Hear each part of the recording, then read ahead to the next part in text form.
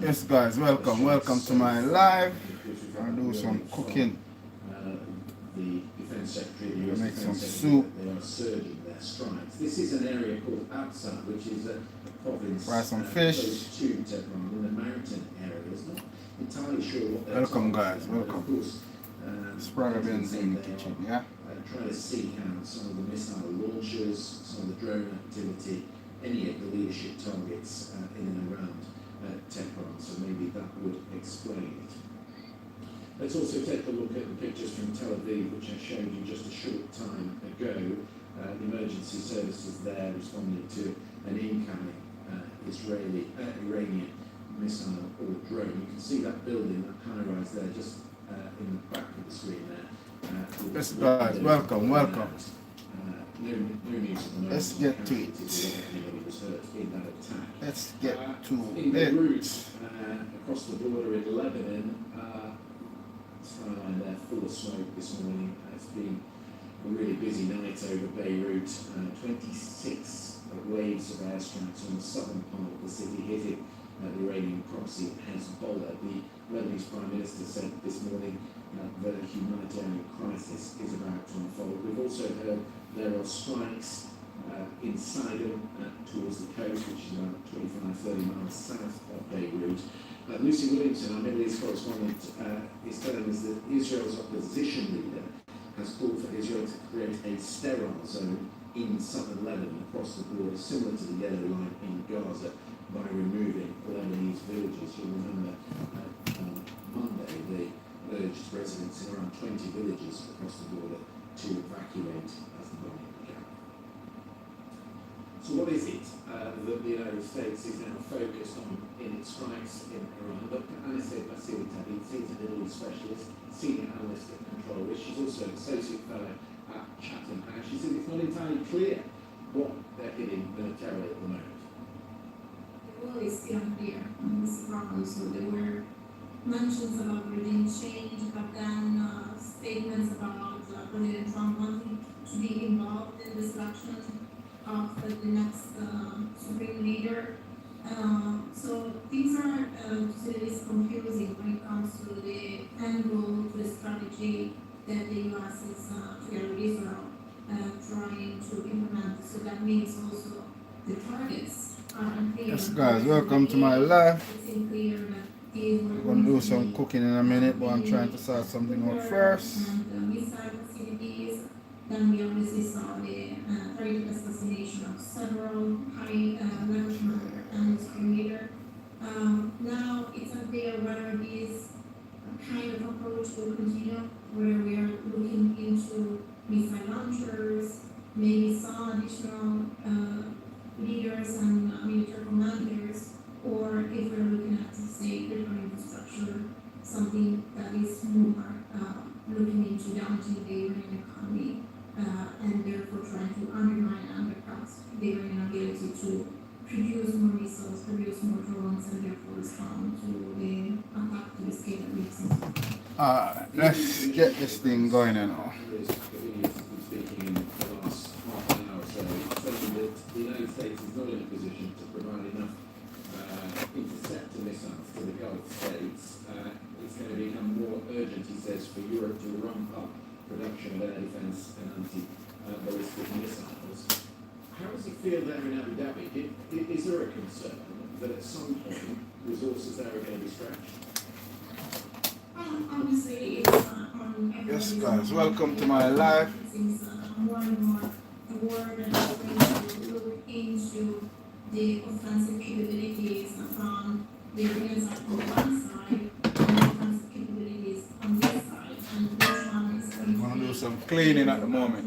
Clean up So this that kitchen. is something that is obviously important. So far, the authorities have been reassuring people on the ground that there is enough to be able to defend the ground and the people living here. But obviously, it also depends on what sort of shape and trajectory the conflict will take. We know, for instance, that Iran is maybe closing to the taking its missiles. They have a lot of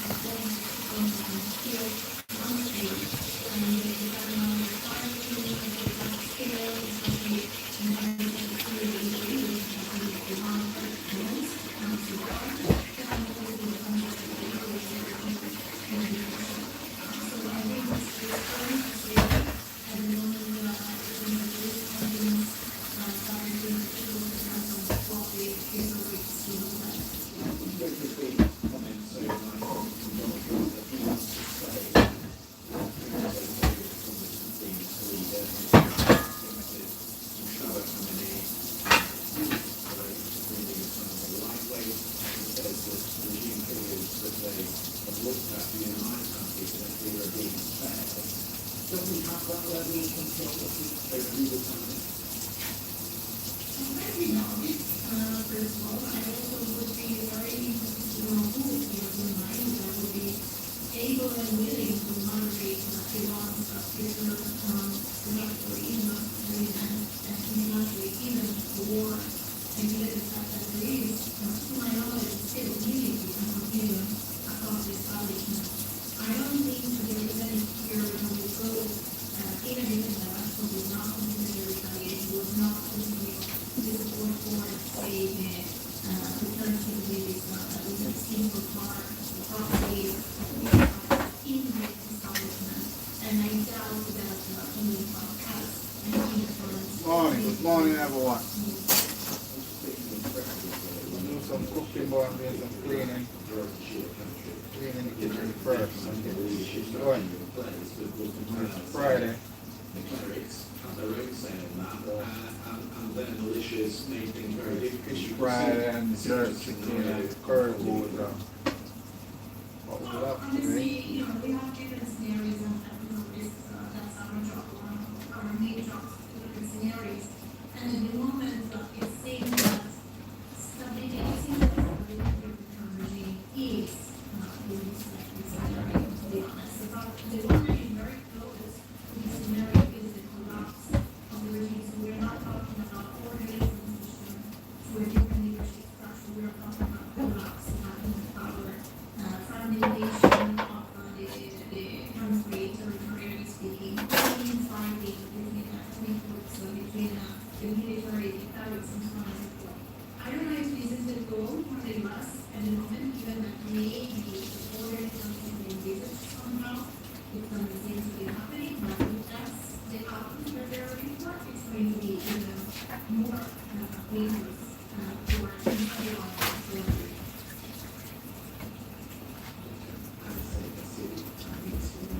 Here we were seeing those live pictures in Beirut about more strikes incoming from some parts of the city.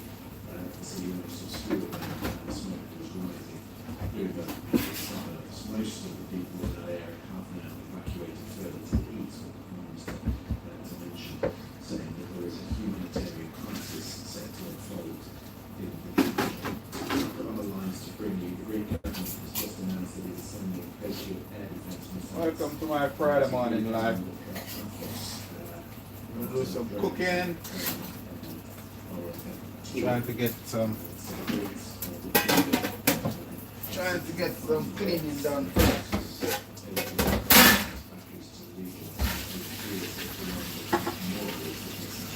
There's also a very important transparent the threat level. I told you earlier that the MI6 chief Blaise Machiavelli is in Cyprus at presidential cards today. We understand from our report there that the UK is updating its travel plans for Cyprus, meaning that the risk of a terrorist attack cannot be ruled out. And from Commonwealth Development, this says there's a high threat of terrorist attacks globally affecting UK interests by British nationals, including from groups and individuals who view the UK as a target. And we've had separate reported this morning that there have been arrests here in London, Iranian nationals and British Iranian nationals surveilling, monitoring Jewish interests in London. So the threat level seems to be rising as Iran lashes out over the campaign, which is always throughout the country. Let's make sure across the UK.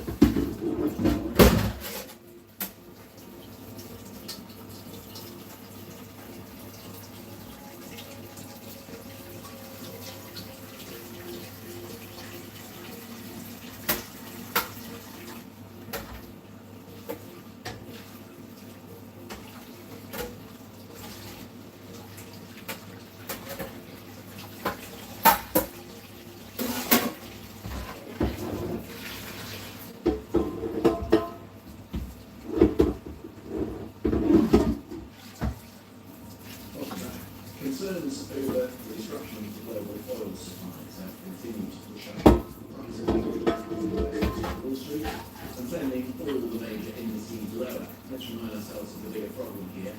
It is, of course, the Strait of Hormuz. A fifth of the world's oil goes through that narrow waterway, which Iran says it can control it. Traffic has almost halted since the war began. You can see the effect of that from a time lapse we've produced. This from last Friday through to Wednesday. You'll see the traffic beginning to slow. These 300 tankers are full to staff now and able to respond to the UK restoring insurance costs. The Trump administration has promised various solutions to that, from negative Welcome, protection guys, welcome. to providing emergency insurance, or even intervening in oil markets. The Treasury Secretary Scott Bessent announced the US government has temporarily eased sanctions to allow India to buy Russian oil that is currently stranded at sea. For more on that, I've been speaking to our business presenter, Controversial, of course. Catch your mind back. Welcome to my lab, guys. I'm going to do some cooking, but I'm just done work. I'm coming out, so I'm clean up at the moment. Invasion of Ukraine, and it was the threat of hefty tariffs from the United States which brought about a change in that position. But now, for 30 days only, is the idea being talked about. It's one of many measures the US is considering to try to ease those supply concerns that have seen the price of oil pushed up by at the most steepest rate in the space of 1 week that we've seen in the last 4 years. The latest check on the price of a barrel of Brent crude, $85. Contrast that with Friday of last week, it was around the $70 mark, $75 mark. Now that's the US. what's happening to the gas? It is going up very significantly as well. Is that more sensitive to these? It's an awful lot of production in that region. It's far more gas production is far more weighted in that region than oil is, of course. One of the other interesting factors in all this is that actually we are less reliant on the Gulf these days for oil supplies. Yes, there are a huge amount passes through there, but the US has stepped up significantly in recent years. And we've been having this, this incident, I would say, Not 30, what? I have to give it a clean. together. But of course, there is a supply crunch now. 20% of global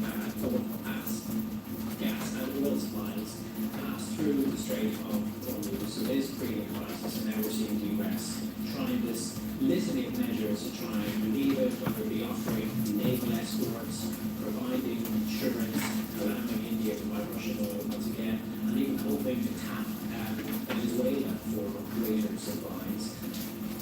Not likely those made up for the 20 million barrels a day which have been passing through the Strait of Hormuz. Yeah, we can well imagine what President Zelensky might say about Scott Bessent's easing of restrictions on Russian oil.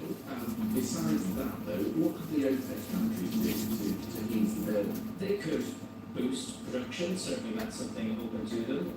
Their last decision, they did increase production, I think for something in the region of 6,000 barrels, but contrast that with what I was 20 million barrels a day passing through the Strait of Hormuz.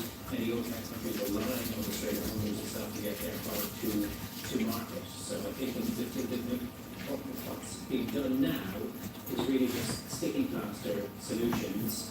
The only solution to preventing oil prices getting out of control once again will be to get passage going through that Strait of Hormuz. So there's other news beyond the situation in Iran. Let's take a look at that very quickly. The US and Venezuela have formally restarted diplomatic and consular relations 7 years after the US played its tendency in the war. Since the US military raid in Venezuela in January, the seizure of Nicolas Maduro, his former deputy, the interim president, Delcy Rodriguez, has been working with the US. This week she promised safe conditions for foreign mining companies to invest in Venezuela with a visit from the US Interior Minister. But there are concerns from some Venezuelans that there is still no timeline for fresh elections. From the capital, Caracas, here's our South American correspondent, Amy Ross. Each day around 12 minutes since the US seized Nicolas Maduro and struck the city. In Caracas, the government plasters calls for his release around the city. On the world stage, the US and Venezuela, once close, now swap styles and impossible promises. Second visit in weeks by a US government secretary, this time promising billions in mining deals. Maduro's number 2 has been Secretary of State of Lebanon didn't answer when asked if the two countries discussed democracy.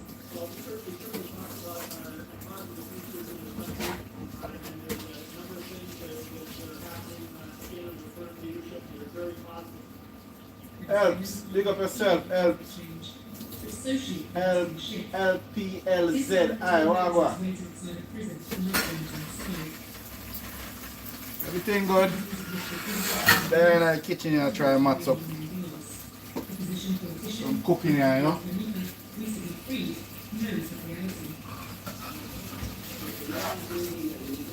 The first 21 days of my imprisonment were 21 days of humiliation and 21 days of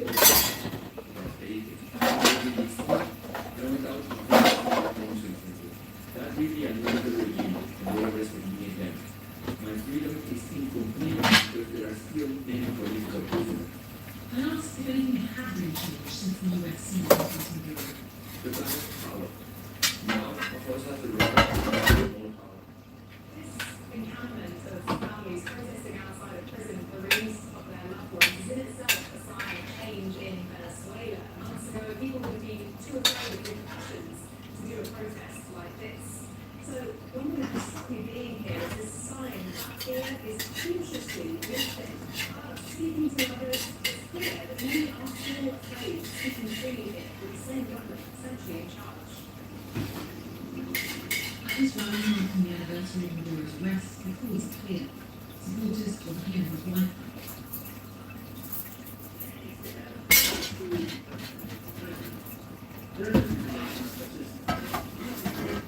But off camera, some whispered a different truth. As public employees, their attendance was expected. The fear of criticising those in power could not fail it. What's happened makes the difference. Venezuela's future is unlikely. After decades of the same government, is a transition really coming? It's the questions of peace and others in the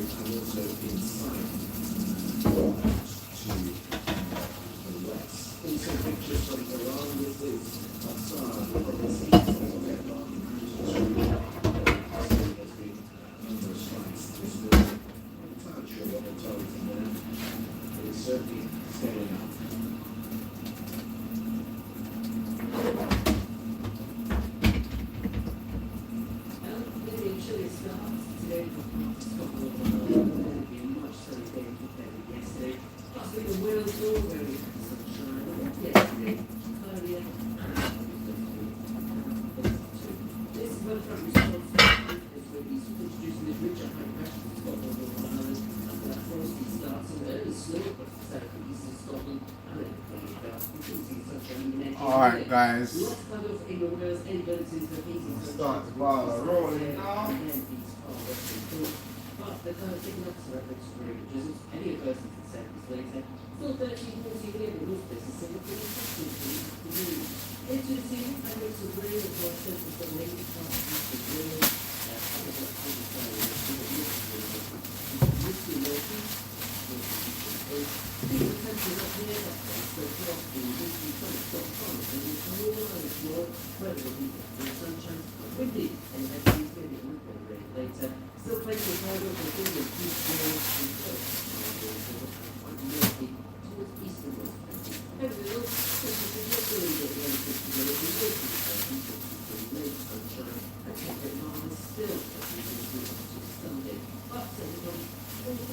Family, pick up yourself, family. Yes, family, me there, family. Pick up yourself. This is what your kids are doing to wildlife. There's a deadly weapon on the streets of our world.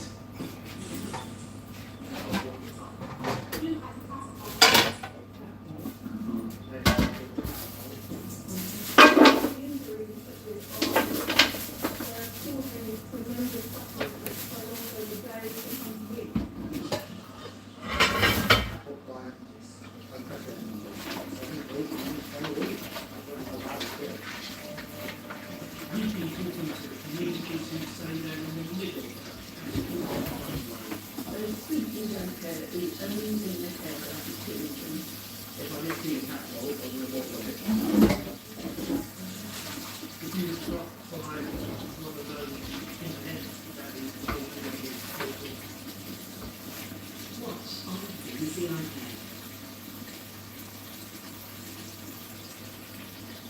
I was on air when the 977 attacks happened. That day was different because of the sheer volume of information we were grappling with in real time. Conflicting reports on the number and locations of the attacks, unverified videos, witnesses being shot.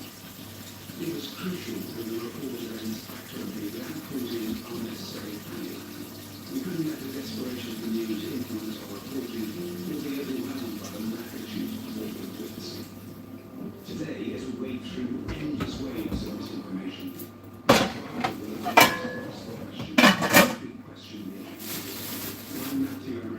Yes, guys, welcome to my live. Yes. Just here. Trying to get this fire going. Please free to say hi. And where are you watching my stream from? Let me know, please.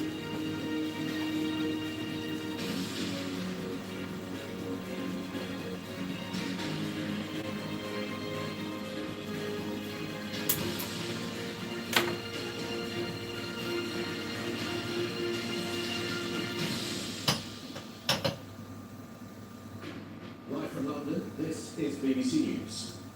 The US Defense Secretary says firepower over Iran is about to surge dramatically as Israel says it is targeting regime infrastructure. Beirut. Yeah, that's one of the pots on the fire. I'm gonna do the next one now. This is what? Clean water. The Iranians that are leaving the country, there are reports from Iran that 1,200 people have been killed in the attack. Counter-terrorism groups arrest falling on suspicion of spying for Iran and the Jewish community here in London.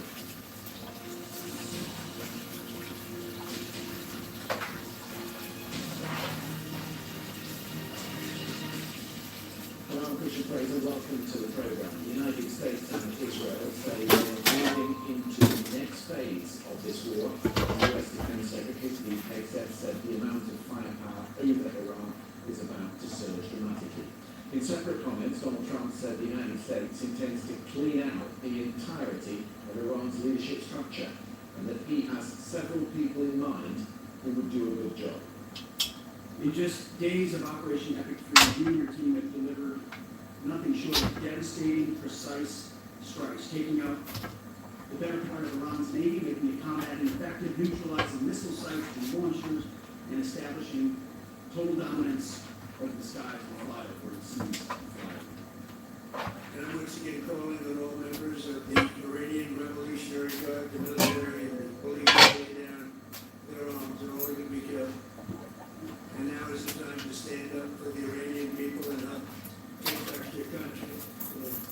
A chance after all these years to take back your country. Accept immunity, we'll give you immunity, and we'll be giving you really the right side of history, because that's what it is.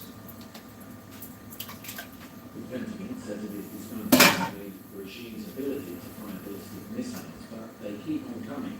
This morning, missiles and drones were targeted at Kuwait, Qatar, Saudi Arabia, and Bahrain, all of them countries that host US forces.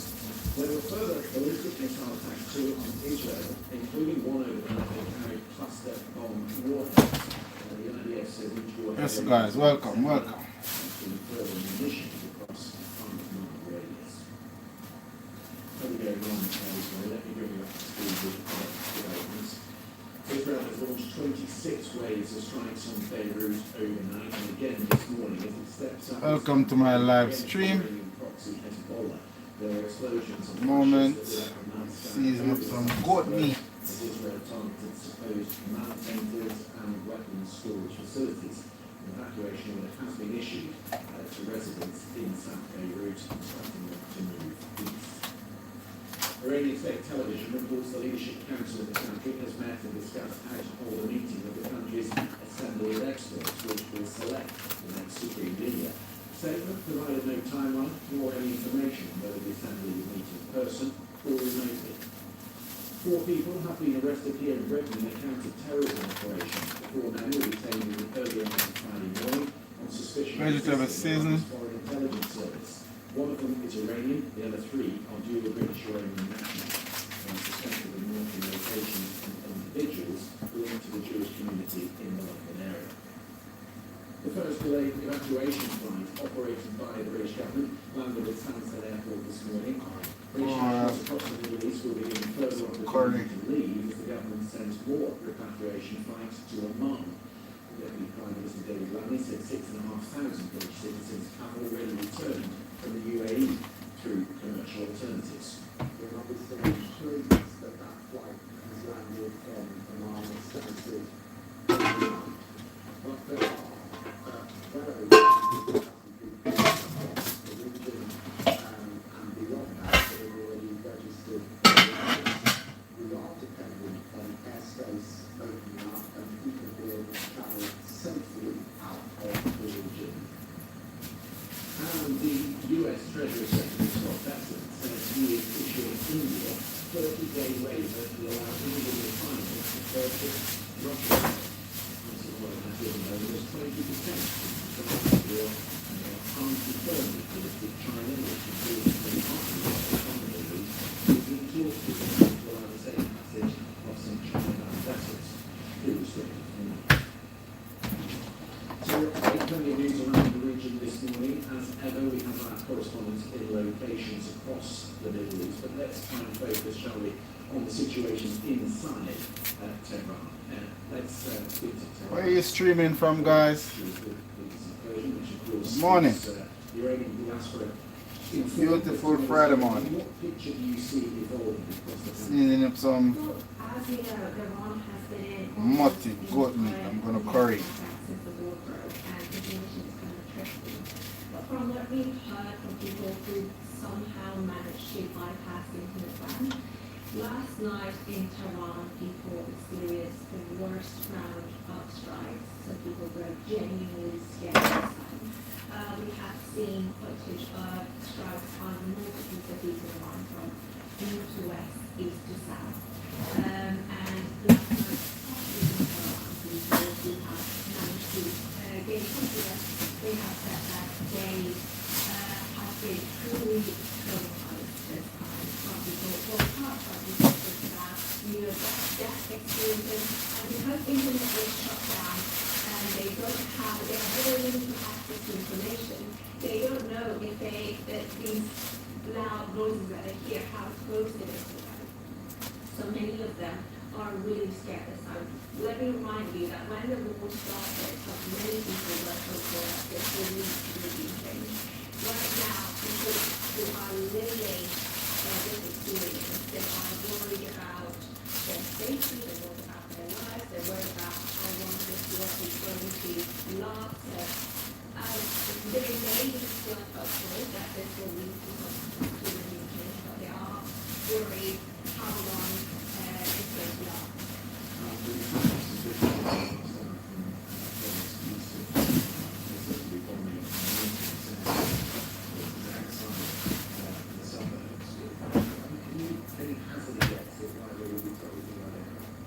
Well, what has been told is that Israel and the US are targeting bases, military bases, and IRGC bases around Iran. Some of these alleged bases are inside Iran. Some of them are in places that people wouldn't guess. And when they see smoke coming out of that area, they say that, oh, we would never guess that this. Often on the ground, often on the ground, yes.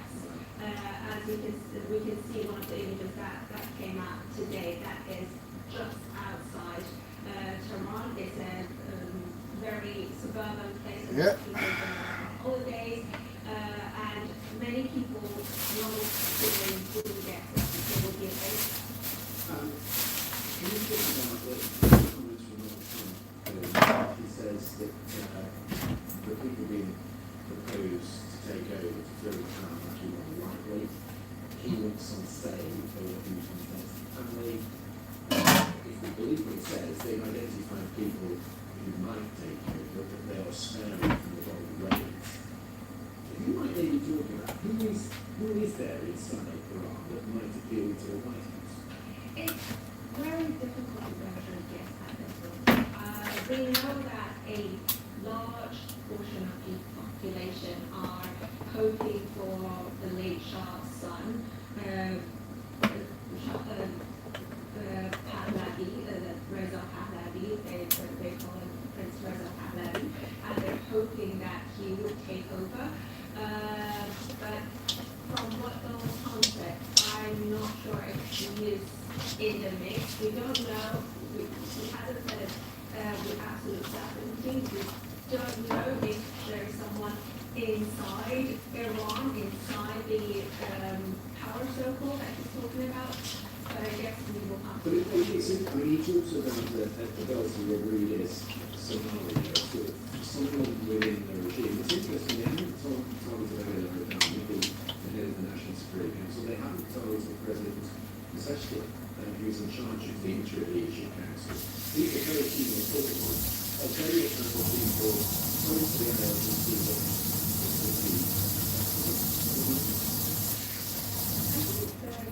It's very early and it's very difficult to say. We don't know why they haven't responded. We don't know if they could have responded and just haven't managed to get them. So I think President Trump is being deliberately very discreet about this choice, and we'll just have to see how it's going to go. Yes, that's under fire. you've got the European feeling which is really underestimates what they're up against. Floor, you know. How careful do you think Israel and the United States have to be in what they target and how close in proximity those bombs are to residential areas so that they don't lose that support and so Well, there are people, a lot of people who still support them. I've spoken to some people inside Iran and inside Iran and they say, yes, these pictures, they look to me horrific, but Iran is a very big city and there, about, even if there's about 100 places inside Iran that there's kept, when you see a vaccine, when you go and you see, you can't really like it yet, and you're not able to do it, you can't really see the city from it. So it's not like still situated, it's still looking at 60 something, but there are people who are living close to communities that have their windows which that they didn't even know that their neighborhood, their actual bases, and they just pick them too close, and they are scared. And I think they need to be very, very careful about where they're hitting, so they need to be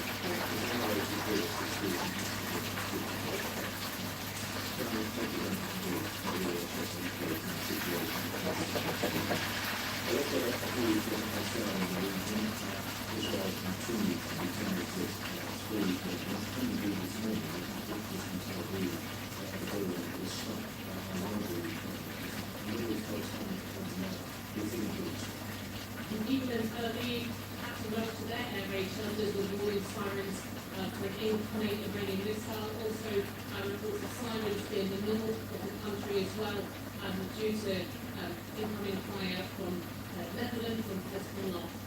But no reports of any injuries at this stage. This has been receiving these reports from Tehran of very heavy bombing overnight. Some residents told the BBC it was the heaviest bombing they've experienced since Saturday in the Iranian capital, at several different locations affected, and also other Iranian cities. This after Israel and the US both said that they were intensifying their bombing campaign. Welcome guys, welcome to my humble little kitchen here. Talked about how in the initial stage, after what he said was a surprise attacks, there has been an attempt by the Israelis Prepping some stuff, making soup. Over Iran, taken very much missile falls and missile launches that have really been targeted in Iran. And now, moving into the next stage, he said that is all about dismantling regime infrastructure. That's how he put it. Now, despite the fact that the Israelis have said they've really been attacking the missile launch sites in Iran, there are big declines in missiles being launched there.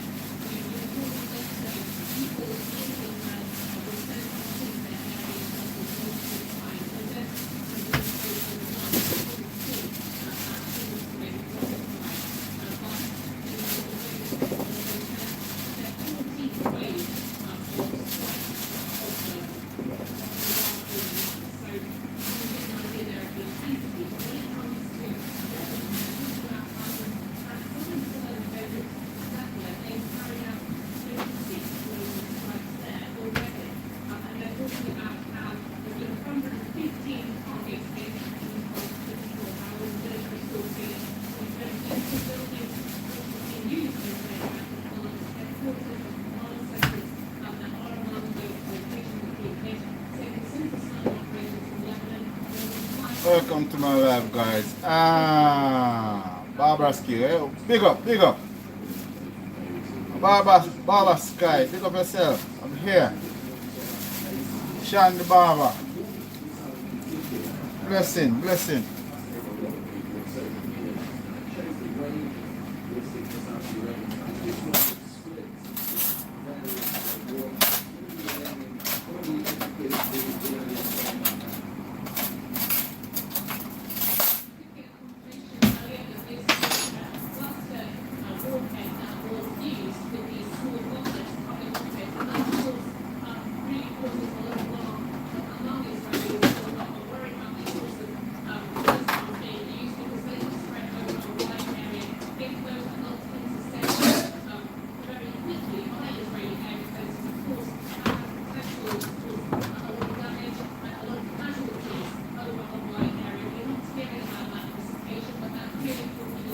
Welcome to my live, guys.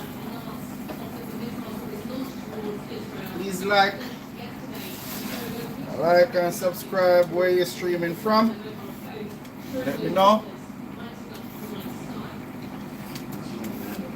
Just prepping my stuff for my soup.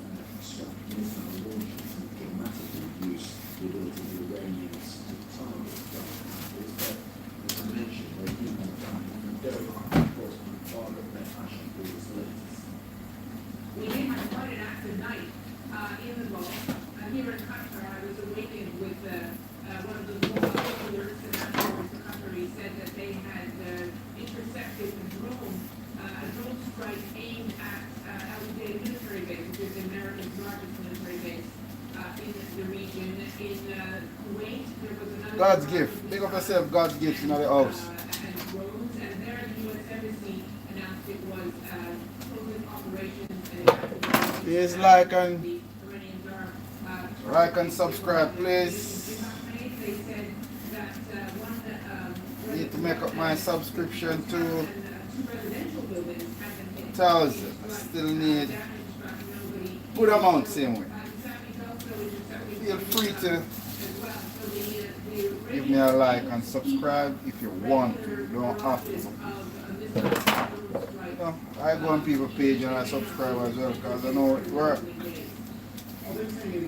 Some people like me who's just a YouTuber, trying to be a YouTuber to create content and put it out there. I have not seen anything publicly about the help that Ukraine is offering. It's interesting to make the comparison. I think the president in Ukraine noted, for example, that the Patriot missiles fired in this 1 week of war by the U.S. and its allies kind of exceeded those that they had been able to get to do 4 years of war. So there is that comparison.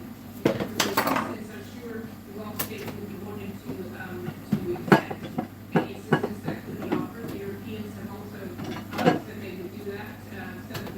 Since Stuart, autism, welcome. Welcome to my life. Making the point that they are not joining the war effort, but they are seeking to help with the defense against the Iranian missiles and drones, and also to protect the citizens and the soldiers and their shipping routes, and so on. Interestingly, in terms of the Gulf states and what their stance is and what action they can take, the Financial Times is reporting that some of them have begun to conduct an internal review of their current and future... Trying to eat something as well. ...in terms of how they're going to manage the strain on their budgets from this war, which could be quite consequential because they manage some of the largest and most active sovereign wealth funds, and also the Saudi Arabia, the United Arab Emirates, and Qatar had promised to invest hundreds of billions of dollars in the United States after Mr. Trump visited the region. So there are all sorts of fallout from this war, and several of them quite significantly here in the Gulf. Well, that's your again, I would just point you to the live page of these on the BBC website, including the raids that are all actually in areas around London and Watford and Barnet, searches ongoing at the residences of several Iranian British nationals who were arrested near the Aldi this morning.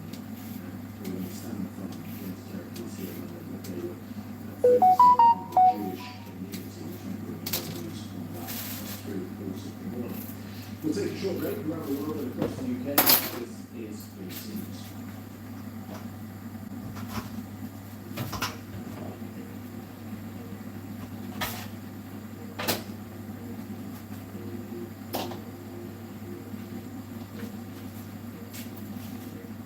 Guys, I'm having some boiled dumpling and fried it. Boiled fried dumpling. So I'm having. Hungry.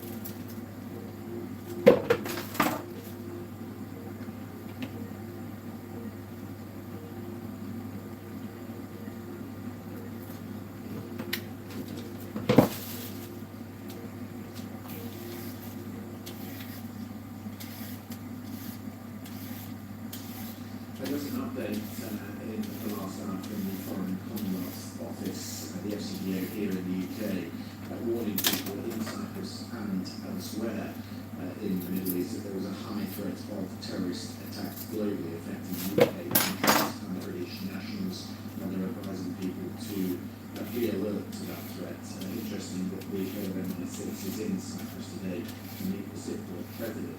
That sort of echoes what is going on here in London, because in the early hours of the morning, we just mentioned 4 men were arrested on suspicion of spying on locations and individuals linked to the Jewish community. Police say these arrests were made as part of a counter-terrorism policing investigation and were made at around 1 o'clock this morning. Searches of a number of properties are still taking place, including properties in Barnet and in Wembley. Let's have a look at those arrests. A 40-year-old and a 55-year-old arrested in Barnet, a 52-year-old in Watford and a 22-year-old in Harrow. What we've been told is that the investigation itself relates to the suspected surveillance of locations and individuals in Jewish communities in London. Now, the men were detained under the National Security Act, which was introduced back in 2023 to modernise counter-spying laws and also to combat foreign interference. We're told that also as part of the investigation, 6 other men have also been arrested, aged 20 and 49. They were arrested on suspicion of assisting an offender. They remain in custody as well. The head of counter-terrorism policing in London has said that there's been a long-running investigation as part of ongoing work to disrupt what they call malign activity that they may suspect. Now, they say they understand the public will be concerned with... Welcome, guy. Welcome to my live. Where are you streaming from? And what they're saying is to stay vigilant. Please like and anyone is concerned. And subscribe if you're not already do so. It's a pleasure for you guys to be on my live this morning. Prepping my stuff for my soup. Other operations have been reported as well. And the Community Security Trust, which is a charity which represents Jewish communities and provides security around synagogues and Jewish areas, has said that the community security is strong across the Jewish community. Now, as I say, all 10 men are remaining in. I think it's just worth pointing to that statement from the head of MI5, Second McCullum, back in October, who said there'd be more than 20 potential lethal Iranian-backed plots across the UK in a single year. So that risk has been increasing for some time.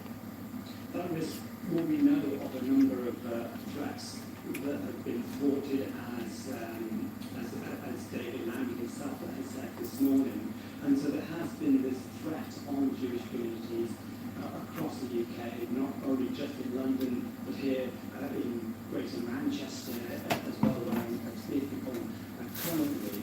So as counter-terrorism policing in London has said today, this has been a long-running investigation. It's part of ongoing work. This appears to be a pre-planned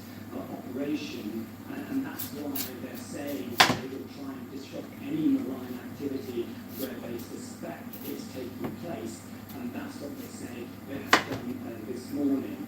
Now, of course, as I already said, this will raise concerns because the Jewish community are concerned about their security at the moment. But they're being told to remain vigilant, and of course, any concerns need to be reported to police forces. Very smart about talking about the increased threat from radicalism in the UK. Well, let's bring in the Conservative leader, Kenny Benjamin, who is out on a visit this morning in Stockport. It's good to have you with us on the programme. You said this week that Keir Starmer is catching arrows, not stopping the archer. How would your proposal differ from his? So what I think we should be doing This guys, I'm prepping my is stuff keeping for my our soup. forces and our service personnel safe, but getting at the missile launch sites. That's where You know it this starts. is funky, man. That's how you really stop the archer. That's how Prep you the do carrot it. already. I need to get some So you have this one who said really wants to take sweet defensive potato. action. You would have the RAF bomb I think I've got some here. inside Iraq. Well, if all you're doing is catching arrows, eventually you will get hit. I'm thinking about the servicemen and women, their families. I don't want them to get hit. Simply trying to stop the drones and missiles is not enough. Let's remember, we have put our faces in other people's countries, and they are telling us that we're not doing enough. We should be doing more. Cyprus has said that, Bahrain has said that.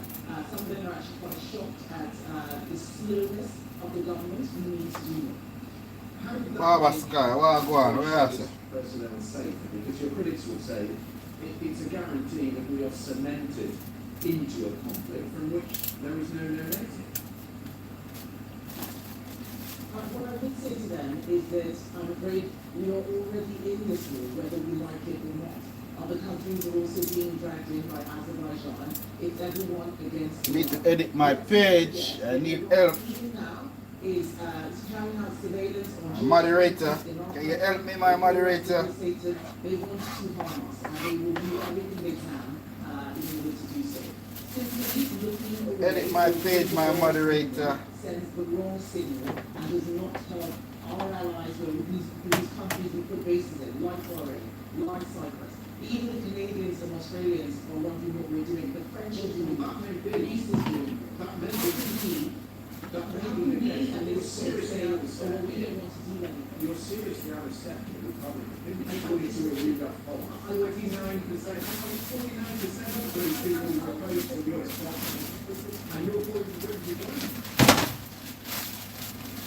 Well, I think Sweet potato. that they understand the situation. Mama, Take soup. their answer. What people were against was us doing making shortcuts.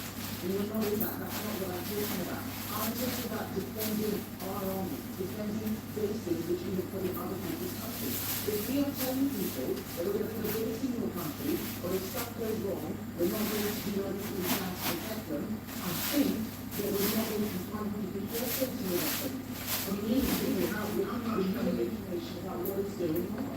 sorry, there's a slightly there line, but realistically, how much are we really able to run for this campaign? Because successive Conservative governments have hollowed out the military. It is in such a party state that really we don't be playing a bit part role. I'm afraid military spending went down every year from 1989 until 2022 when I got into cabinet. And that was because we thought the world was going to be peaceful and safe. We're now living in a different era. That's why today I'm at KMDS, it's a defense company. I'm talking about our announcement to increase defense funding, telling our people where we'll get it from, that you shall benefit now. The government is spending money on welfare when they should be spending it on defense. I'm trying to work with them to get to a better place. They don't want to think about it. They just want to spend more welfare. We can try to hold the time sheets, go back into the past. I want to talk about the future. What are we going to do to make sure that we can ensure that our army is stronger than it is now? Right, there'll be a lot of people in Britain certainly will engage with the debate to put more money into defence. You say that you would scrap the two-child cap. That would bring in about £3.2 billion by 2030. If you're taking this into a war with Iran, that's a sticking part. That's a lesson. What I'm December, I announced the sovereign defense fund, which would get up to 50 billion, if done properly, changing the government's priorities from net zero into defense, supporting our defense businesses. That's another 50 billion. All of these things are a down payment to get to 3%. The fact is, I'm explaining where I'm finding the money from. The government doesn't know where it's getting any money from. They should have put out a defense investment plan last year. It is now March. We are still waiting. That was in June last year when they said they were going to put out that plan. They keep telling us they're going to do things, and they're not doing them. I believe that we have a government that was not prepared for the international situation we have right now. They came in, they could put in more welfare and do breakfast clubs, and they are absolutely terrified about what's happening. They're asking us all to pretend that there's nothing they can do. I don't think that that is good enough. They need to get a grip and stop doing it. There's no doubt for a lot of people this is embarrassing, but we have 6 like frigates that are all in dock, all being prepared, and we're not going to get HMS Dragon to the region, to the Mediterranean for weeks, we're told. Why is it, beyond the wit of the British Parliament, to find a bipartisan commission to fund and defend the country? I mean, we've thrown lots of one another, as you alluded this morning. We don't seem to have any ideas. We don't have any ideas about where this investment is coming for an industry that could be a huge growth factor. Yeah, yes, I think it could be a huge growth factor. These were the things that we were talking about even just a couple of years ago. I mean, I'm at a company that had the contracts which we put out paused when Labour came in, saying that they wanted to do a strategic defence review. We were very happy to work with them on that review, but there's no point carrying out reviews and consultation if you're not going to do anything. The point I'm making is that they don't want to do anything. We're not haggling over little things. We are talking about a fundamentally different approach that the Labour government has. They don't like this stuff. They want to look inwards at small things, easy things. We need a government that is prepared to take a tough decision. And right now, we are the only party that's even talking about it. It's a difficult one to make it look at the teacher benefit cutback so that he can spend the money on plus. I mean, that's just not serious. There's only one serious party. Well, you take it seriously because it must be difficult to make this argument given that we've had 14 years of Conservative government when money was stripped out of it. Welcome to my live, guy. Yes, I am. The defense establishment is saying exactly the same thing that I'm saying. We can talk about the previous 14 years. I wasn't in charge then. I'm in charge now. I'm not talking about the world as it was in 2010. 7 years. No, I wasn't in government in 2010. I came in 7 years in. And actually, when I was in government, we increased defense spending. I went to cabinet in 2022. That's actually when the defense spending happened. So I'm telling people what kind of person I am and what I'm going to do. Just a final one. I know you're busy and we're tight for time, but the security risk. We've got arrests around London today. Iranian nationals, British Iranian nationals arrested for surveilling Jewish communities. MI6 in Cyprus today, meeting the Cypriot president, talking about the terrorist threat. Wouldn't an extended role for the UK in Iran increase that risk further? Well, the risk is already there. This is the problem. That whether we like it or not, we are already involved. Hoping that maybe if we're nice and we don't do anything, the problem will go away is not a strategy. We need to look at what the objectives we want to achieve are. I'm very happy to have a conversation with the Prime Minister about those objectives, but Iran is a terrorist state. It is behind Hezbollah, the Houthis, Hamas. They are harming people in our country and elsewhere. We need to be serious about it and not just hope that if we all sit down with a cup of tea and have a chat and have a negotiation, everything will be fine. That is what I'm trying to tell the Labour government. My goal as leader of the opposition is to get them to a good place, and I will keep doing that. Conservative leader, Kenny Bateman, thank you for your time. You're watching BBC News. We'll take a short break.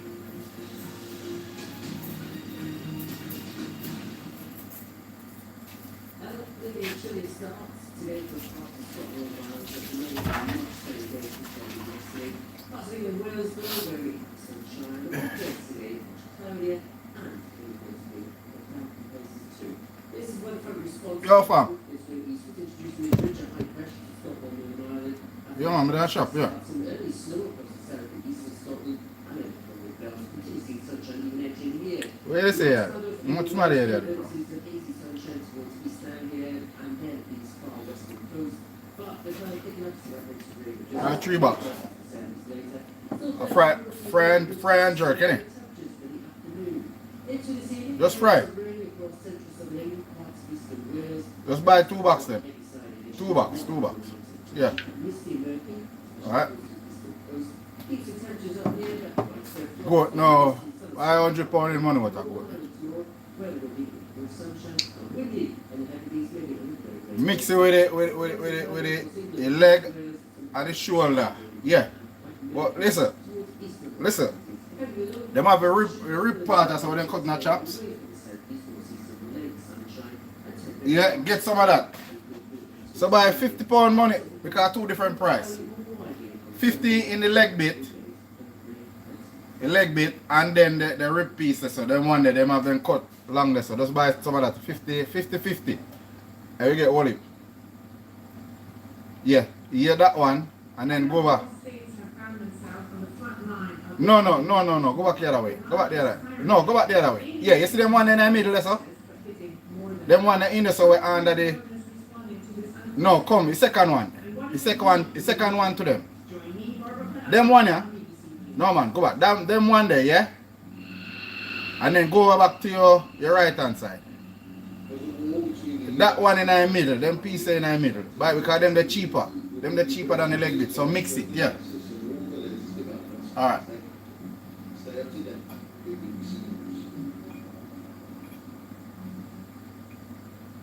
Trump administration says it's not engaging in what it calls a regime change war.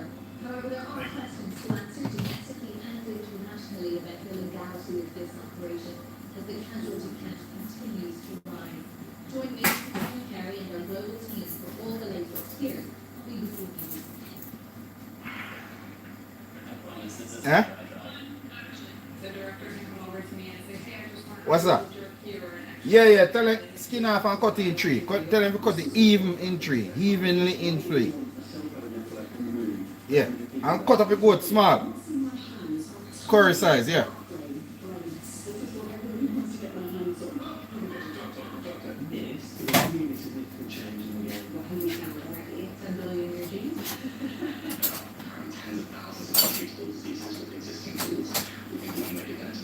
This revolution has all electronics.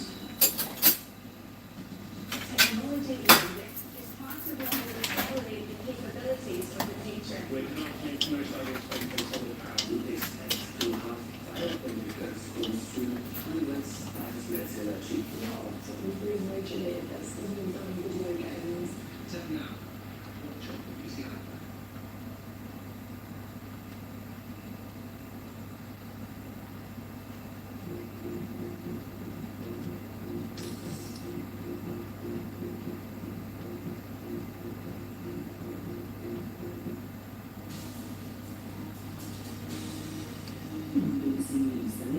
Business news from across the globe. Business today. Yo.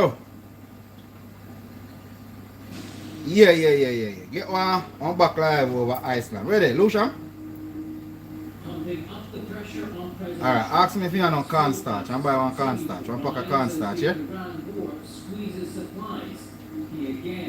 No, man, no. We have them this up. Yeah, man. Remember, so we have powder season and everything and so on. We have... Yeah, man. Buy a bungalow scale and time. That's it. But onion dye and all of that. And cornstarch. See if you get the cornstarch, yeah? Alright. Welcome to Business Today. I'm Ty Kenwright. We are, of course, starting with the economic impact of the US-Israel war on Iran. Concerns over disruption to global oil supplies have continued to push up the price of crude. US oil futures have surged. America's benchmark crude, West Texas Intermediate, has gone above $84 a barrel for the first time since 2024. At that level, it's up around 45% compared to where it was just before Christmas, which could be politically awkward for President Trump. American motorists are now paying an average $2.25 per gallon of gasoline or petrol, according to prices tracked by the American Motor Association. That is nearly 35 cents more expensive than it was months ago. let's remind ourselves of the big problem here.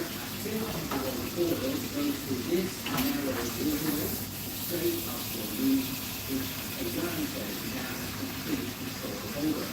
Traffic has all but halted since the war began.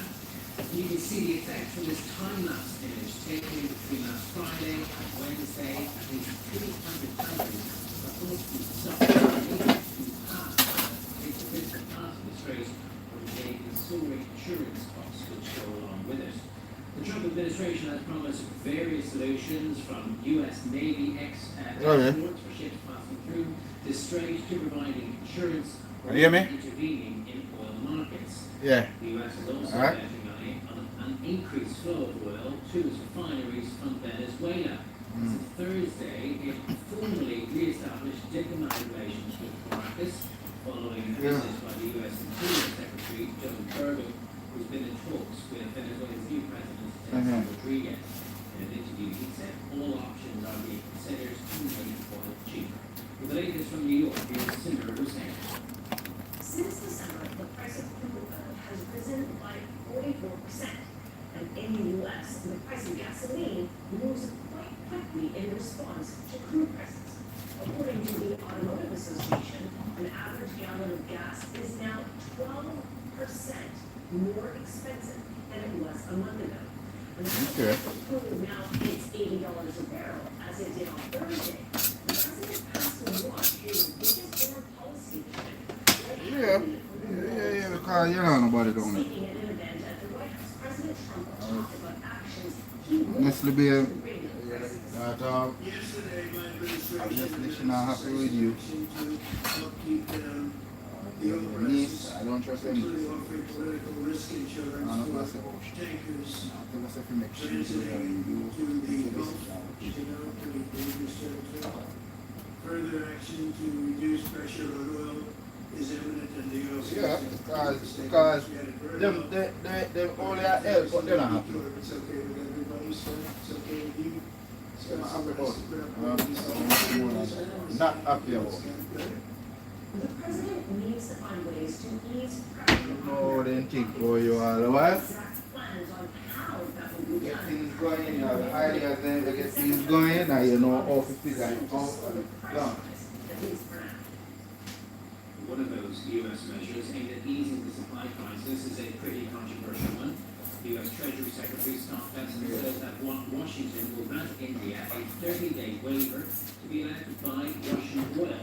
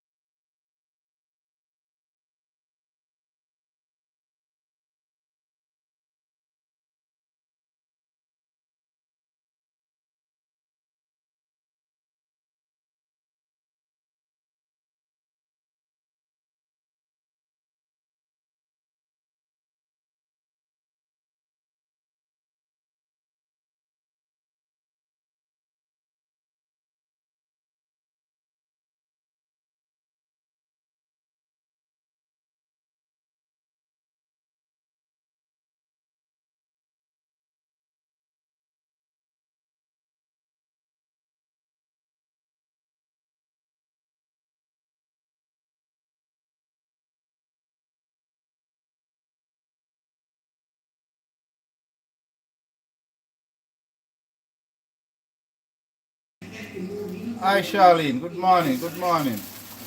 Good morning Charlene, how you doing? Everything good? Thanks for joining my life. Appreciate it. Not expect the war in Iran to have a long-term impact on tourism in the Middle East. It comes as thousands of travellers remain stranded across the region because the threat of missiles has stopped flights from taking to the air. I've been speaking to the chief executive of Booking Holdings, Glenn Fogel, whose brands include Booking.com, Kayak and Agoda. As events were still playing out, I asked him how significant the disruption was. It's obviously, it's terrible. War is horrific for people, of course, and in the travel industry, you are absolutely going to be impacted whenever there is any type of event like a serious thing that we're seeing right now.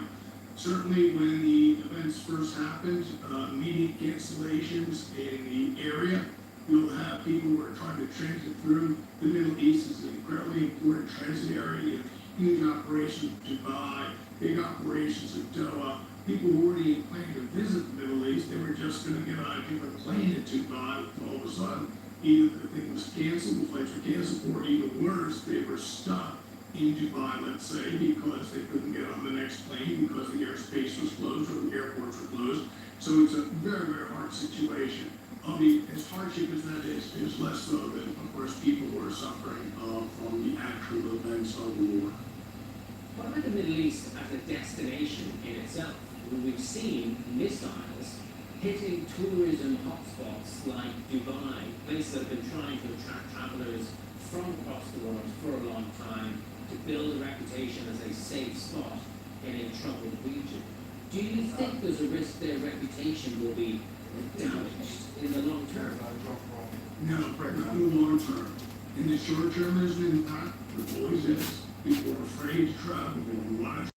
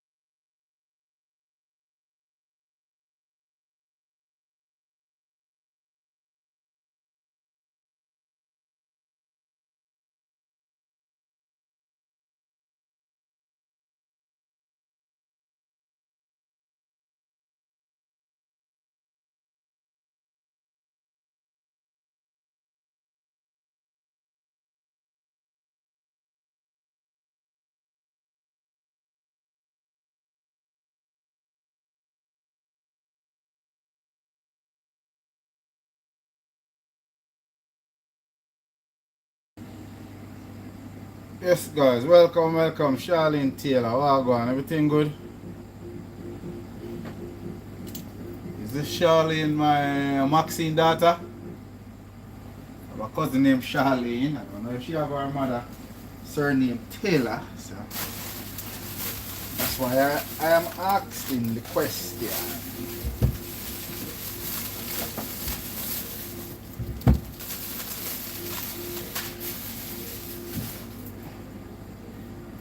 For charge.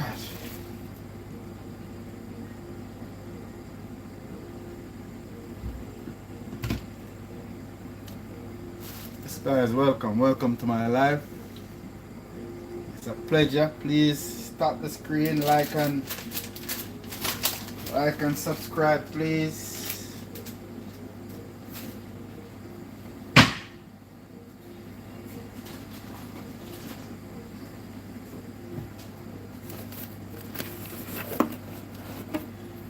It's a pleasure in every measure to have you guys on my live.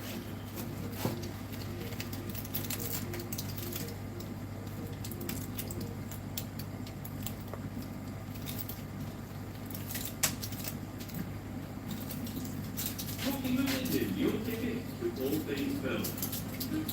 Join us as we go beyond the screen with insider access you won't find anywhere else. From the red carpet to the biggest film festival. Get behind the scenes insights into the most talked about films. taking directly to the creators and stars shaping the art of cinema. We celebrate the Hollywood hits and indie gems during award season. So grab your popcorn, get comfortable, join me, Tom Rock, for your front row seat to the well-known film. Talking movies, what on BBC iPlayer?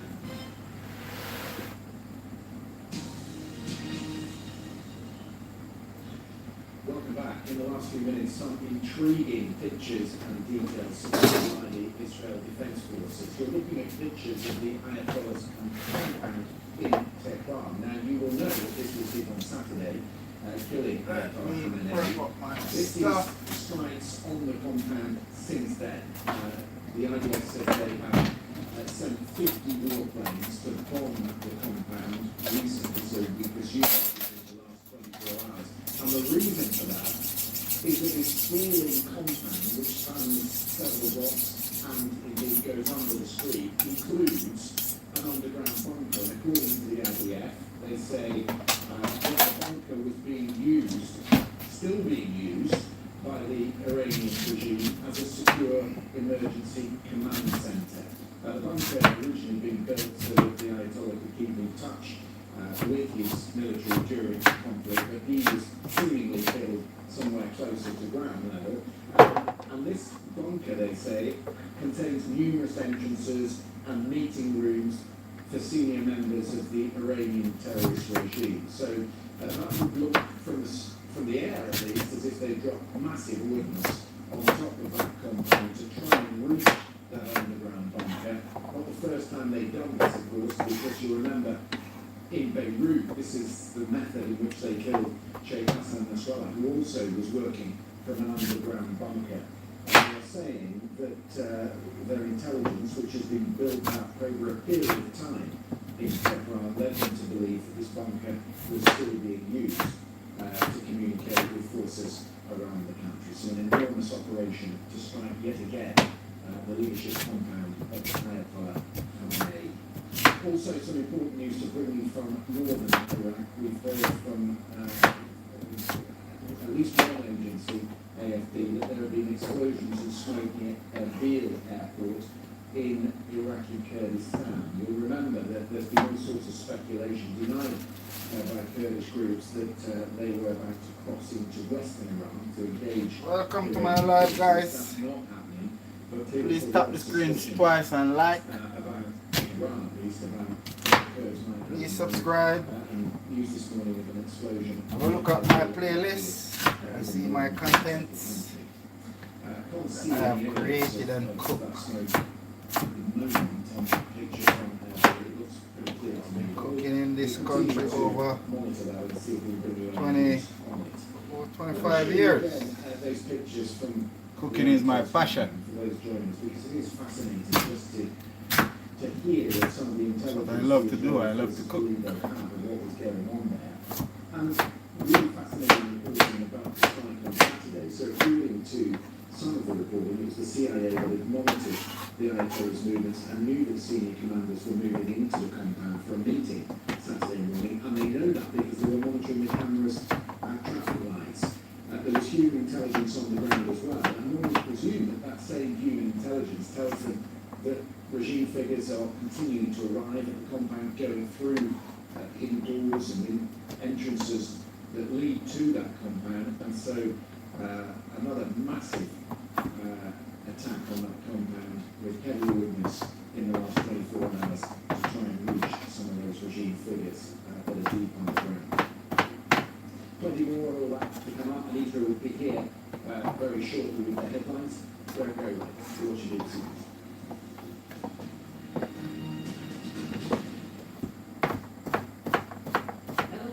Chilly starts today across parts of Scotland and Ireland, but there may be much sunny day compared with yesterday. Parts of England, Wales, though, where we had sunshine. The north yesterday, much cloudier and always possible. This is one front response to the British Great East was introducing the huge high pressure to Scotland and Northern Ireland after that frosty start. Some early snow across the south of eastern Scotland and a little bit bells. We can see sunshine even edging here. Lots of cloud over England, Wales, any glimpses of hazy sunshine towards East Anglia and then these far western coast. But the cloud did not see much of the business. Any adversity to the south later.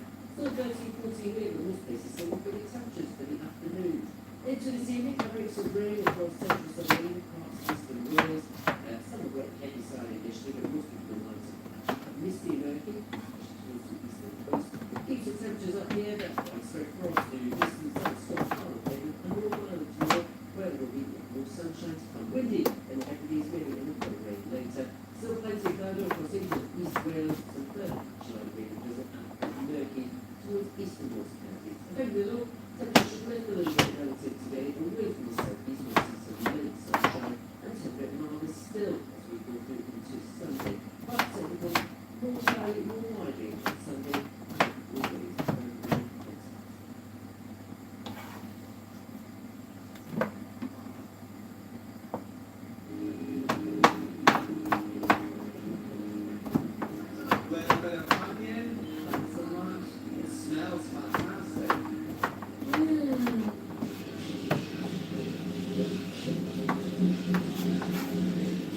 It's feeding time at the 30th century.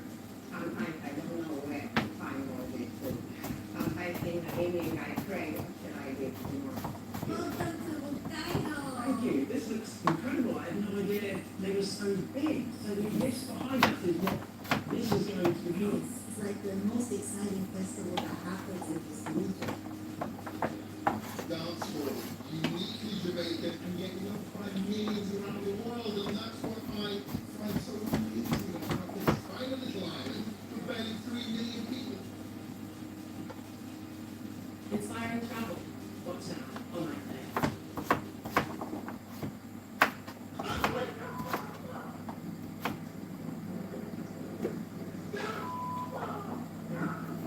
This country potential have they been successful to believe the most deadly terrorist attack in UK history.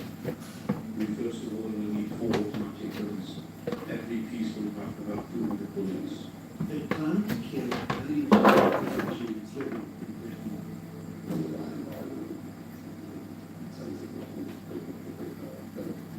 Those who would have been in the firing line would be chilling in cruise. It's a realisation that while Jews hatred and violence against Jews in the UK is not a relatively past. They were driven by extreme Islamists from origin. Are you a good life? Do you want to answer? Yes. Yes. But unknown to the plotters, that their number was not what they seemed. It was working. Police. Watch on BBC iPlayer.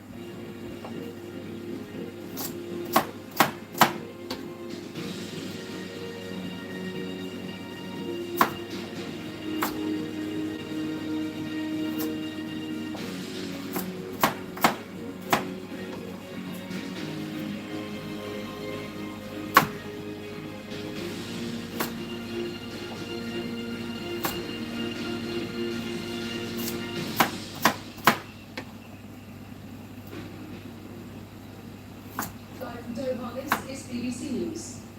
Israel's military has released this new video. The moment Iran's former Supreme Leader Ayatollah Khamenei's underground bunker was struck in Tehran. These are live pictures from Lebanon's capital, Beirut. Israel's armed forces have intensified their bombing campaign in the city's southern suburbs. Qatar warns the war with Iran could bring down the world's economies, with the price of oil potentially rising to $150 a barrel. We'll have the latest reactions from our correspondents around the region. Also on the program, we'll have more on the comments from the US Defense Secretary that its attacks on Iran are about to surge dramatically.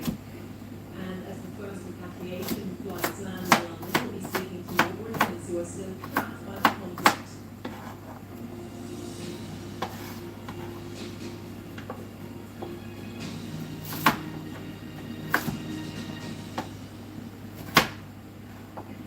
We're live with BBC News. I'm Anna Costa in the Qatari capital, Doha.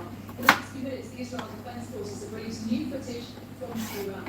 They say that 50 Israeli Air Force jets bombed Ali Khamenei's underground military bunker beneath the Iranian regime's leadership compound in Tehran.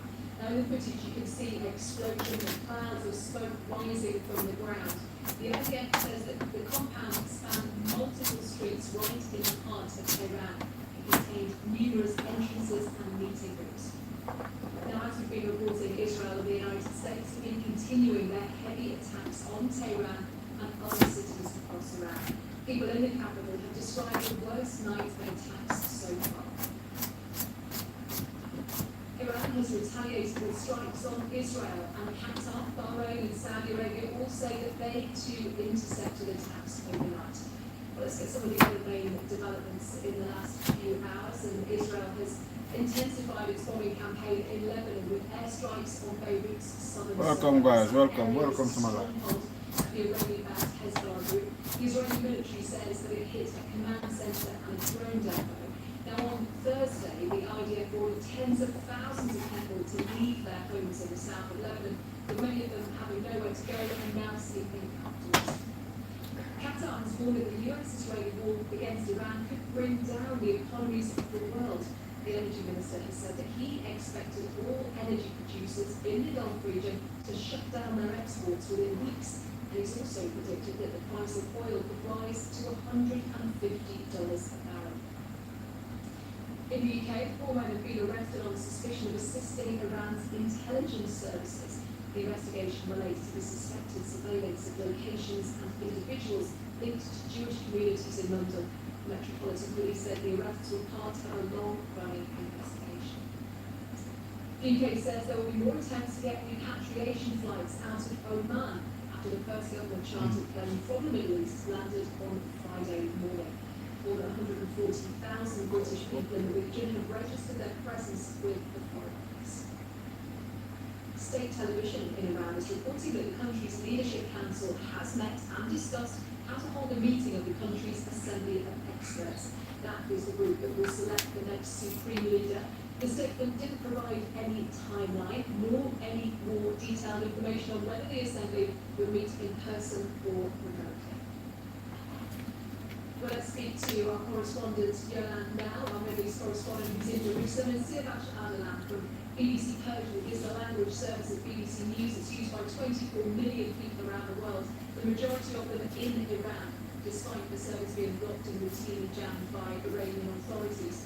Yolande, to you first, what is happening in Jerusalem? We've seen those barrages of Iranian missiles. Are they continuing? No, the missile fire has really dropped off in the past couple of days. Although there has still been incoming missiles, they've not been in the same strength as we saw previously. And according to the Israeli military, it's gone down from about 90 missiles a day last Sunday to about 20 missiles a day. And those are dealt with much more effectively by Israel's air defences.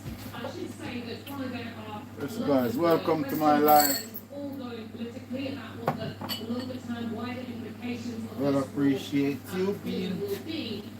streaming. Where are you streaming from?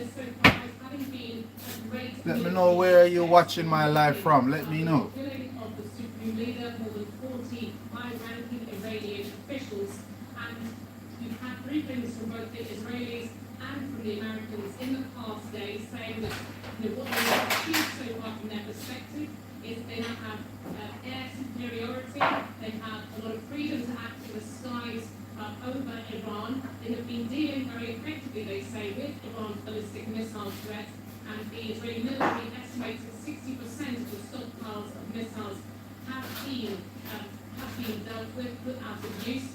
And at the same time, the polls indicate there is very high support for this operation among Israelis, Jewish Israelis, 93% of them in favour of this war, according to a poll that came out just yesterday. And the reason for that is really because Israelis have seen Iran for such a long time as being this existential threat in terms of its ballistic missiles, in terms, of course, of its nuclear program as well, and its support for proxies around this region. Now, when it comes to proxies, talking of the Lebanese armed group Hezbollah, despite the fact there was this 2024 ceasefire deal brokered by the Americans that ended a war, a year of fighting that had gone intensively between the Israelis and Hezbollah in parallel to the war in Gaza. I mean, that had still been continuing at a much lower level, with both sides accusing each other of violations and Israel continuing to carry out airstrikes. Really, I think many Israelis see this as being an opportunity now to go after a weakened Hezbollah, and that is why we're seeing such an intense campaign in Lebanon to the north as well. After Hezbollah decided last weekend, a day on from the strikes in Iran, but it was going to come into this war on the side of its long-time backer Iraq. And how far could that particular front go, Yolanda? Because we're talking about the war in 2024, and it is interesting that because there's so much fighting happening around Iran at the moment, to an extent what is happening in Lebanon is not getting the full attention of the world as it would do if it was happening at another time. How far do we think the Israeli military are wanting to push in from that border? I mean, what we're seeing at the moment is mostly a very intense air campaign, and the Israeli military just a short time ago told more people to leave their homes, this time for a wide area in the east of Lebanon, seen as being another Hezbollah stronghold. Already they've told people in the south of the country, south of the Litani River, that they should leave their homes, and people in the southern suburbs of Beirut were told, entire neighborhoods for the first time, that they should leave as well. What is going to be really important in the coming days is to see what happens on the ground, because in the north of Israel right now you have visibly large numbers of soldiers building up there and large amounts of armory as well. Already the Israelis say they have sent additional troops into southern Lebanon. They hadn't completely pulled out since the ceasefire deal came into effect. And now they are taking an additional strategic area, but will there be a bigger ground incursion? That remains to be seen. Yolanda, thank you. Yolanda now there in Jerusalem. Let's turn to Siavash Shadalan from BBC Persian. Siavash, before we talk about the leadership and the discussions that are going on about who might replace the supreme leader, how are people, and it's very difficult, and of course the work that you and your colleagues are doing at BBC Persian is one of the few ways that we're finding out what's happening there. What is life like for people after a week of war? Well, just last night, a few hours after U.S. Defense Secretary said that the attacks on Iran will dramatically surge, residents of Tehran, the capital of 10 million people, saw some of the most intense bombardments with non-stop sounds of explosions, buildings rattling and glasses breaking. We're not exactly sure where has been hit, how many civilians have been affected.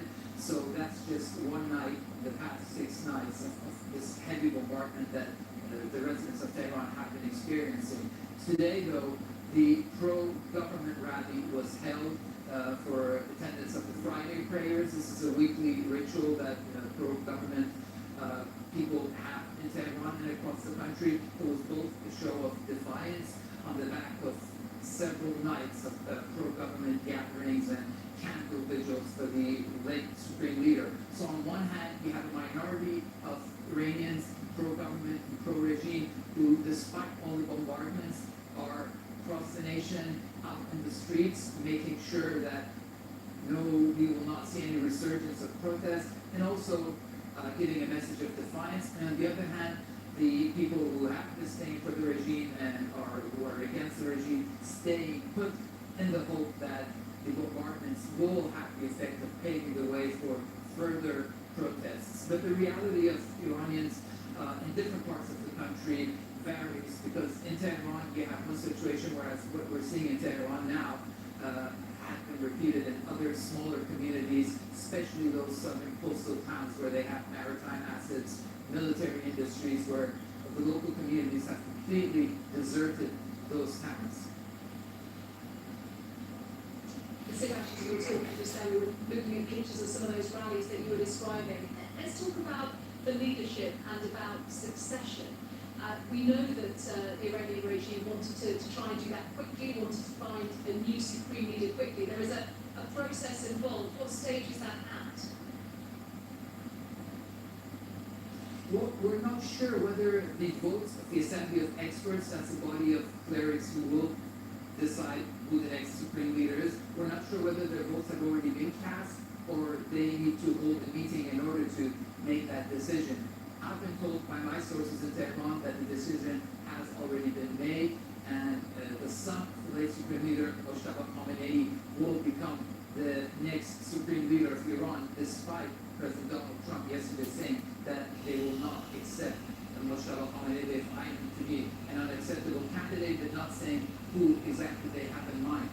Well, Moshe Khamenei seems to be the person, because of his very good connections with the security apparatus and also with the IRGC, if there is to be any major decisions made in terms of where the country is heading, the direction that the country needs to go to, or new policies being announced, he is the one that the IRGC and the security apparatus will listen to, rather than some other candidates who the Assembly of Experts had in mind, which weren't that well known. See, President Trump in the US has said overnight that he wants to have a say in who the new Iranian leader might be. I am imagining that that will not be particularly welcomed by the people who are going to make that decision. I don't think it will have much impact on that. It'll probably just create more anxiety in terms of this conflict going on longer than it should be. The pro-government people are obviously defiant. They say no one is in a position to make a decision about who our supreme leader should be. And those groups of Iranians who are hoping that this war could somehow bring about regime change and replace this regime with a better one are also worried, because they feel that President Trump is poised to make a deal with any leader from within the regime itself who might be conciliatory enough. Sivat Shablan from BBC Version, thank you to you and your colleagues for your analysis, always appreciated. Sivat Shablan and Gilad now on the Middle East Guys, welcome to my live, guys.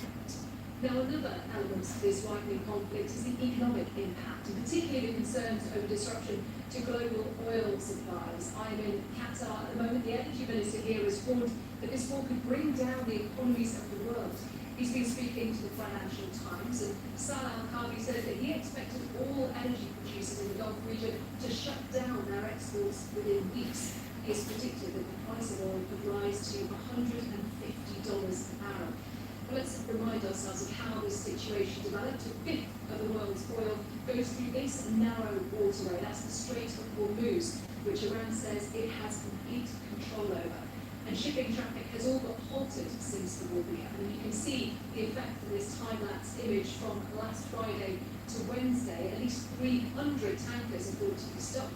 They are unable to risk passing through the strait, or they would have to pay soaring insurance costs if they wanted to do that. President Trump has eased its embargo on Russian oil after energy prices rose because of the Iran war, and has promised various potential solutions to try to calm turbulent oil markets. Or you can speak to our business correspondent Mark Ashdown to find out a little bit more about that. Obviously, Mark, we talk about the price of a barrel of oil, and if there's a really important economic indicator, but we say that it could rise to $150 a barrel. What sort of impact would that have?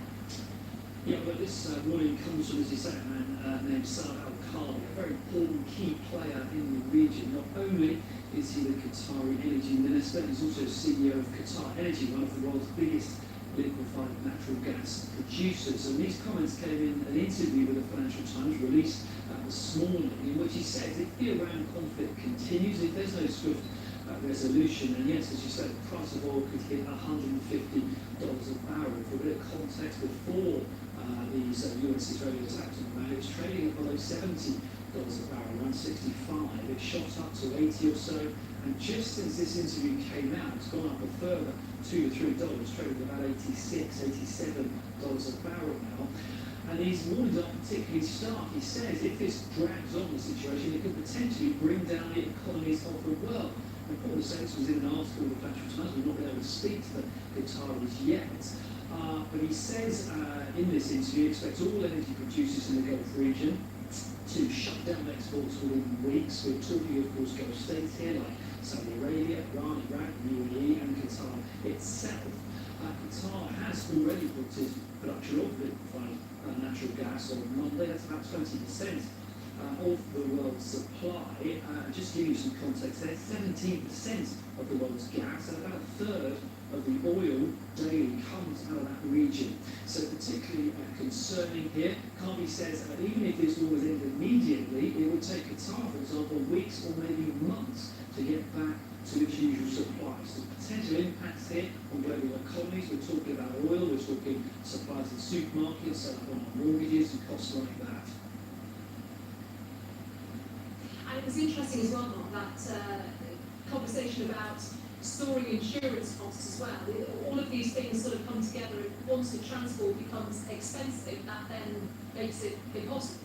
Absolutely, yeah. I mean, this is all straight to the news, really. That tiny bit of waterway that sits between Oman and Iran. So only 30 kilometres or so wide at points, and Iran has made no secret of its desire to set fire to anything that tries to pass through there. And we understand about 300 tankers, which would normally be passing through, are in effect at an impasse, either refusing to go through there or just simply unable to take that risk. Things like insurance are really important, of course.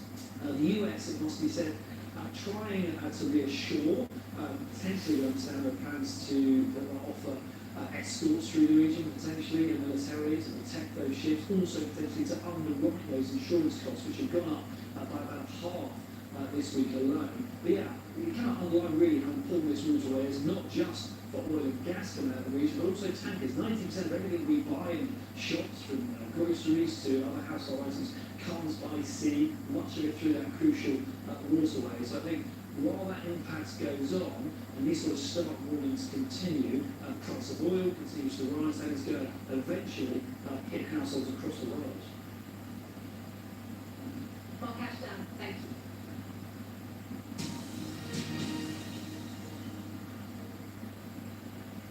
A couple of lines of breaking in the news to bring in. We now know that a second government charter flight to bring UK nationals back from the Middle East is due to depart this evening from Oman. This has been confirmed by Downing Street, who say that there are further flights expected in the coming days. Also, Sir Keir Starmer, the British Prime Minister, in a call with the King of Bahrain, has offered further defensive air cover provided by 4 jets that are being sent to the region. Now, we believe they are coming here to Qatar, where I am. That was announced yesterday. But we know that that conversation between Keir Starmer and the King of Bahrain about air cover, air defence, has just been had. Much more still to come on this fast-moving story around the world and across the UK. This is BBC News.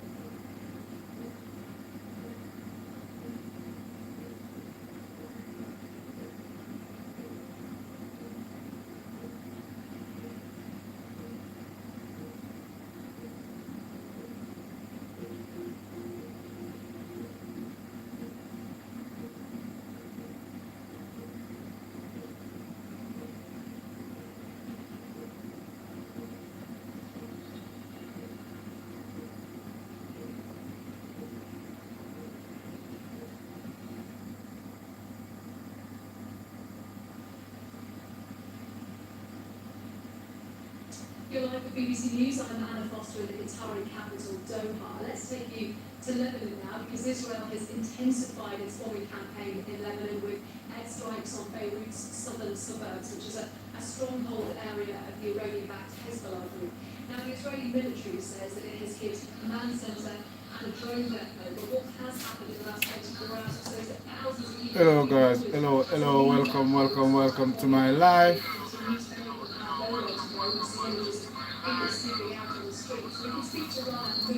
Who is one of the tens of thousands of people who are leaving South Lebanon. She's in Sidon now, along with her family, which is a little bit further north. Rana, it's good to talk to you. Tell me what happened yesterday. When did you receive this warning? What did you do? Well, we were just having a normal day, and then all of a sudden select all the southern suburb of Beirut, and it was insane, and things started escalating. Actually, I did not sleep yesterday, knowing that we are somehow safe in northern Sidon. But it's escalating, and we cannot predict what might happen. It could be us we're in the unknown, and this is the most dangerous phase in history. We've never experienced such terror and You all right? fear before.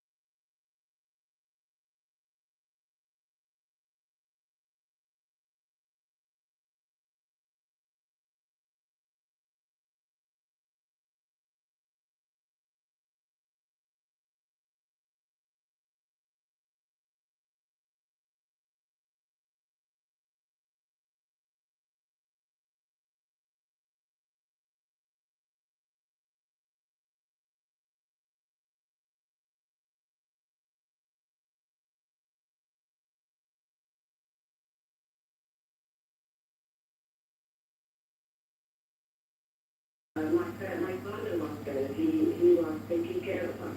He used to take the decision. Now we are parents, and we need to take decisions on behalf of our parents, our children, the responsible. Financially, we are, we just had a war like a year and a half ago. We're still in debt. I lost my house. I was in debt. I was starting to start something new. We were hoping that we're going to start something new to hope for the better. I'm not doing this all over again, with no money, with no place to go, in the unknown. We are in the unknown, and we can see it, it's now in the region. Everybody's fighting, everybody's doing destruction, bloodshed, okay? What's next? We can't predict them. We were thinking about moving back to the south, staying in our houses, and let it be. And we can't decide what to do. All the time we're saying what if we need to have plan A, B, C, D. And this is hectic. We are out of plans. We use all our plans, all our resources, our contacts.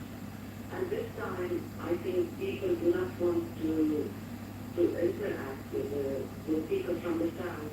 They feel afraid, and I think it's their right, knowing that what's happening, it strikes everywhere. We can't, you can't say if you're right, if you will survive or not. In 2023, we said, okay, we can survive, we will survive. But this time, it's more dangerous. I hope not, but I think we are getting prepared for World War III, and it might start from here. I don't know, maybe not, but, we don't know what's happening, and we don't have any resources. The government is trying to do something, but maybe they also don't have plans. They can't do anything about it. I don't know. Yeah, this is what makes it dangerous, because we are in the unknown. We don't have resources. Nobody's talking to us. Nobody's telling us, hang on there, for you. Nobody. We are left alone. We didn't have any idea of what's going on. We woke up in the middle of the night, passed out things, our children from their beds, stayed 10 hours on the road, slept in the car for a night. I never imagined myself sleeping in a car on the street with my 3 children and the cat. So, yeah, it's all different this time. Rana, as you were describing there, they are such difficult times for you and for tens of thousands of other people across the south of Lebanon who've been ordered to move, and from Beirut as well. We've just been looking at live pictures of the skyline of Beirut. We know that there have been repeated Israeli airstrikes on the city. When we watch those live pictures, we can see repeatedly through the day the signs of smoke, columns of smoke rising above the skyline as those attacks continue. And of course, we see what is happening in Tehran as well, the Iranian capital, and across the country as well. We know that new waves of airstrikes have been launched across Iran, not just in the capital Tehran, but across the country, with US and Iranian forces. And then where I am at the moment, I'm in Qatar. I'm in the capital, Doha. And the influence of Gulf countries is really important here at the moment as well, because they are hoping that they can speak to the US and somehow convince Iran to stop the attacks which are happening here. We saw just a few hours ago the US military base, the air base of Al-Udeid, just outside of the capital. We know that a drone attack was intercepted, and everybody in Doha this morning received emergency messages on their mobile phones to explain that people needed to get away from the windows, that they needed to find shelter. That is something that is being repeated across Gulf countries. It's happening in Qatar, it's happening in the United Arab Emirates, it's happening in Kuwait, and Bahrain, and Saudi Arabia. And that is why those Gulf countries now are coming together to decide what they will do. And of course, the economic consequences as well. We were talking a few minutes ago, weren't we, about the oil, about what would happen if these Gulf countries stopped their oil exports, and how perhaps that impact on the world economy might be something that would lead President Trump and his allies behind this war to perhaps bring it to a premature close. There are so many permutations. It's a fast-moving story that we're following, so do stay with us here on BBC News. Well, maybe a chilly start today for parts of Scotland, Ireland, but there may be a much sunny day compared with yesterday. Possibly in Wales, though, where we had the sunshine. It was yesterday, much cloudier, and it was going to be a damp places too. This is where the front response was. Because we're eastward introducing this ridge of high pressure to Scotland and Northern Ireland after that frosty start. Some early snow across the south and east of Scotland, and in a couple of gales. Continue to see sunshine even edging here. Lots of cloud over England, Wales, any glimpses of hazy sunshine towards East Anglia, and then these far western coast. But the cloud picking up to reference to great drizzles, any aversion to the south later. Still 13-14 wind, but most places single figure temperatures for the afternoon. Into this evening, outbreaks of rain across central southern England, parts of eastern Wales. Some of it heavy side initially, but most people in lines of patchy and misty and murky, especially towards the eastern coast. Keeps the temperatures up there, but widespread frost to eastern southern Scotland, part of England, and Northern Ireland tomorrow, where there will be more sunshine, but windy, and heavy days, maybe a little bit of rain later. Still plenty of cloud across England, East Wales, some further patchy light rain and drizzle, and quite murky towards easternmost counties. Depending on temperature should lift a little bit relative today, away from the southeast, we'll see some late sunshine, and a bit milder still as we go through into Sunday. But it will become more cloudy, more widely on Sunday, and a full days and rain and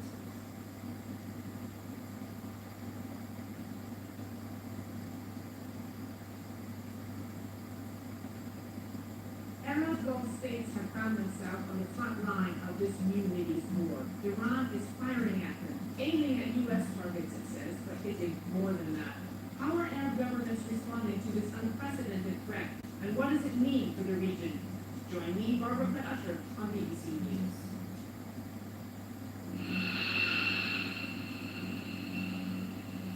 As the war between the US, Israel and Iran develops, our teams across the region will bring you breaking news and expert analysis of all the latest developments as they happen. Stay up to date with BBC News. The Trump administration says it's not engaging in what it calls a regime change war. However, there are questions to answer domestically and internationally about the legality of this operation as the casualty count continues to rise. Join me, Katrina Perry, and our global team for all the latest here on BBC News. The wash of blue, that colour of nature, the seas, the sky, it's so immersive. If you are fully in the moment, you're totally responding in the moment to everything that's happening. And when you're doing theatre, that can change night after night. It's a living, breathing, active thing. I suppose to the outside world, the most visible part of the London Film Festival is the red carpet. And this year it brought out some of the biggest names in the film industry. I think there is too little architecture in this film. We invested in places that will be Watch on iPlayer. We live in a time of disinformation, making it more important than ever to get to the heart of events, from the shifting political landscape. This administration is going to use actual soldiers much more liberally than perhaps they had in the past. So with confidence reshaping our world. This war has already sparked their society. Join me, John Simpson, and my BBC colleagues on Unspun World. Watch on BBC out there.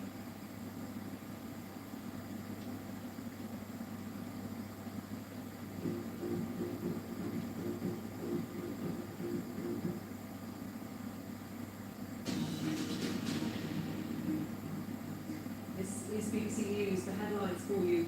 Israel's military released this new video the moment Iran's former supreme leader Ayatollah Khamenei's underground bunker was struck in Tehran.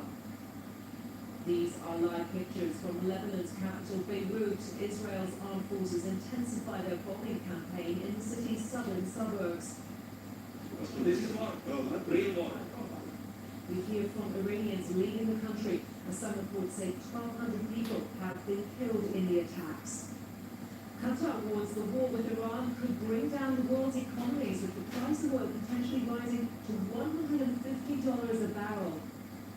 And as the first repatriation flight lands in London, we'll be speaking to more Britons who are still trapped by the conflict.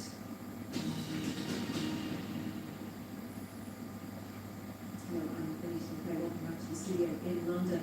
And in a fast-moving situation, here's a recap for you on day 7 of the US-Israel war with Iran, as the US warns action against Iran is about to surge dramatically.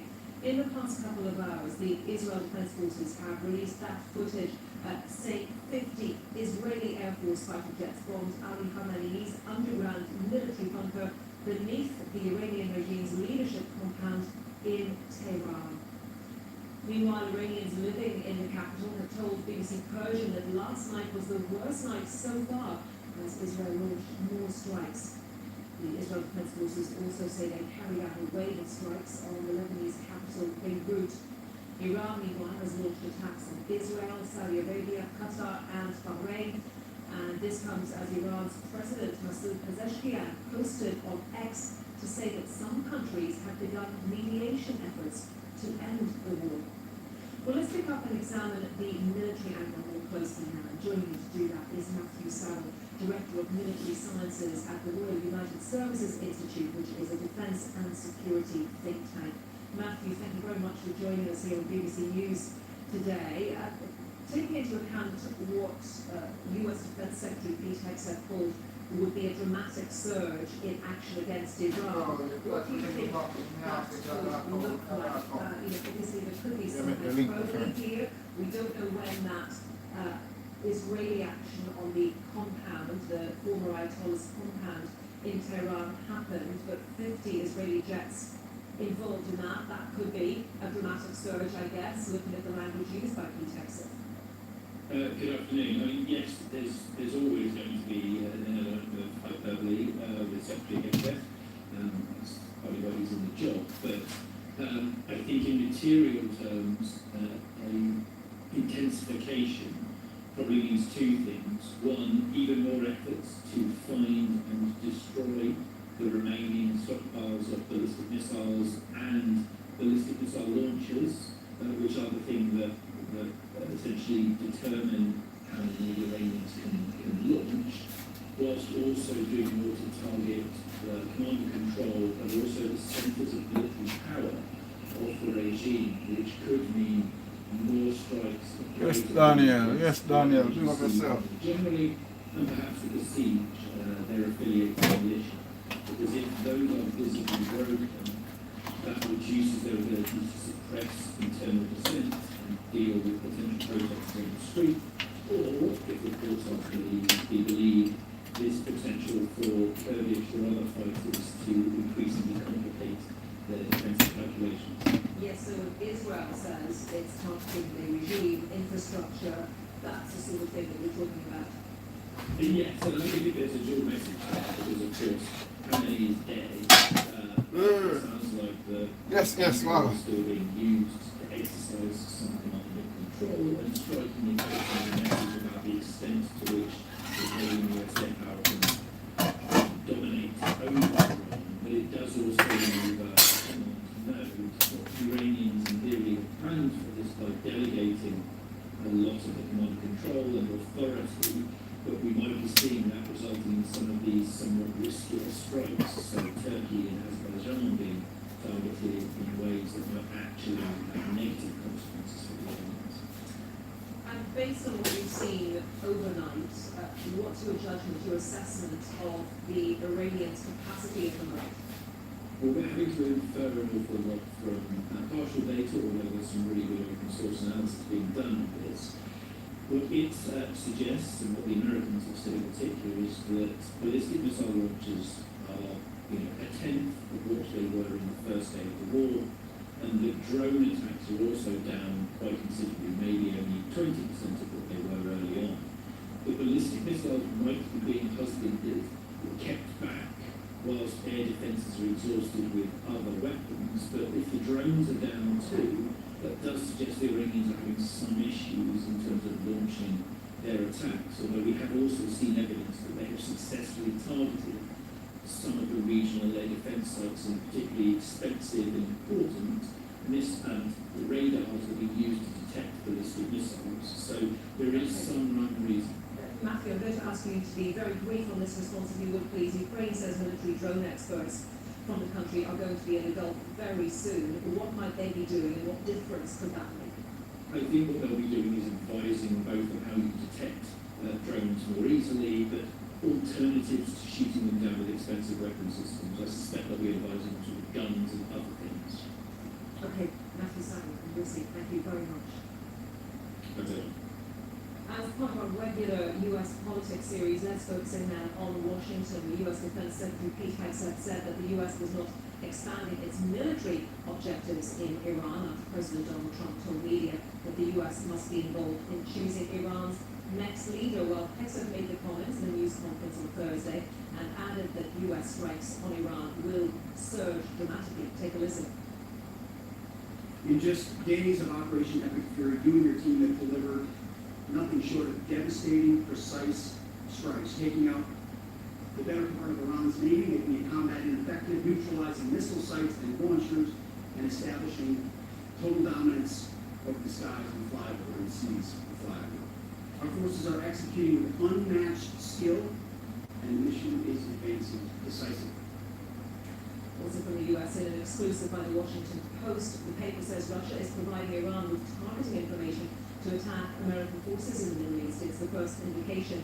The paper writes that another major US adversary is participating even indirectly in the war. The Post quotes 3 officials familiar with intelligence. Well, speaking to us from the Washington Post now is Liz Goodwin, national politics reporter there. And Liz, what more can you tell us about that exclusive your paper has? Yes, I think the fact that Russia is helping here in some ways is expected because the Iranian targeting has been just really on point. They've been able to, like you mentioned, take down some missile detection systems and other very hard to find targets. Excuse me. And they don't have the same kind of satellite capacity that Russia does. So Iran, it's just, I think people here have been asking themselves, how are they getting intelligence that's that precise? And as we reported, Russia is helping them with that. Yeah, and as we've been reporting, Pete Hegseth, the Defense Secretary, the War Secretary, talking about a dramatic surge in action in Iran. President Trump also talking about having a key role in who will be the next leader of the country. Are you hearing anything from the administration on that diplomatic track about conversations that might be happening behind the scenes with individuals or an individual in Iran who the US might deem to be suitable to take over? I have not, and since the war started, the messaging has been very mixed from the top, and that's led to confusion, not just among Democrats, but also Republicans here in Washington. So you have Secretary Hegseth saying, this is very limited, we're here to take out the missile capabilities, sort of defining the mission in a more limited way, and then you have the president saying on the same day, I need to pick the successor, I need to approve of the successor at least. So it's a little bit unclear to people here exactly how that's going to happen. How do you just focus on taking out the missile capabilities, but you're also going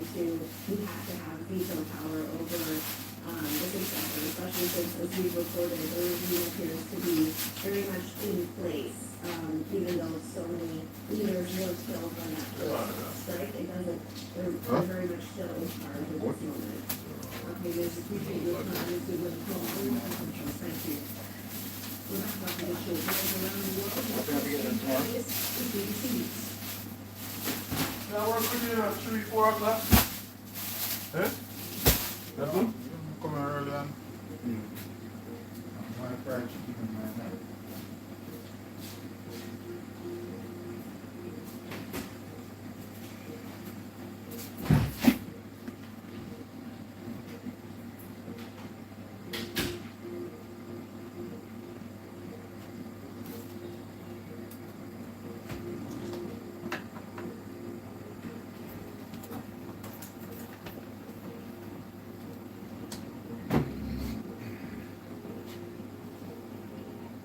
Welcome guys, welcome to my live.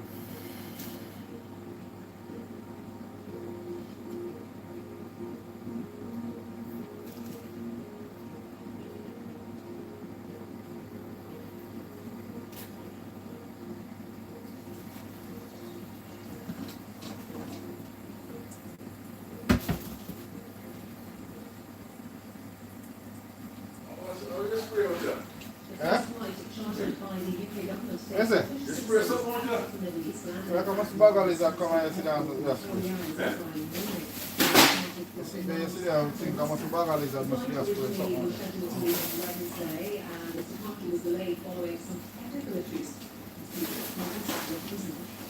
Sleeping Beauty still asleep. Oh, alright. When we all got together to get onto the plane, but we just how we can we didn't make it against the same time. Feel very happy to be up. Yes, definitely feel good to be back. Obviously, we were right under the missiles and stuff, so we were taking my children all out of the way to come back. So, yeah, we sort of doing that with we hear that the windows was shut down and things were loose. It's quite scary times and stuff. Yeah, happy to be back. Well, flights have been impacted all over the world, not just in the Middle East. Let's speak now to Max Wilkinson, who's currently in India, following flight cancellations there. Max, thank you very much for joining us on BBC News. I understand this was a work trip followed up by some travelling around India. And tell us, when were you due to travel home? Thanks for having me. I was due to be travelling home. You're too Hispanic, isn't it? Put that on. Oh, see you. No. They can dissolve? They're not used to them, not to treat them about wings them down?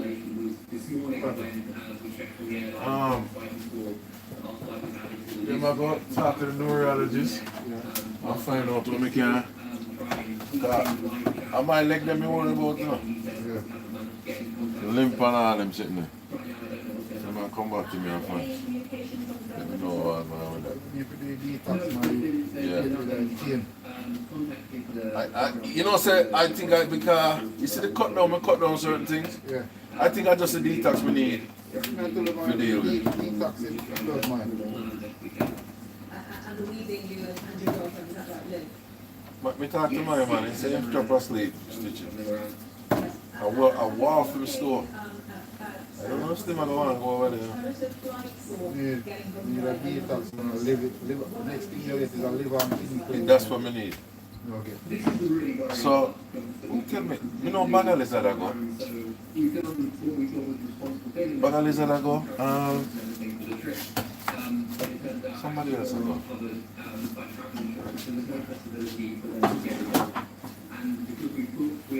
Somebody else I go.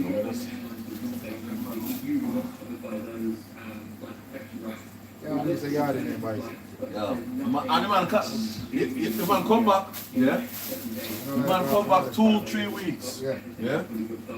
You know, last week and last week you see man that. Look at take his car. So we're looking at flights. Yo, even if I something for you, pay a fee. Yeah, you can't get the money. You tell yourself, just give me an account and put in that email. But no, he said no. You have the money the only. Why am I going to use money for up here? It's difficult to figure out what the right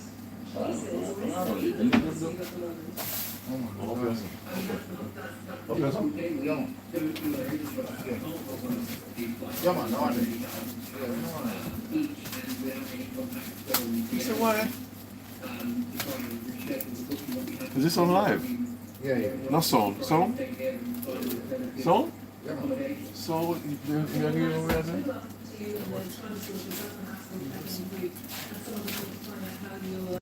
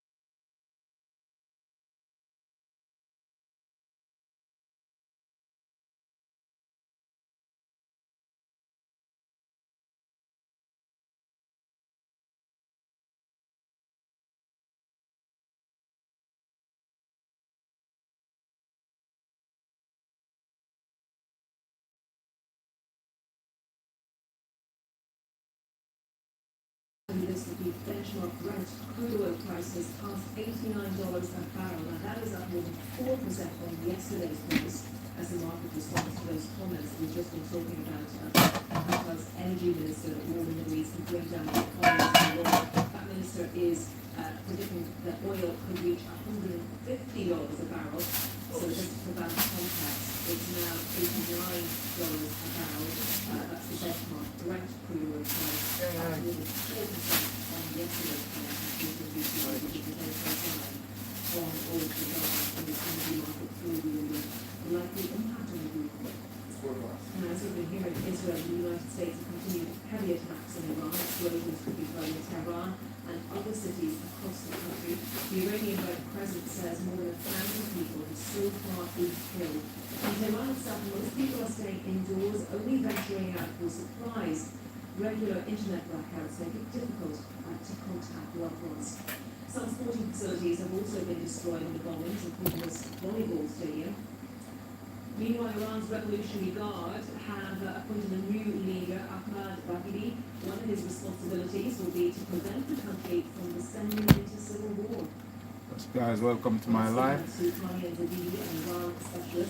Please like and subscribe. Please double tap on like. I know that you have been trying your very best. As we mentioned, it's very difficult to have regular contact with people inside Iran, but you've been looking at social media. What have you been able to learn from that? So unfortunately, people on the ground don't have access to social media, except in very rare cases with things like Starlink or VPNs. We know people are scared and they call with landlines and cell phones. But social media, Persian language social media, is divided between people who are outside diaspora, who are staunchly and people who are really for establishment. And what are politicians saying in Iran? We've had a statement, a short statement from the president. Oh, no man there on that. Bah! Yeah. Boom bam, boom bam. Never know you're on it. No, no. That is it, bro. Roger, I want me to do some stuff, so in case some stuff here, so. I wanted me to cook some stuff, so you have to be here. I'm going to lie down with that. Zine. You know, me normally don't come here. Do your thing early and sleep. That is it. You say I bring some stuff here, I'm just a chop. Just stay and just get this thing done, yeah, man. Yeah.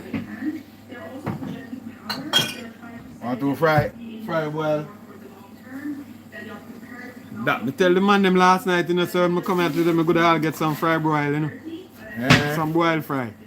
Some boil fry.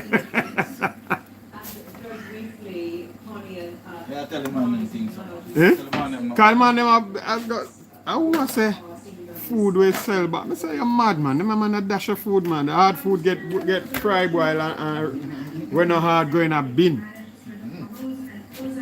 Yeah, I'm just cut up in a soup. Yeah. Long for it, That's a long time for it, man. Huh? Long time for it. Yeah, man. That's about 10 o'clock now. Yeah, I don't run in there with me. I know, I never know. No, it's a long time. I don't ever ask me say nobody know around there. But I should remember say he's a man early. Huh? I should remember say he's a man early. No, I'm not things to do to get it done, no, man. Mm-hmm. Today was part of Scotland Island, but for many being much sunny day compared with yesterday. Possibly in Wales, though, where we had sunshine. It was yesterday, much cloudier. Warm up, you know. Yeah. Then cold and tough. Then we don't rough. Yeah. Tired of the job, not that.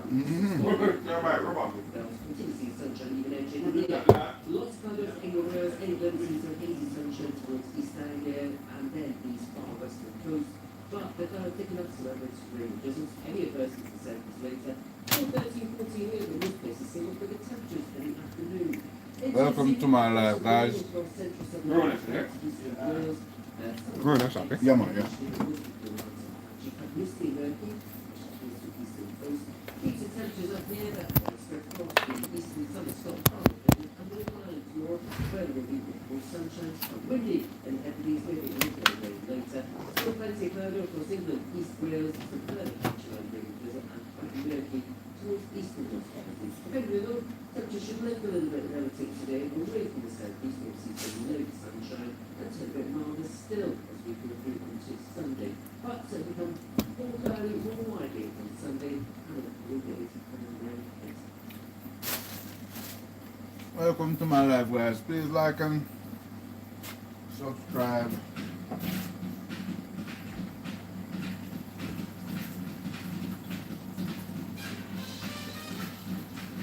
That's the, you easily can really, it takes over your whole life. It is like a drug that you never get enough. That's the really. What are they? That's some dumpling I did. Well done, me fry over and clean it. Yeah. I I say so. We have fried fish here still, you know. Some fish there we fry. Some fried fish there. Some fish there we fry as well. Fish we fry. Sea bread. Huh? 10 for one of them. 10 for one of them. 10 for one of them. Yeah. Oh, the seasoning. Yeah, man. Yeah. And you can get festival. You want that? Yeah, man. Give me a minute, yeah? I want to listen to people without a transaction, without asking people for their vote, but listening to them. We don't fight the future of Israelis and Palestinians, relationship between the Arab Muslim world as well. People will agree. Nobody's allowed to say anything. Nobody's allowed to have an opinion. We're dead. That's fascism. Everything you go through, you can surmount, you can endure, and find a good place for it, and just be grateful for being alive. When the big names talk, they talk to us.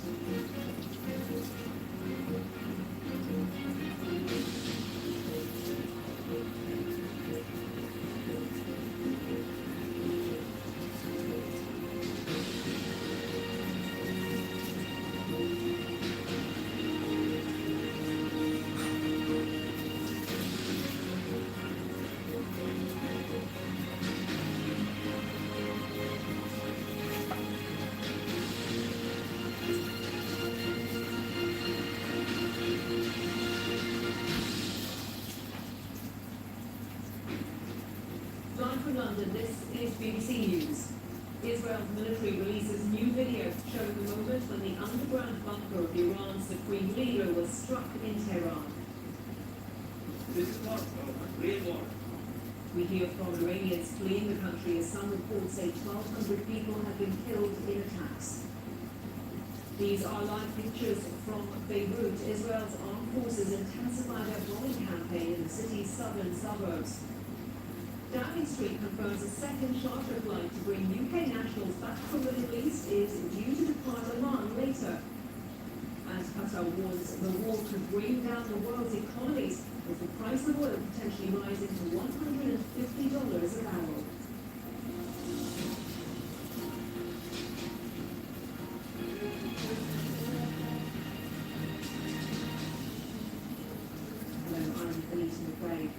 Israel and the United States have continued their heavy attacks on Tehran and other cities across Iran.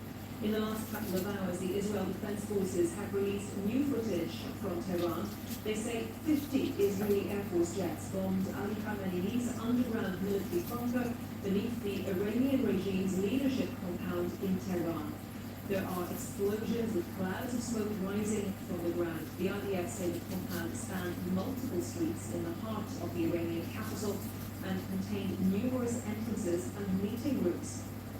Meanwhile, Iran says it has targeted US bases in Kuwait with drones and has vowed to continue its fight back. Earlier, explosions were heard over Tel Aviv, and the Israeli military said it had detected Iranian missiles and is working to intercept them. And let's just take you to this live shot which we showed you in the headlines of the Lebanese capital, Beirut. Another day with smoke rising from the skyline there. And this is concentrated around the city's southern suburbs, which have been a stronghold of the Iran-backed group Hezbollah, so Israeli strikes focusing on there. Israel had warned people living in those suburbs to flee, and many thousands have done so, although many of them living effectively on the streets with nowhere else to go. Authorities in Lebanon warning of an impending humanitarian disaster there.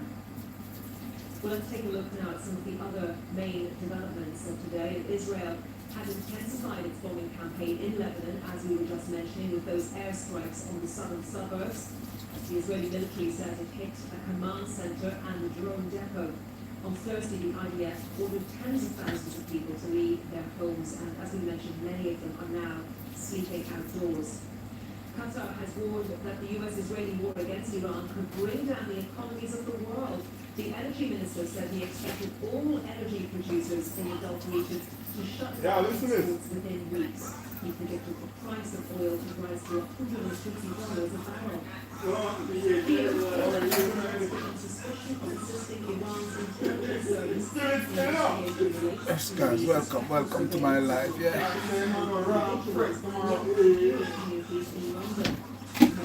Police said the arrest was part of a long-running investigation. Police has confirmed the second government charter flight to the Ukraine national hub north of the Middle East is due to depart Oman later on Friday.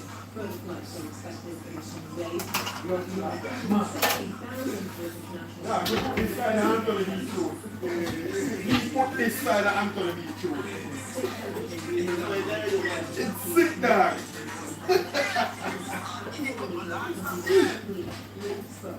That group will select the next supreme leader. The statement provided no timeline nor any information on whether the assembly would meet in person or remotely. My colleague Anna Foster is in Doha, and a short time ago she spoke to our correspondent Yolande Nell in Jerusalem, and also Spraggabenz from BBC Persian, which is the language service of BBC News, used by 24 million people around the world, the majority of them despite being blocked and routinely jammed by the Iranian authorities. Anna began by speaking to Yolande and asked if the barrage of Iranian missiles in Jerusalem is continuing. Although there have still been incoming missiles, they've not been in the same strength as we saw previously. And according to the Israeli military, it's gone down from about 90 missiles a day last Sunday to about 20 missiles a day. And those are dealt with much more effectively by Israel's air defences. I should say that while there are a lot of questions about where this is all going politically, about what the longer term, wider implications of this war really will be, in Israel, the people see this so far as having been a great military success. One weekend with the killing of the supreme leader, more than 40 high-ranking Iranian officials, and we've had answers from both the Israelis and from the Americans in the past days saying that what they have achieved so far from their perspective is they now have air superiority, they have a lot of freedom to act in the skies over Iran. They have been dealing very effectively, they say, with ballistic missile threat, and the Israeli military estimates that 60% of the stockpiles of missiles have been dealt with, put out of use. And at the same time, the polls indicate there is very high support for this operation among Israelis, Jewish Israelis, 93% of them in favour of this war, according to a poll that came out just yesterday. And the reason for that is really because the Israelis have seen Iran for such a long time as being this existential threat in terms of its ballistic missiles, in terms, of course, of its nuclear program as well, and its support for proxies around this region. And when it comes to proxies, I'm talking of the Lebanese armed group Hezbollah, despite the fact that was this 2024 ceasefire deal broken by the Americans that ended the war, a year of fighting has gone intensively between the Israelis and Hezbollah in Gaza. I mean, that has still been continuing at a much lower level, with both sides accusing each other of violation and Israel continuing to carry out airstrikes. Really, I think many Israelis see this as being an opportunity to go after. Go on, morning. Afternoon.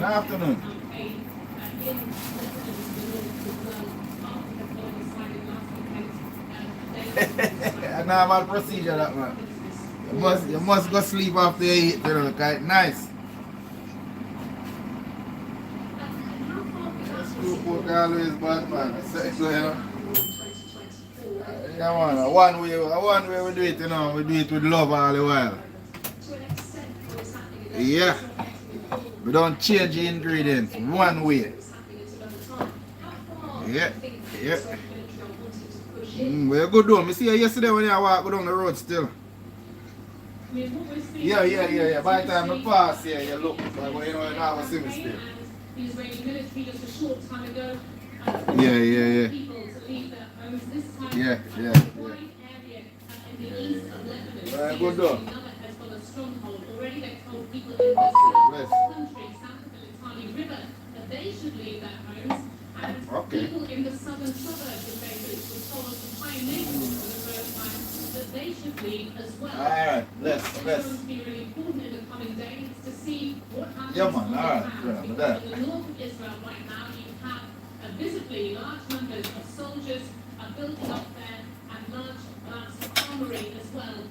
Already the Israelis say they have sent additional troops into southern Lebanon. They haven't completely pulled out since the ceasefire deal came into effect. And now they're taking an additional strategic area, or will there be a bigger ground incursion? That remains to be seen. Yolande, thank you. Yolande now in Jerusalem. Let's turn to Siavash from BBC Persian. Siavash, before we talk about the leadership and the discussions that are going on about who now to replace the supreme leader, how are people, and it's very difficult, of course, the work that you and your colleagues are doing at BBC Persian is one of the few ways that we're finding out what's happening there. What is life like for people after a week of war? Well, just last night, a few hours after U.S. Defense Secretary said that the attacks on Iran will dramatically surge, residents of Tehran, a capital of 10 million people, saw some of the most intense bombardments with non-stop sounds of explosions, buildings rattling and glasses breaking. We're not exactly sure where it has been hit, how many civilians have been affected. So that's just one night, the past 6 nights of this heavy bombardment that the residents of Tehran have been experiencing. Today, though, the pro-government rally was held for attendance of the Friday prayers. This is a weekly ritual that pro-government people have in Tehran and across the country. It was both a show of defiance on the back of several nights of pro-government gatherings and candle vigils for the late supreme leader. So on one hand, you have a minority of Iranians, pro-government and pro-regime, who, despite all the bombardments, are across the nation, out in the streets, making sure that we will not see any resurgence of protests, and also giving a message of defiance. And on the other hand, the people who have been staying for the regime and who are against the regime, staying put in the hope that the bombardments will have the effect of paving the way for further protests. But the reality of Iranians in different parts of the country varies, because in Tehran you have one situation, whereas what we're seeing in Tehran now had been repeated in other smaller communities, especially those southern coastal towns where they have maritime assets, military industries, where the local communities have completely deserted those towns. Siavash, as you were talking just now, we were looking at pictures of some of those rallies that you were describing. Let's talk about the leadership and about succession. We know that the Iranian regime wanted to try and do that quickly, wanted to find a new supreme leader quickly. There is a process involved. What stage is that at? Well, we're not sure whether the votes of the Assembly of Experts, that's a body of clerics who will decide who the next supreme leader is. We're not sure whether their votes have already been cast or they need to hold a meeting in order to make that decision. I've been told by my sources in Tehran that the decision has already been made, and the son of the late supreme leader, Moshtaba Khamenei, will become the next supreme leader of Iran, despite President Donald Trump yesterday saying that they will not accept Moshtaba Khamenei. They find him to be an unacceptable candidate. They're not saying who exactly they have in mind. While Moshtaba Khamenei seems to be the person, because of his very good connection with the security apparatus, and also the IRGC, if there is to be any major decisions made in terms of where the country is heading, the direction that the country needs to go through, or new policies being announced, he is the one that the IRGC and its security will listen to. The assembly of experts had in mind, which weren't that well known. See, like President Trump in the US has said overnight that he wants the Iranian leader might be. I think that would not be particularly well. I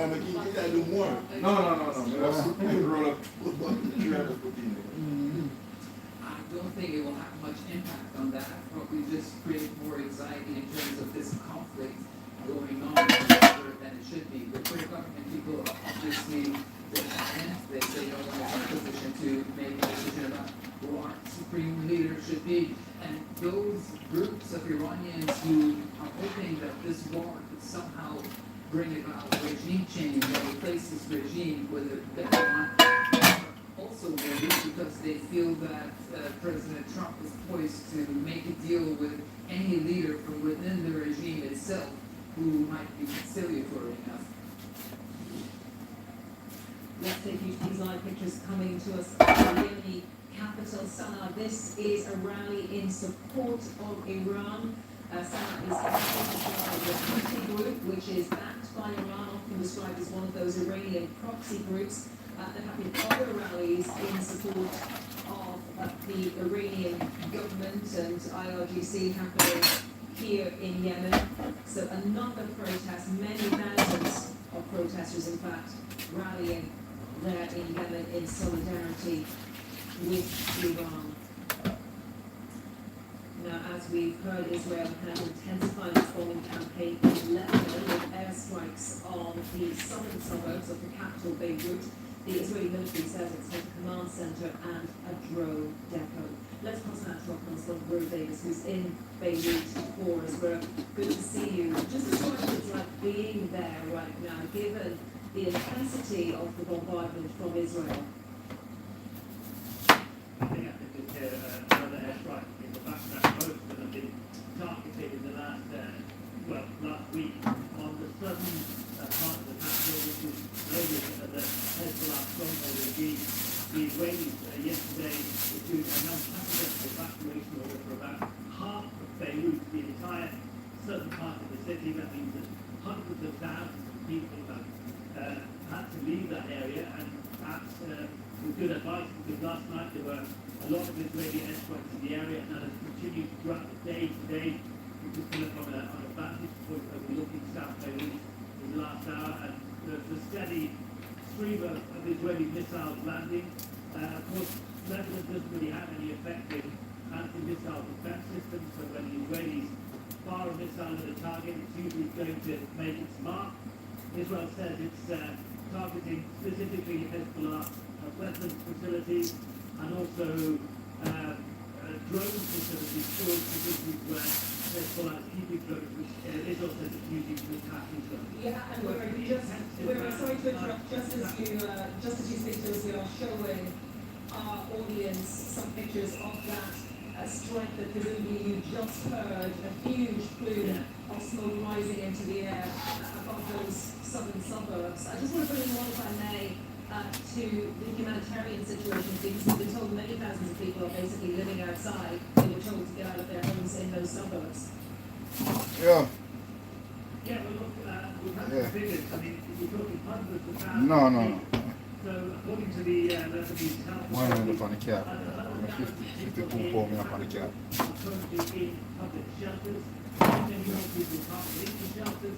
They can't afford to get into hotels.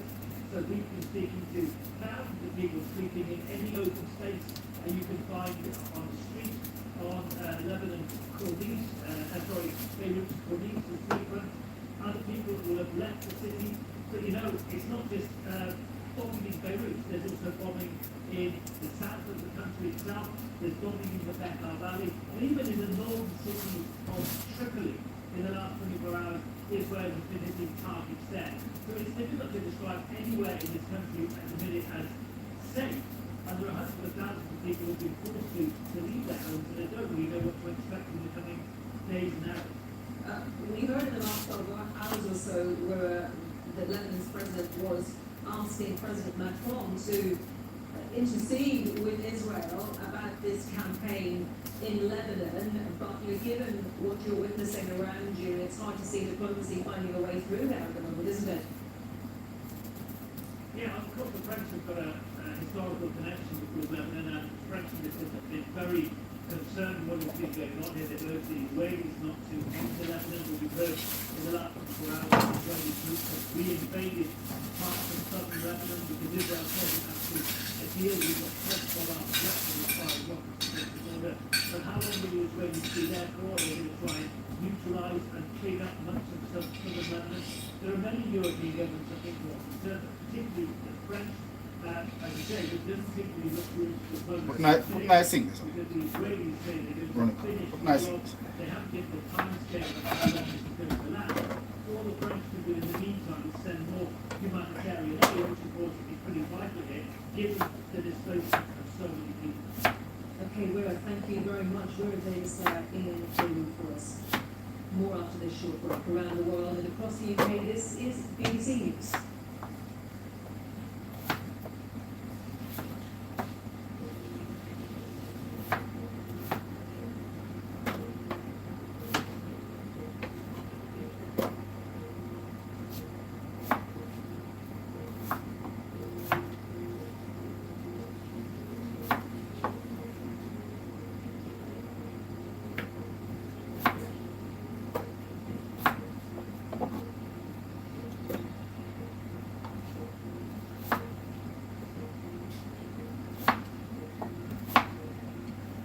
Welcome guys, welcome.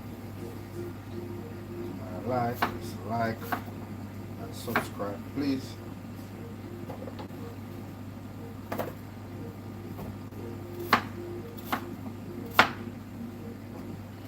Just peeling some white yam. Prepping some white yam at the moment.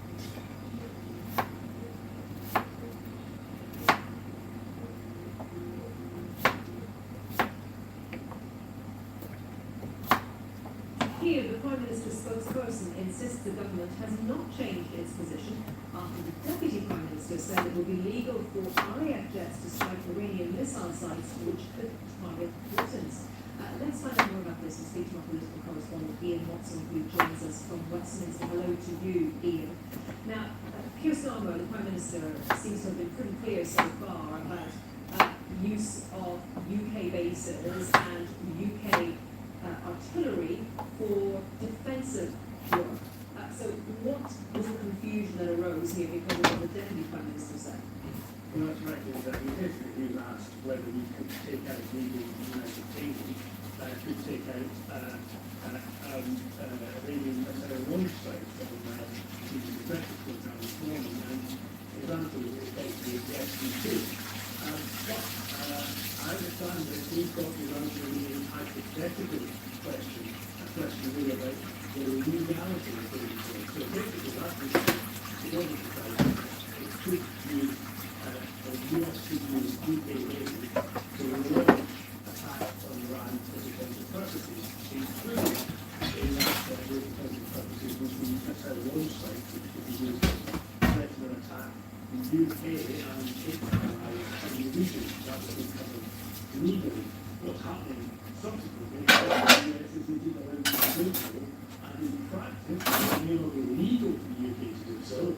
The UK has got no plans to directly attack sites in Iran. That was the position before, that's the position again. But some of the proposal of the this morning, perhaps maybe to answer the question, suggested that perhaps now there could be some kind of escalation. The UK was putting in sites in Iran, even when it was local cases. It is my understanding that that is not going to be the case, and the General Speaker again insisting that there has to be a use of the position to be consistent. So we have airplanes in sky shooting down drones or missiles, or potentially shooting them down, and the US will take responsibility for attacks on Iranian soil. Yes, the Prime Minister's official spokesman simply answering no to that question. Has there been huge term. But obviously there is a huge amount of interest here, Ian, isn't there, into a potential scenario in which the UK might be drawn further into this, and whether Keir Starmer can hold this position and will already say that. Well, that's right. Certainly I've been told from multiple parts of government, not just on the town, that there is no intention to be Welcome to my life, guy. on this. But that can be political pressure from governments to go further, and usually during conflict you get a kind of consensus between the government and opposition, which was not this time. And Kerry Bailey, leading the Conservative Party, is saying we should be directing strikes in Iran. She thinking clearly she looked at the ground, but she believes the mere fact that Allied in Cyprus, for example, wasn't attacked by Ukraine, would allow her, would give her the cover to go directly, not via the US, go directly to Iran and attack them with their launch sites ourselves. So there is this growing doubt in British politics towards them. I guess at the moment, because the prices are holding, that's fine. If we're then holding the UK defence and in the future, then I think perhaps the pressure will grow more away them if we get to take a more robust response. But at the moment, I think there is no appetite inside Number 10 or the other government departments to have direct UK involvement in attacking Iran. They do being effectively anti-Iran because things are swung towards UK and its allies, and then you have basically to take this out. But there is also a political argument going on as well about just how much capability do we have. So an argument about Spraggabenz, for example, which can take ballistic missiles, in fact it still hasn't set sail. The use of Mediterranean was around there for a cost-cutting contract that the vessels have been taken quickly enough. And again, Kerry Bailey was asking why it wasn't sent to the Mediterranean sooner. Okay, Ian, thank you very much for that. Our political correspondent Ian Watson there. Yes, family. Now let me just Our family. some There, you know. breaking news. My kitchen here, I might have some soup and some curry water and thing. Some chicken to clean up the fry for tomorrow. Don't know. Bless him, man. Bless him, bless him. This is the 15th wave of strikes on Iran. In fact, they were saying that wave, that 15th wave, has been some prawns, some jerk chicken, some curry goat, some manish water soup. The Brigadier General for the Israeli Army, who was speaking in the last few minutes. Friday sets in fish fry, prawns and fish. Fish platter with fish and prawns. In Tehran, so specifically focusing on Tehran, and we're showing you these images which the IDF released just in the last couple of hours of a huge bombardment by some 50 Israeli fighter planes on the compound, that was the compound of the late Ayatollah Ali Khamenei. They said that it had many entrances, many meeting rooms, and they are probably working on the assumption that this compound and the underground bunker that they were targeting here, that members of the Iranian government, the Iranian regime, may well have still been using that underground bunker. We haven't heard from them precisely when this happened, I should point out, but these pictures were released to us in the last couple of hours and remind them that breaking line, the Israel Defense Forces saying they have just launched their 15th wave of strikes on the Iranian capital, Tehran. Do stay with us here on BBC News for more.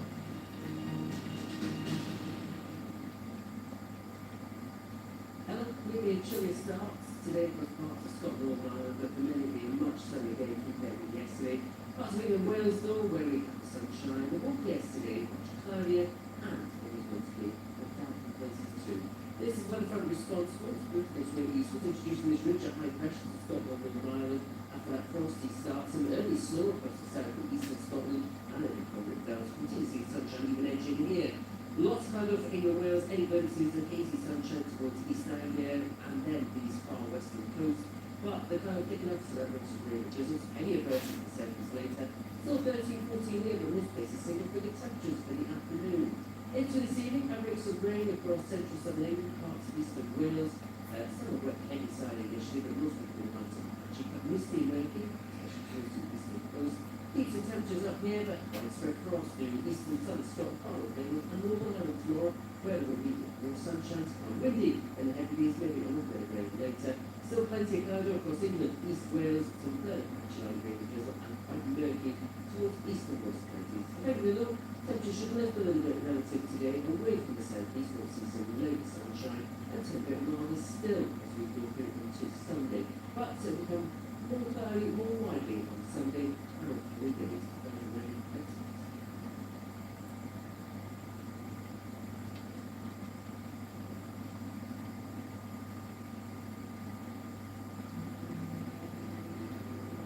Venezuela, considers Martin father, floors enforcement and removed use manual for. From the very first notification of the poisoning, there was a full who else is this going to happen to? Because we didn't know when the weapon was, we didn't know whether we had managed to seal and clean any of the places where the poison had been. Maybe definitely cities. They have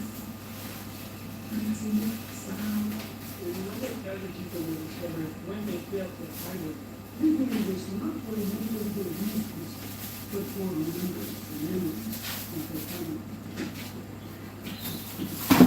Out of reach for many persons, but it holds the promise of a different life and identity.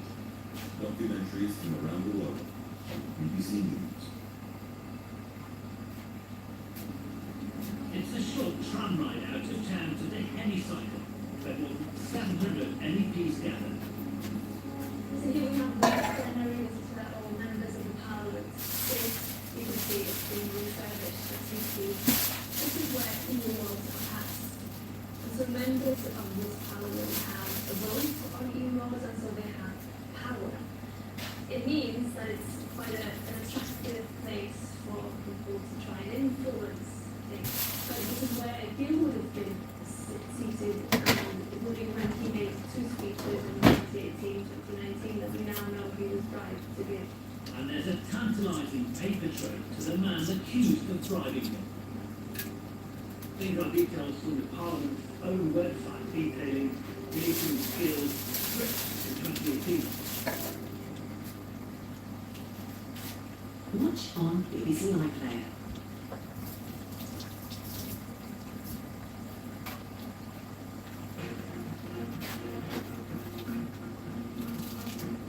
See the latest headlines as they happen, with breaking news alerts in the news. And stay informed with live updates on bbc.co.uk. Follow the story with BBC News.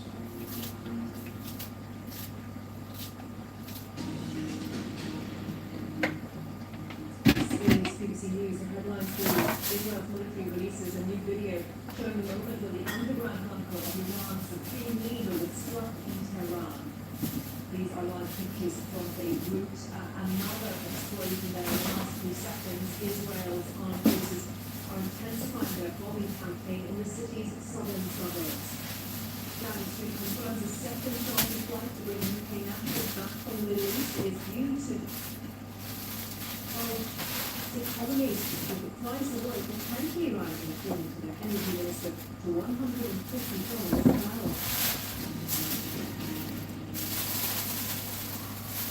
Just looking back at the pictures from the Lebanese capital, Beirut, another big explosion just happening there in the last few moments, and we were talking to our correspondent in Beirut, Willa Davis, a short while ago, and another explosion, the aftermath of an explosion, while we were talking to him as well. So we've been reporting on Israel saying that it's launching a 15th wave of strikes against the Iranian capital, but Israel is extremely active here in Lebanon as well, targeting the southern suburbs, which is a stronghold of Hezbollah, the Iranian-backed group.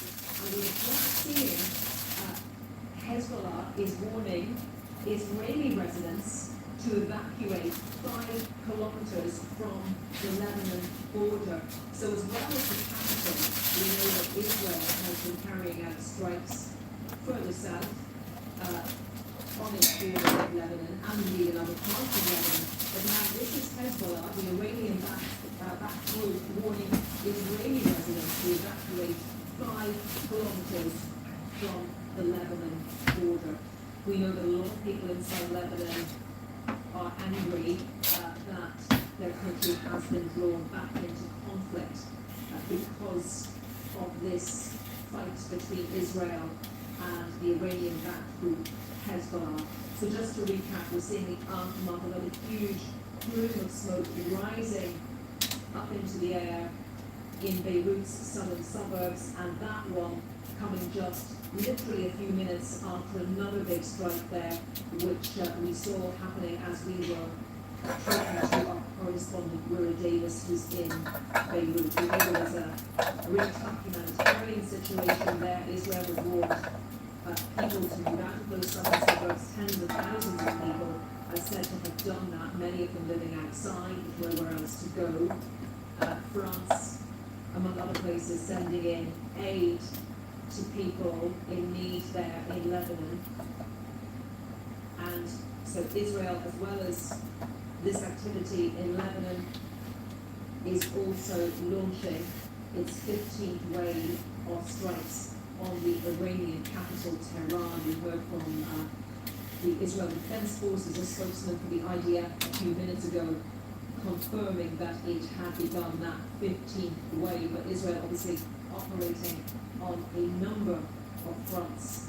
On this 7th day of the US-Israel war with Iran, and indeed with Iran's proxies, in this case Hezbollah. Let me just repeat that line that we're seeing from Hezbollah, the Iranian-backed group, in the last few moments. That line coming up here saying it is warning residents in Israel to evacuate 5 kilometers from the Lebanon border. So that is south of Beirut, where we're seeing those explosions. We know that the IDF has been very active on that southern border as well in Lebanon.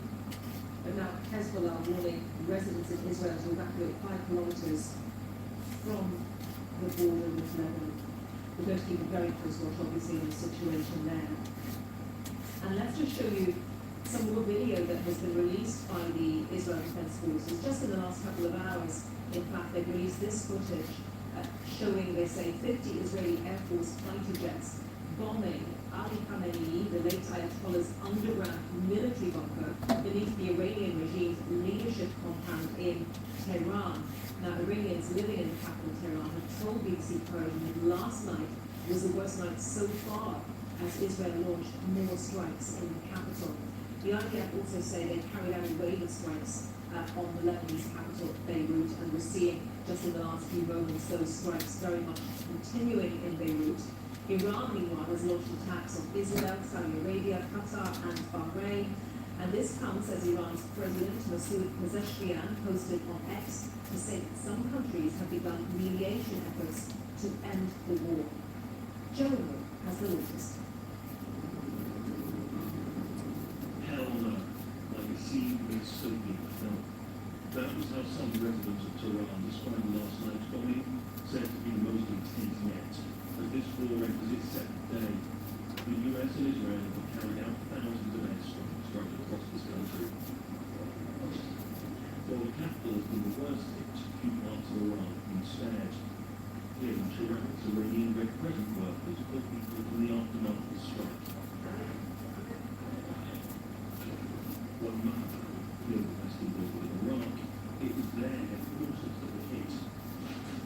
Speaking yesterday, the US Secretary of Defense, now the restyle of the Secretary of War, said more was to come.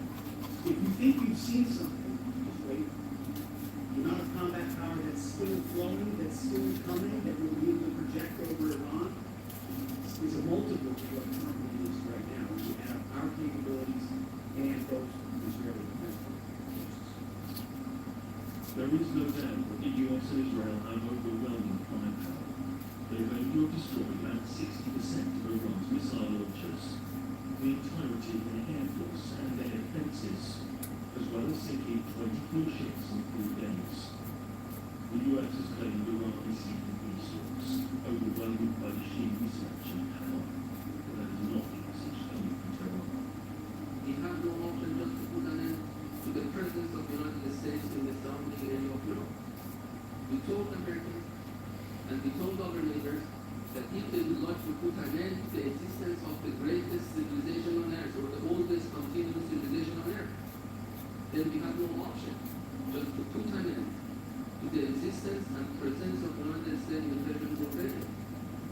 Few will think that is a realistic prospect. Welcome, guy. Welcome to my life. Maximum disruption across the region, hurting its wealthy neighbours where it hurts, therefore lending assistance. This was felt in Kuwait. In the distance is an air base hosting US forces. The UK is also becoming increasingly involved. 4 more jets being sent to Qatar, and defences are being strengthened at the RAF base in Cyprus, which was recently hit by Iranian drone. 2 of these mild hit armed with anti-drone missiles, which neutralised them. Joining them eventually is HMS Spraggabenz, a Type 45 destroyer, after a couple of weeks ago. But it's to Lebanon the war has spread most decisively. After Iran's allies Hezbollah, Israel, they responded with massive airstrikes. Around half the Jamaica Beirut is now relying on its route. Many here do not support it, who mostly represent the fear section of this complex society, but they're suffering nonetheless. The consequences of this statement that in the Nigerian and political level, they will be understood. And you will be very disastrous to do. The US and Israel started this war hoping their vast and superior militaries would keep them around to its enemies. But that is not what happened. The Geopolitical chaos will be really turbulent. Causing shockwaves that are spreading far beyond the borders. Jerome continues. And to examine the military angle of this war closely, we're speaking to Matthew Saville. He's director of military sciences at the Royal Unit Services Institute, and he gave us his assessment of the US Defense Secretary Pete Hegseth's latest comments on the strike surge. There's always going to be an element of hyperbole with Secretary Hegseth. That's probably why he's in the job. But I think in material terms, an intensification probably means 2 things. One, even more efforts to find and destroy the remaining stockpiles of ballistic missiles and ballistic missile launchers, which are the thing that determine how many the Iranians can launch, whilst also doing the command and control, but also the centres of military power of the regime, which could mean more strikes of greater volume. I do my live with my YouTube, so yeah, I'm playing the music as my capo right. Affiliated militia. And I listen to my music already. Right. That reduces their ability to suppress internal dissent and deal with potential protests on the street, or if reports are to be believed, there's potential for Kurdish or other fighters to increasingly complicate their defensive calculations. Yes, so what Israel says it's targeting the infrastructure, that's the sort of thing that you're talking about. And yes, so I think there's a dual message there, of course, Khamenei is dead, but it's just the bunker was still being used to exercise some control and strikingly both sends a message about the extent to which Israeli military power dominates over the region. It does also move out a comment on that, Iranians in theory and Israel delegating a lot of command control and authority, but we might be seeing that resulting in some of these somewhat riskier strikes, so Turkey and Azerbaijan being targeted in ways that might actually have negative consequences for the Iranians. Based on what you've seen overnight, what's your judgment, your assessment of the Iranians' capacity at the moment? Well, we're having to go further over a lot from actual data, or there's some really good source analysis being done of this. What it suggests, and what the Americans have said in particular, is that ballistic missile launchers are a tenth of what they were on the first day of the war, and the drone attacks are also down by considerable, maybe only 20% of what they were early on. So ballistic missiles might be being constantly kept back whilst air defences are exhausted with other weapons, but if the drones are down too, that does suggest the Iranians are having some issues in terms of launching their attacks. Although we have also seen evidence that they have successfully targeted some of the regional air defence sites, and particularly expensive and important radars have been used to detect ballistic missiles. So there is some reason. Matthew, I'm going to ask you to be very brief on this response, if you would please. Ukraine says military drone experts from the country are going to be in the Gulf very soon. What might they be doing, and what difference could that make? I think what they'll be doing is advising both on how you detect drones more easily, but alternatives to shooting them down with expensive weapon systems. I suspect they'll be advising on sort of guns and other things. Concerns over disruption to global oil supplies have continued to push up the price of crude. Qatar's energy minister has warned that this war could bring down the economies of the world. Speaking to the Financial Times, Saad Al-Khawi says he expected all energy producers in the Gulf region to shut down exports within weeks. He predicted the price of oil could rise to $150 a barrel. Concerns are growing globally because a fifth of the world's oil goes through this narrow waterway, the Strait of Hormuz, which Iran says it has complete control over. Traffic has all reported since the war began. And you can see this effect from this time-lapse image running from last Friday through to Wednesday. At least 300 tankers are thought to be stuck, unable to risk passing the strait or pay soaring insurance costs. The Trump administration has promised various solutions, from laying protection for shipping, providing insurance, or even intervening in oil markets. What was it again? So, the Qatari energy minister suggesting that the price of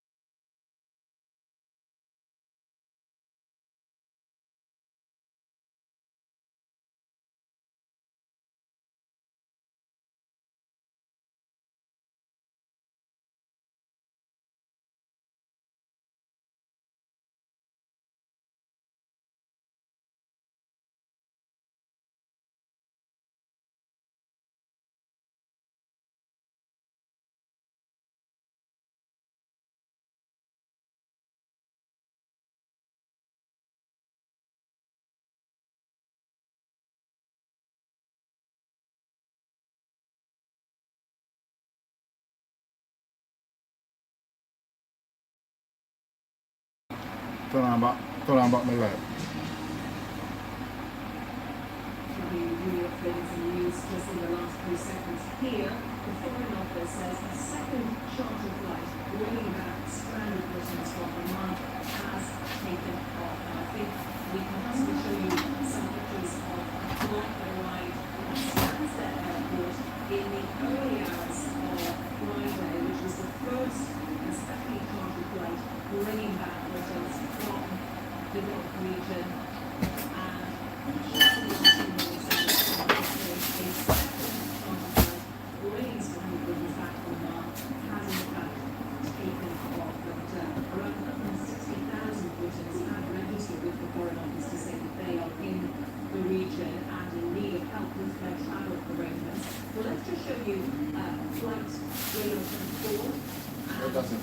few minutes, over the region, and you can see really in the centre there clearly no activity or movement in the airspace as flights try to divert around the region at the centre of this war, Iran and bordering countries. So huge impact on airlines and on passengers and their travel arrangements, as we've been hearing in some of the interviews we've been doing today. Not just people in that region, of course, but people in other countries as well who had expected to travel through the Gulf region on their way back home. Around 160,000 Britons, of course, tens of thousands of nationals from other countries as well impacted by all of this.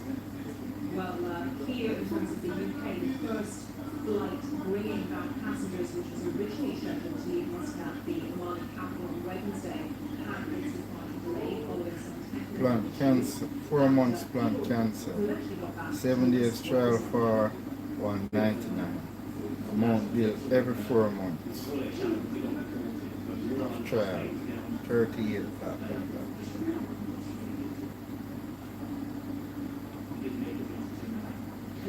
6 of March. 6 of March before you can cancel. 6 of March cancel. 6 of March you can cancel. Cancellation date, that means you can cancel it on the 6th of March. Today 6th of March? Okay, that means you can cancel. That means I cancel it.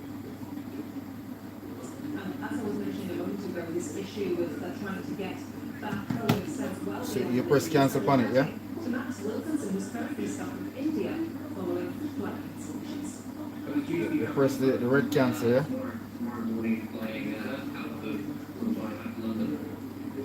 I'm at 1:49. So the time, you have to wait till 1:49 before you can do it.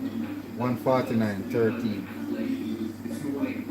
seconds, yeah. So you have to wait till 1:49, but 1:50 you cancel. PM, yeah.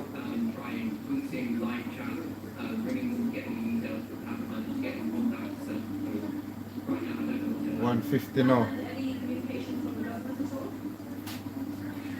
all? Okay. Cancellation date on the 6th.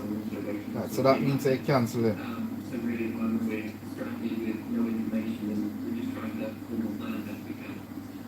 the leaving you and your girlfriend, yeah. Yes, Liv and I are still moving around. Yes. And have you been looking at the possibility of alternative flights or getting home by another route? What about your insurance cover? Talk to us about all of that. This is a really worrying part of things that we feel completely on our own. So we've done what we feel was a responsible thing and make sure we have full travel insurance and everything for the trip. That means you just do it a while ago.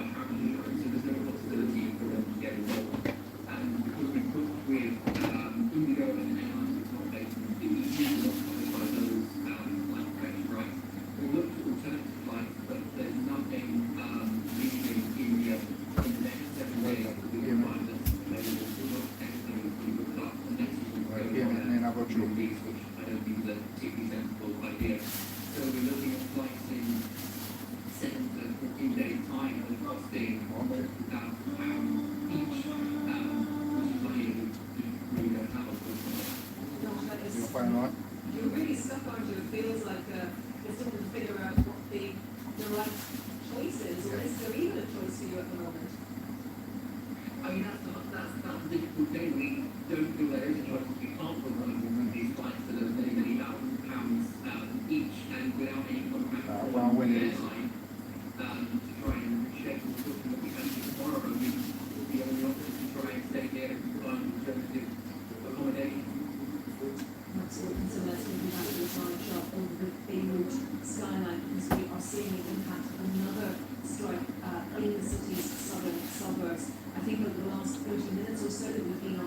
seen only 5 of these explosions. We know that Israel has been striking these southern suburbs because they are a stronghold of Hezbollah, the Iranian-backed group.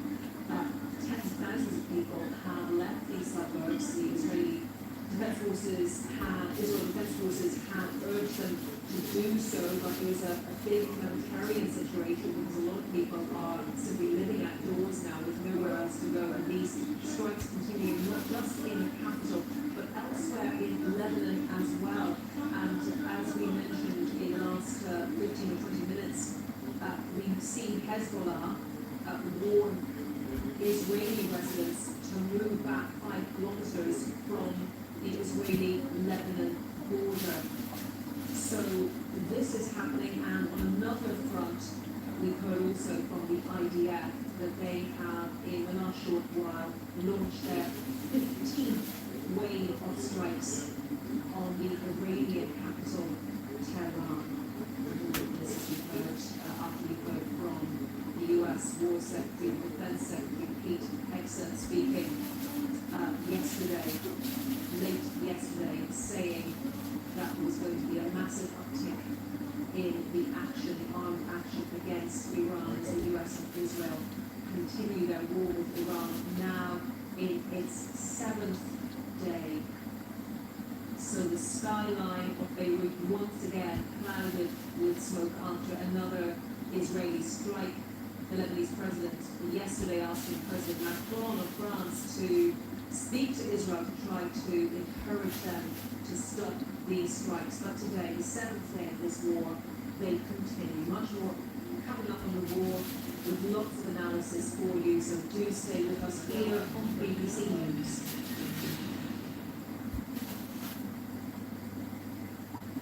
Maybe a chilly start today for parts of Scotland, but there will be much sunny day compared with yesterday. Parts of England, Wales, Norway, yesterday, earlier, and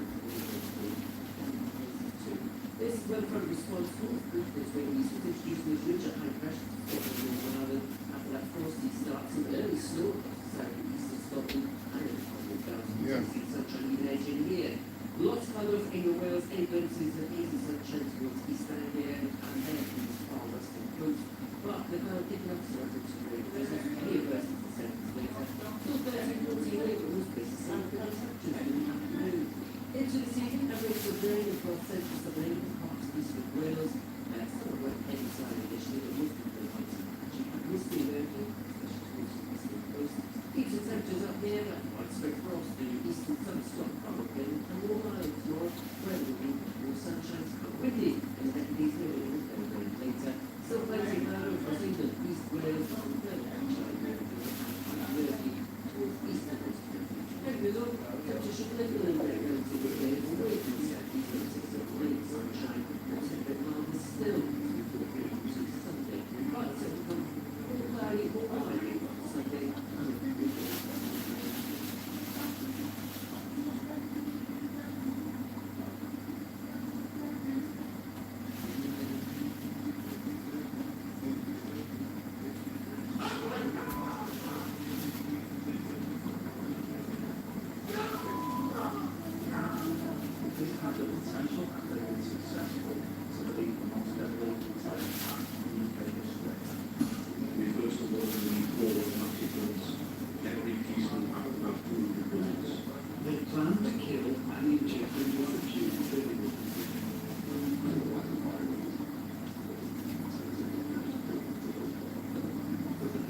In the firing line, it was a chilling close call. Realization that geopolitical and they were driven by extreme business and achievement. you want to answer? Yes. When unknown, the then number was not what it seemed. Only one gram.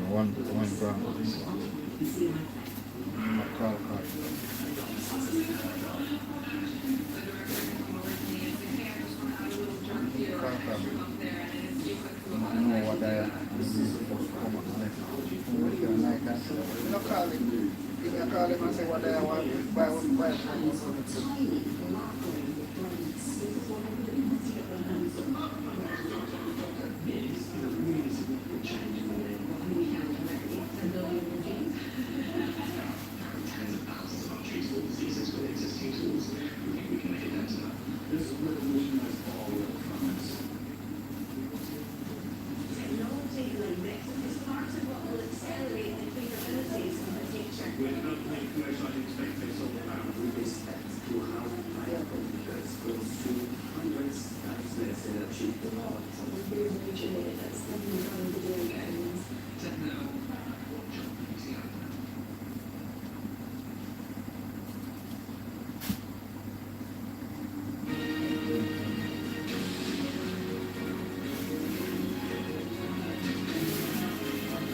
You know, they go by. So you have time.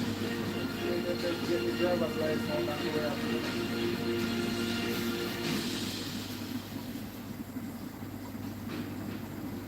Live from London, this is BBC News. Israel's military releases new video showing the moment when the underground bunker of Iran's supreme leader was hit in Tehran.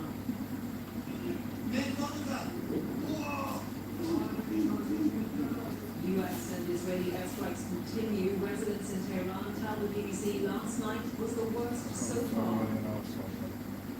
These are live pictures from the Lebanese capital, Beirut. Israel's armed forces intensified their bombing campaign in the city's southern suburbs.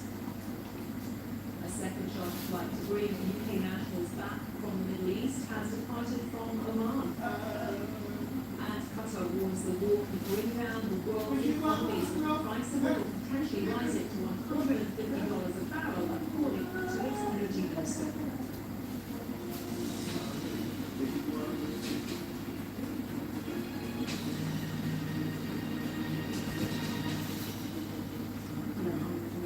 Welcome to our continuing coverage of the war with Iran here on BBC News.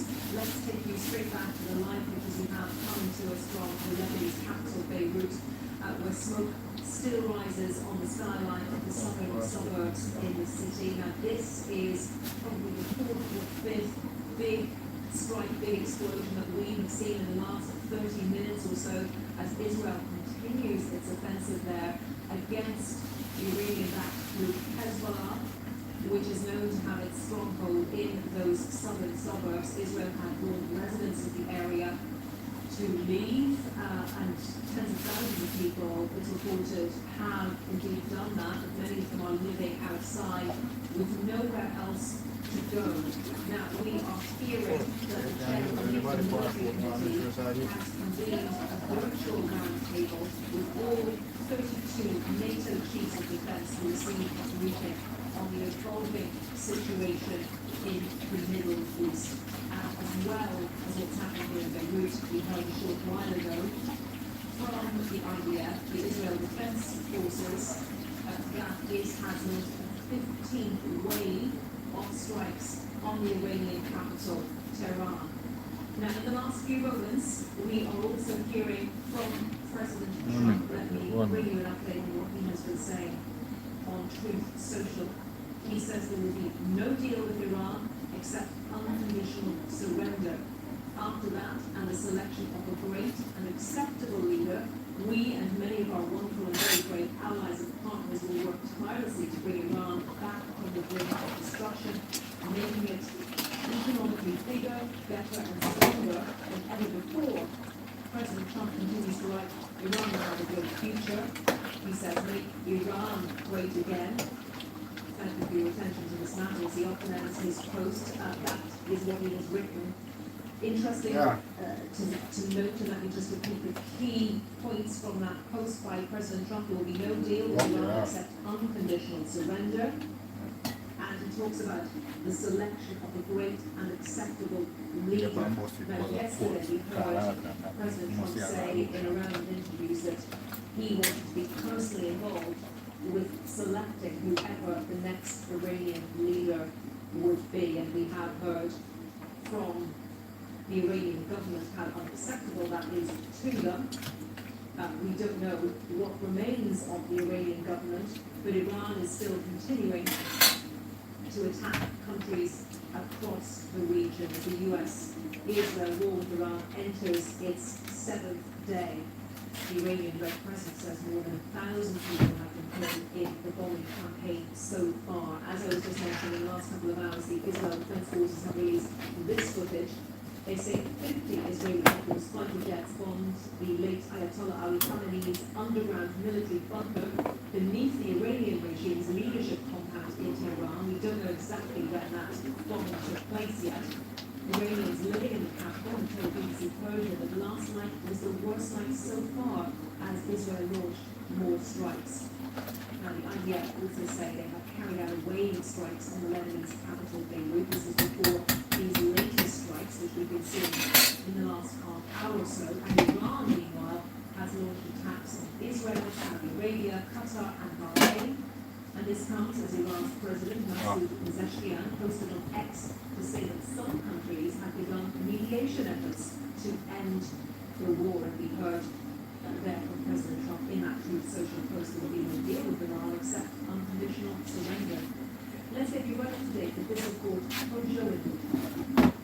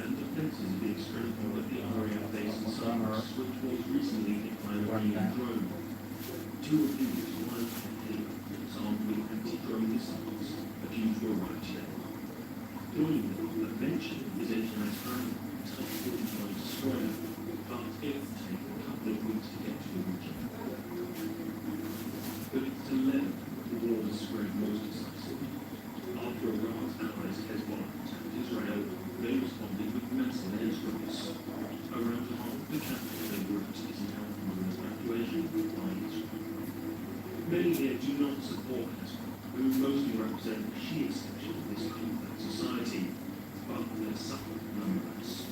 The consequences of this escape at the humanitarian and political level, they will be unprecedented. A humanitarian disaster is looming. The US and Israel started this war hoping their advances would be rebuilt with cookie river descendants, but that has not yet happened.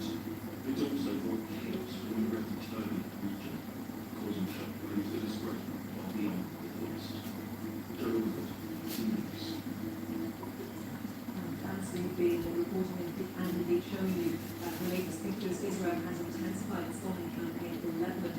airstrikes on Beirut's southern suburbs. The Israeli military says it's hit a command center and a drone depot. I spoke a short time ago to our correspondent in Beirut, Rory Davis, and he gave us a sense of what the situation is like there. Another airstrike in the fact that most of them have been targeted in the last week on the southern part of the capital, which is the Hezbollah stronghold. Indeed, the Israelis yesterday issued an unprecedented evacuation order for about half of Beirut, the entire southern part of the city. That means that hundreds of thousands of people have had to leave that area, and perhaps with good advice, because last night there were a lot of Israeli airstrikes in the area, and that has continued throughout the day today, which has been up on a vantage point overlooking South Beirut for the last hour, and the steady stream of Israeli missiles landing. Of course, Lebanon doesn't really have any effective anti-missile defense systems, so when the Israelis fire a missile at a target, it's usually going to make its mark. Israel says it's targeting specifically Hezbollah weapons facilities and also drone facilities, storage facilities where Hezbollah is keeping drones, which Israel says it's using to attack Israel. Yeah, and we're sorry to interrupt. Just as you speak to us, we are showing our audience some pictures of that strike that presumably you just heard, a huge plume of smoke rising into the air above those southern suburbs. I just want to bring you on, if I may, to the humanitarian situation, because we've been told many thousands of people are basically living outside. They were told to get out of their homes in those suburbs. Yeah, well, look, we've had some figures. I mean, you're talking hundreds of thousands of people. So, according to the Lebanese health authorities, 100,000 people here in the capital are currently in public shelters. Many more people can't get into shelters. They can't afford to get into hotels. So we've been speaking to thousands of people sleeping in any open space, and you can find on the street on Lebanon's Corniche, Beirut's Corniche, the seafront. Other people will have left the city, but you know, it's not just bombing in Beirut, there's also bombing in the south of the country itself, there's bombing in the Bekaa Valley, and even in the northern city of Tripoli. In the last 24 hours, Israel has been hitting targets there. So it's difficult to describe anywhere in this country at the minute as safe. Under hundreds of thousands of people have been forced to leave their homes, and they don't really know what to expect in the coming days and hours. We heard in the last 12 hours or so where the Lebanon's president was asking President Macron to intercede with Israel about this campaign in Lebanon, but given what you're witnessing around you, it's hard to see diplomacy finding a way through there at the moment, isn't it? Yeah, of course the French have got a historical connection with Lebanon, and the French minister is very concerned with what has been going on here. They've urged the Israelis not to enter Lebanon, but we've heard in the last 24 hours that the Israeli troops have reinvaded parts of southern Lebanon because Israel says it has to deal with the Hezbollah threats as far as the border. But how long will the Israelis be there for? They're going to try and neutralise and clean up much of southern Lebanon. There are many European governments, I think, who are concerned about the as you said, it doesn't seem to be much good diplomacy in it, because the Israelis say they're going to finish the job. They haven't given the time scale about how long this is going to last. All the French can do in the meantime is send more humanitarian aid, which of course is pretty vital here, given the displacement of so many people. We're reporting for us from Beirut, and we're seeing that, according to Reuters, the government of Qatar has sent a mobile phone alert to people living there, warning of a heightened threat. These are live pictures coming to us of Doha. So, like many other countries in the region, really people living in a state of nervousness and tension as the US-Israel war with Iran is now in its 7th day with no sign of military action abating. We'll keep you up to date with all the latest developments, and we're back after this short break around the world. And across the UK, this is BBC News.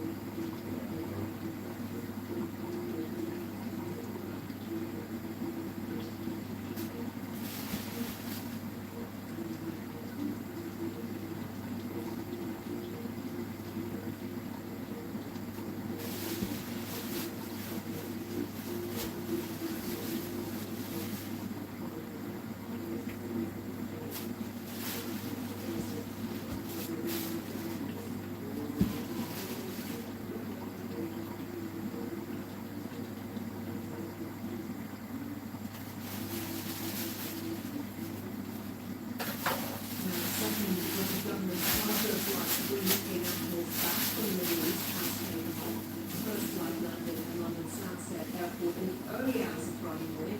8 hands departed from Oman's capital, Muscat, first flight originally scheduled to leave there on Wednesday, had its departure delayed following some technical issues. Business correspondent Theo Leggett and News Channel's second flight organized by Well, the British government was under a lot of pressure to get people home. They are finishing where many people locked down just working for stranded. So far organised 3 shuttle flights. So one happened last night, another one this evening, and 31 plane is out until the return to the region. But the reality is that commercial ones have actually done more to create a competitive strand. So, for example, Emirates, which is the humanitarian on Dubai, has been operating in scheduled service for several days now, and that's included third-party flights, for example, to UK airports. It's also been flying to a number of other destinations around the world. In Abu Etihad is starting to until now, recalculating flights, rethinking flights, people doing services between the UK and Lebanon. British Airways has decided that they will not operate to a number of regional hubs. They have been operating services in Lebanon and planning more services to include bring home customers who can mainly down. So the reality is that although a lot of attention has been paid to these British government charters, an awful lot more people have been coming back up on board. But the government said that tens of thousands of people in the region have registered with it to let them know that they may need assistance. And there probably are people who perhaps can't afford and don't have the insurance cover to get onto another flight. Would that be the case? Well, even if they come back on a different flight, they are having to pay for it. There is a charge for it. So it may be a problem for some people. As we understand, around 150,000 people who are talking about registered with the UK, and some of them, if you get in touch to say they're rather annoyed, they haven't had much in response. But some people have clearly been getting around to that right. Try again. So if further issue are encountered, please try on a different method. So you see the and the address now match up. Right.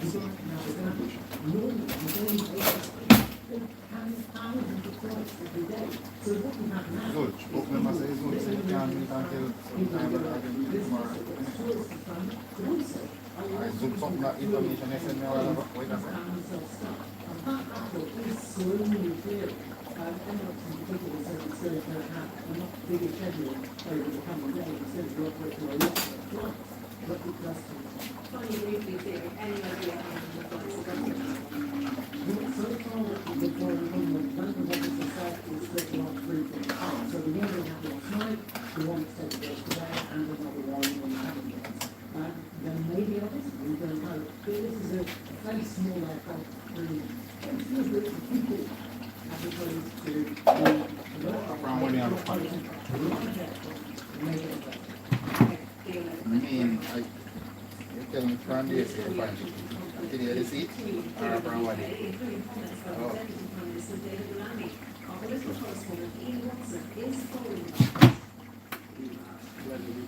How much, you tell her how much seat available? Never tell you that.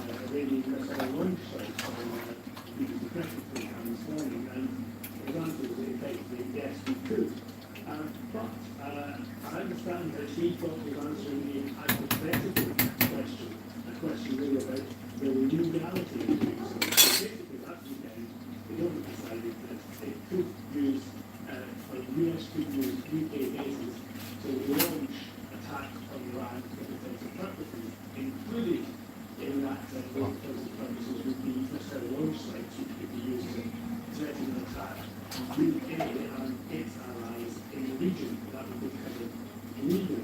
What's happened subsequently is that the US is losing their right to do so, and in practice, although it may not be legal for the UK to do so, the UK has got no plans to directly attack sites in Iran. That's the position before, and that's the position again. But some of the reporting of the Iran is told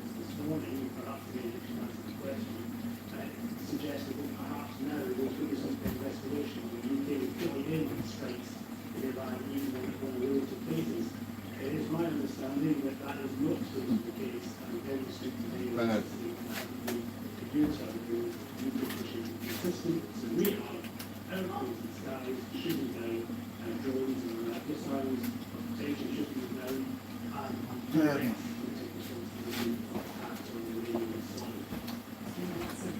Meanwhile, Cyprus's foreign minister has told BBC Newsnight that people are concerned after a strike on an RAF base there and called for tangible steps from the UK to protect the island. Konstantinos from Vox also said there were questions about the future of British bases in Cyprus and that this was a conversation that needs to be had after the conflict is over.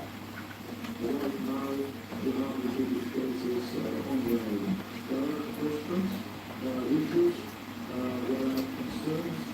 All this further will share giving up to the incident and immediately afterwards.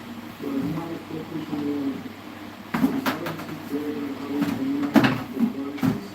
And we are also doing a reflection this week, also learn on issues that are serious concern outside the crisis. All this regards what happened before, all this happening now, and this is what we do with future damage.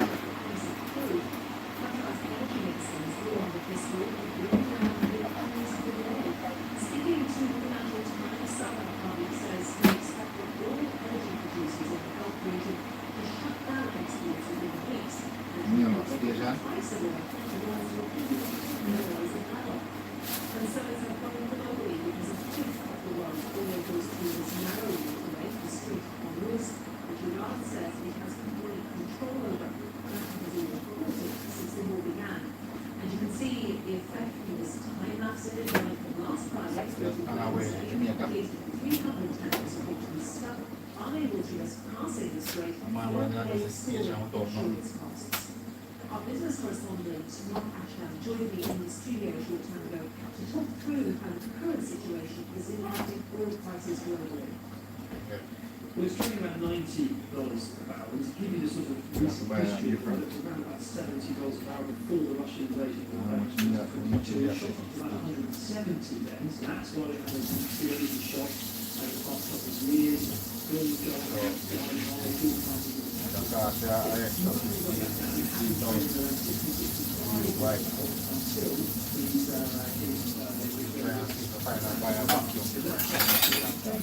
Just this morning, it's gone up 60%.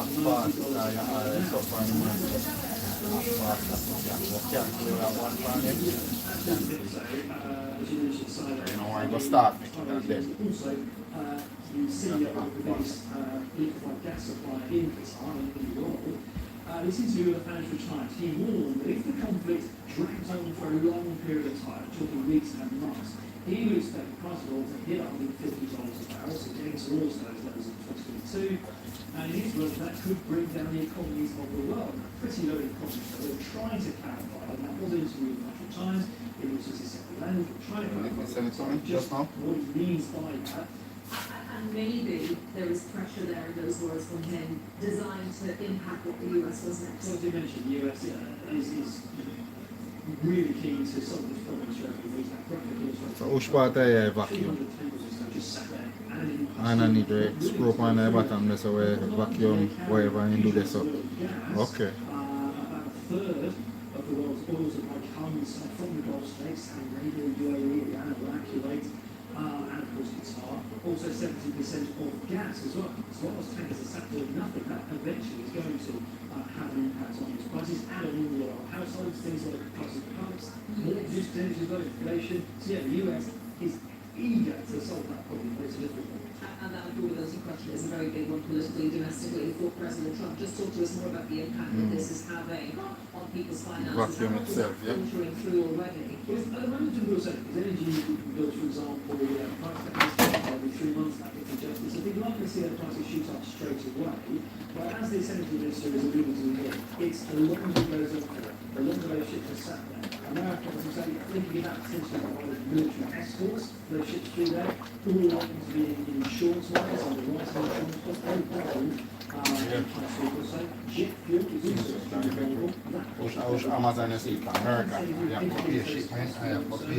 They're not saving you just yet, certainly. And that's something you can carry in your suitcase. Whatever was here and charge you for it.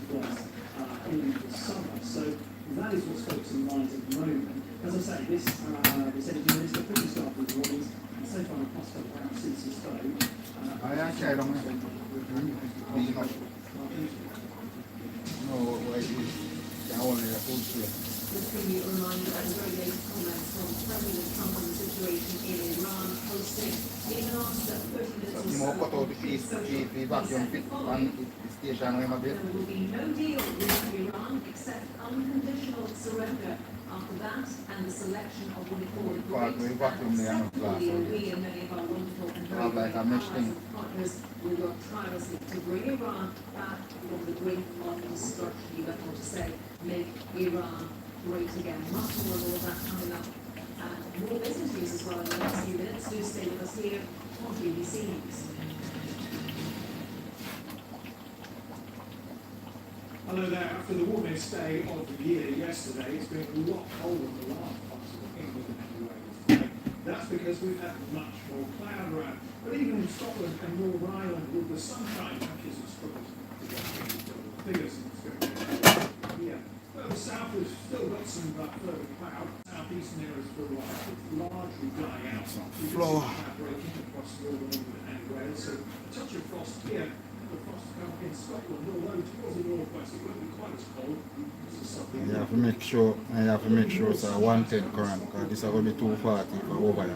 Wales for a lot, a cloud overlay from today. Further south, still a lot of clouds, still producing some of these producing showers, with a distance to the as well. The kind of thing, temperature just creeping a little bit higher, so across more of the country, Celsius into the second half of the weekend, still showing a lot of cloud, particularly Wales. Some of that cloud pushing its way into Scotland. Read up and see if I dual power. Some late sunshine across the southeast of England. Yeah, but you send it to me, I can't read it. I only can look on it, innit? On the mild side, the temperatures could be a little bit higher into the beginning of next week, but a few showers around on Monday before we see the winds pick up after Monday. Apologize, yeah.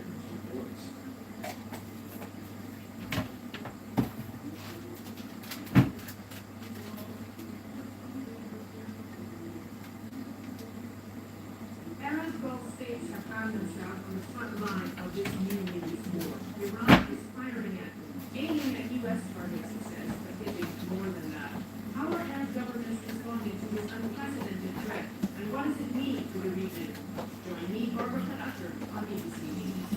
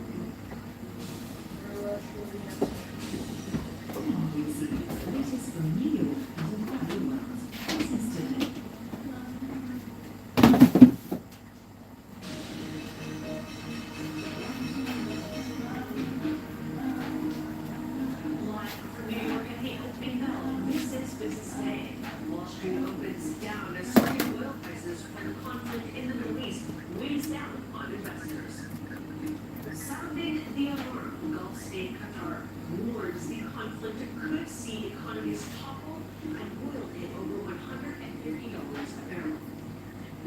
And supply chain reaction in industries from healthcare to tech and construction is chaos as the Iran war hits key trade routes. Welcome to Business Today, live from New York. I'm Samira Hussein. And we start here on Wall Street, where markets have been absorbing the rising economic impact of the conflict in the Middle East. With the rising price of oil firmly in focus, the Gulf state of Qatar has been sounding the alarm, warning that the US-Israel war against Iran could break down the economies of the world. Yeah, I just did, In an innit? interview with the Financial Times, Qatar's Just did, me put up, because when you send me up on the phone when I use, I'm going to do it the way that you put up. Yeah, I use already. predicting that the price of oil could rise to $150 a barrel. Now today, just looking at the oil price right now, it has crossed over the $90 a barrel of benchmark Brent crude. Now, joining me now is Edward Yergetti. He is the president of Yergetti Research. Of course, Edward, we're going to have to start with the price of oil. We did see at one point this week that the price had stabilized and investors were looking beyond the war, but all of that has changed. What's happening? Well, it's hard to look beyond the war when it's still going on, and there's really no certainty of how long it will last. The initial reaction in the marketplace was that with the Iranian regime having been effectively decapitated, that it would be a fairly short war. But now there's a recognition that Iran may have lost the war, but they don't know it. They're still fighting as though they can win it or seriously disrupt the world. So I think Iran has adopted a strategy of creating chaos around the world by shutting off the oil. They really haven't actually blockaded the Strait of Hormuz, but nobody wants to just by crossing through there. So I see some tankers going through there without any incident. I think the folks in Qatar are correct about their concern about oil prices going higher and creating havoc for global economies. Well, I also need to change track just a little bit because it's not just the price of oil that is really on the minds of market players, but it's also the latest jobs report. And it shows that there's a slowdown in hiring. How is that playing? Well, the month-to-month data seems to be getting funkier.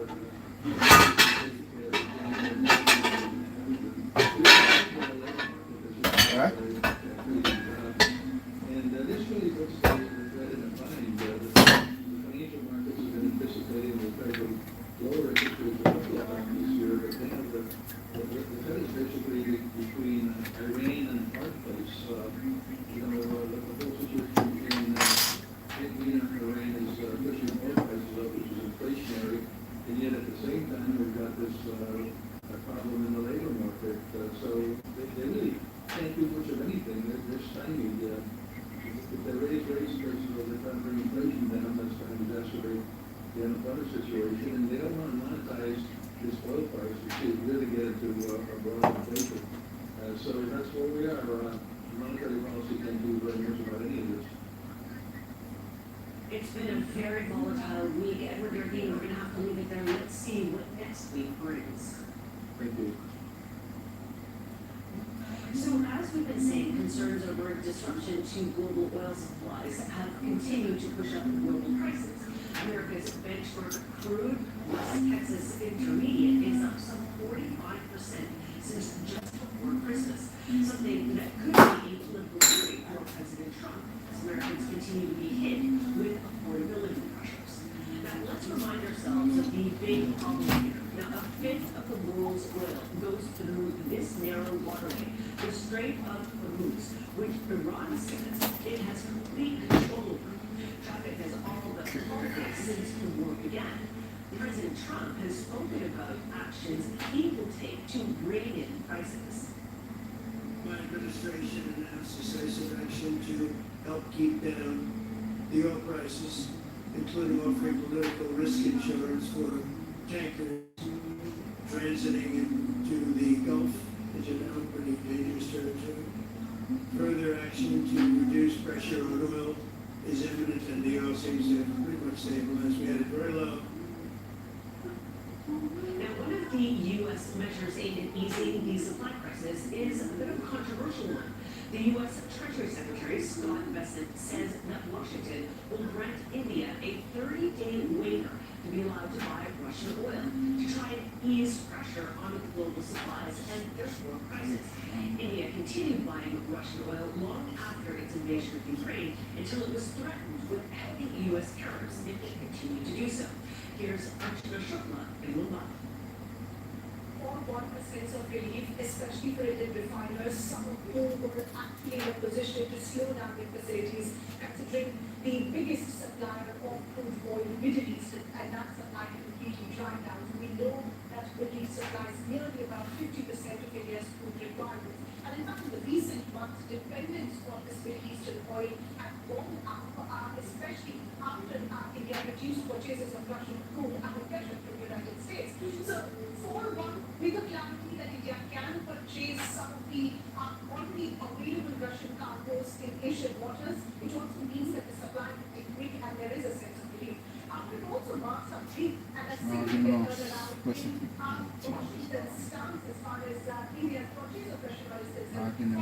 That has been the biggest deadline in talks between India and the US. And in fact, even last month when the two agreed to sign on a trade deal and the United States removed the penalty tariffs, instead India has committed to stop purchasing Russian oil. However, on India's part, it had never really cleared up, as clearly said what has been the commitment between the two countries as far as Russian oil is concerned. It has always said it is diversifying purchases. But we're working with US Treasury, Scott Bessent, and now You know what I mean? You know you always say. India to purchase Russian oil has also started posing some questions for all governments claims that it holds its own right to choose where it is cheaper. That was Archana Shukla reporting from Mumbai. Now, for more on all of this, joining me now is Nidesh Shah, head of commodities and economic research at WinSome. I want to first ask about oil and just what kind of tactics can the White House use to be able to try and ease some of those prices. We saw one example, of course, was allowing India to buy Russian oil. What else? What other tools does it have? Yeah, you're right that allowing India to be asked to buy was sanctioned oil can ease some of the pressure, especially as India has a very large refining industry. And that's really the problem, right? There's a lot of oil being pumped around, and even more trade because of refining material. So even if there's lots of crude on tankers in inventory floating around the world, it hasn't been refined. So allowing India to refine some of the oil will help. You've also mentioned the offering of either insurance or a safe passage through the Strait, maybe through sort of military escort. That sounds nice in theory, but that's not practice, right? We need to see those measures put in the ground. The thing is that it's very hard to protect individual ships, and providing some sort of umbrella of protection is going to be harder, I think, than anticipated. And it's going to be costly. These things become costless, and to contain oil prices, if you have to increase the budget expenditure, it will come under watch. So there's a couple of issues there. I think the last major, the other major way of getting cost is to release oil that's in strategic reserves. So many countries, including the US, have oil in strategic reserves held for military purposes, for defense purposes. That could be released as right now is clearly a military operation. Right, and so President Trump actually addressed strategic reserves yesterday and said that the United States is not looking at that right now. I do want to get your thoughts on what we've heard from Qatar saying that we could possibly see the price of oil going to $150 a barrel. Do you see that? I think we need to think about the duration of this war.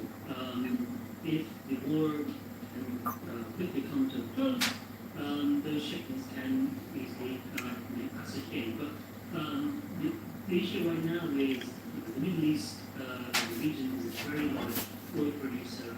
Most of that oil is exported. There's very little, there's not much capacity to export that. Therefore, so long as this war goes on, there's this kind of storage in the producing countries to store the oil, and therefore they'll have to shut down production. Shuttering down production will mean that oil prices will rise. Well, certainly something we're going to be talking about a lot more. Thank you so much for your time.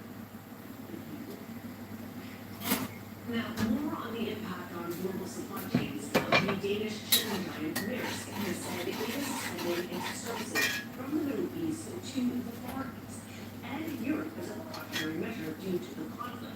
Businesses around the world are fearing serious disruption from the Iran war, with industries from healthcare to technology facing potential shortages of vital goods and materials, which would normally pass through ports in the Arabian Gulf. As Ben Farrell, CEO of the Chartered Institute of Procurement and Supply, explains. The scale of the shipping that's backed up, how people understand the level of impact, and General Ali in the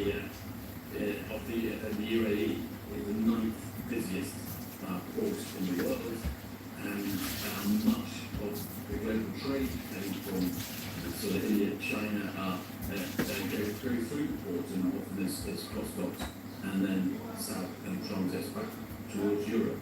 There's also the amount of trade going into Saudi Arabia and the UAE as well. I saw yesterday to look at the maritime. There are 50 ships, large tankers with all sorts of products, as you described, healthcare tech, agriculture, all stuck there as well. 2 days ago, I saw there were 750 ships now stuck, including over 100 tankers, which was a tenth of the container ships in the world at the moment stuck there. And that's it from us here at Business Today. Stay with us on BBC for more news and coverage.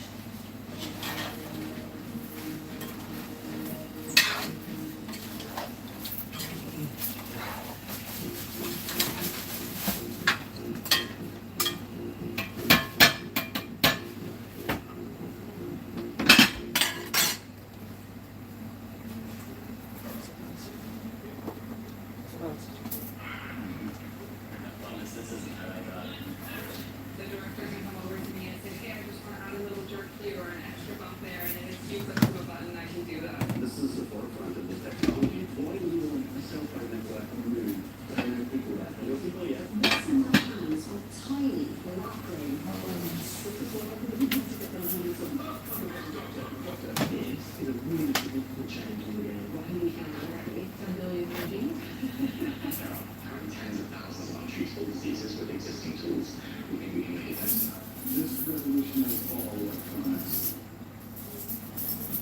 Technology like this is possible to accelerate the capabilities of the future. We're developing a unified space solar power. We expect to have higher temperatures consume hundreds of times less energy.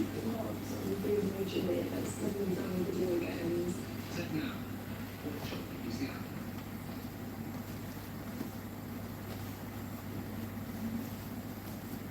Here at BBC Verify, we use forensic investigative techniques and tools to fact-check stories, verify information, and counter disinformation. Using data analysis and the latest technology, our journalists examine the evidence and get to the facts. Watch our BBC Verify reports on the BBC News channel or online to find out more.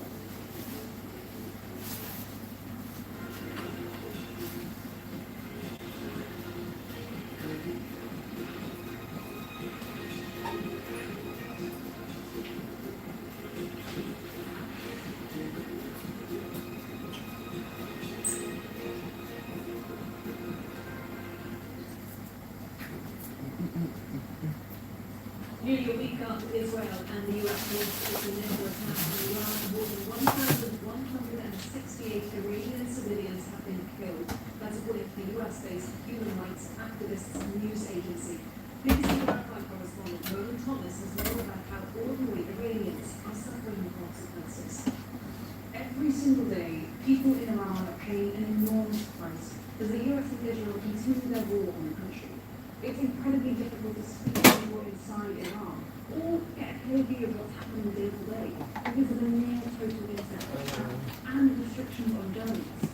Here's what we do know.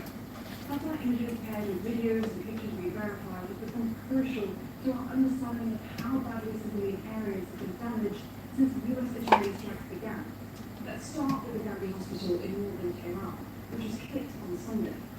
The IDF says it targeted a military facility near a hospital, and it reports it was damaged in the strike.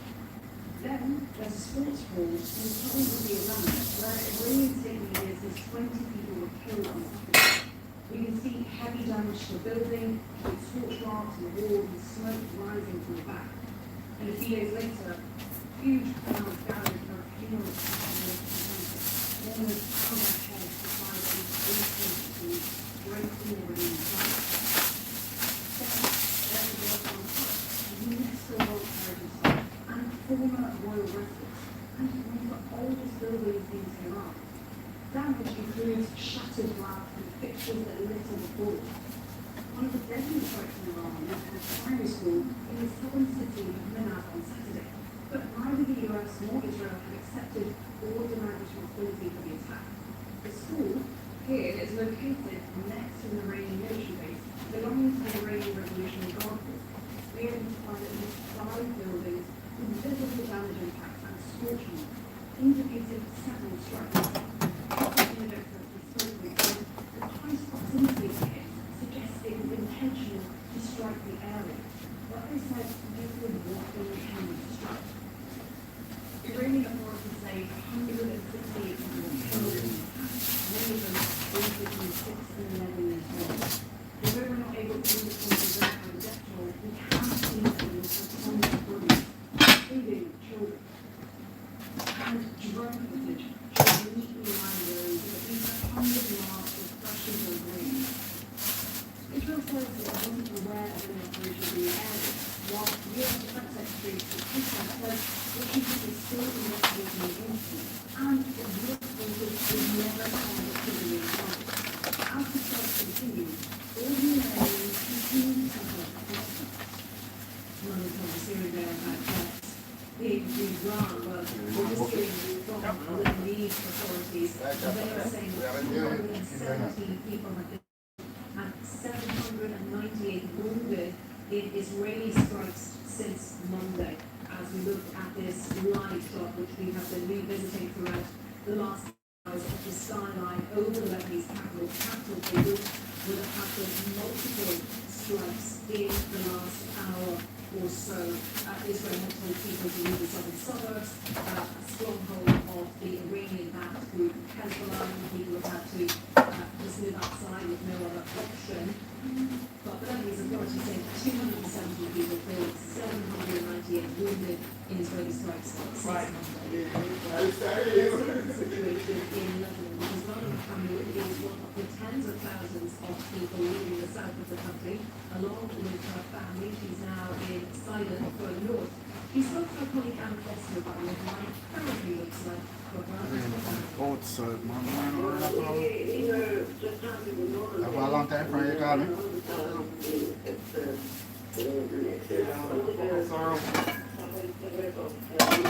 Carl, cut it off the man.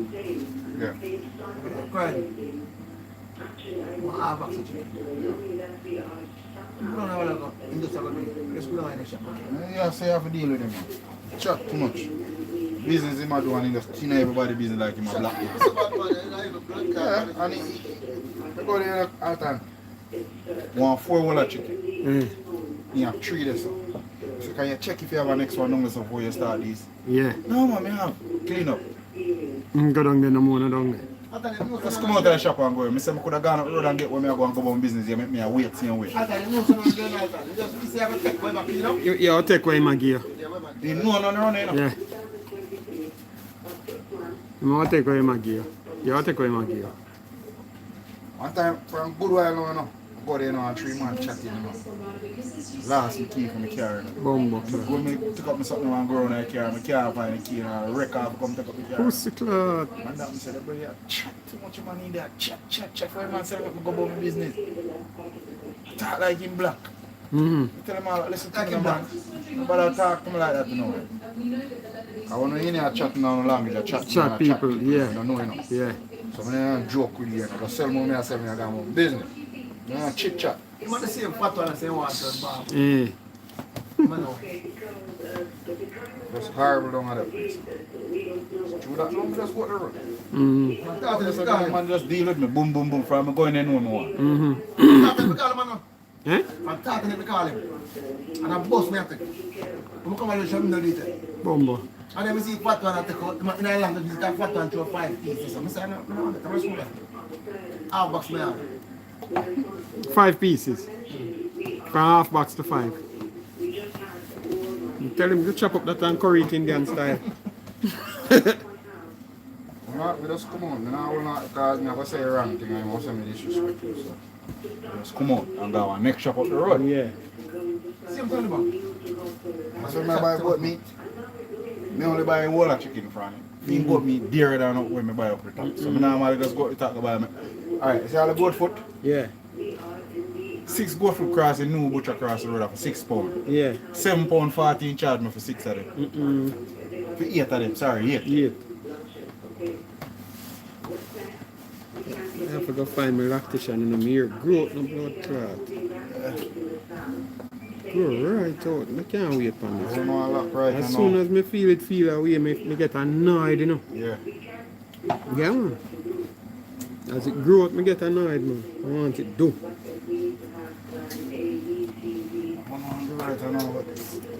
I always work with appointment. Expensive you do here all the way.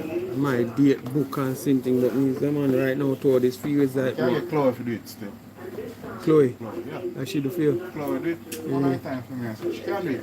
Me and my African guy, I pick and we do it proper. I have my lady where she start my one and she up until today, she nobody else about me.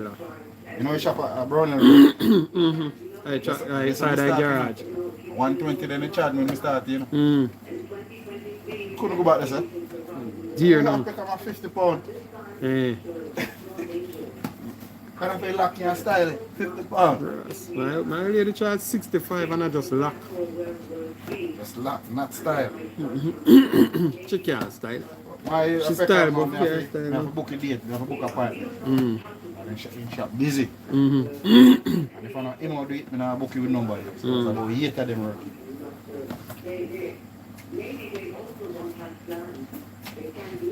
One person to my one brother. One. From the first day till now.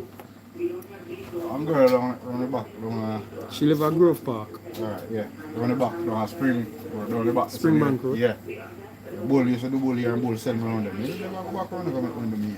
I want too much money to do here.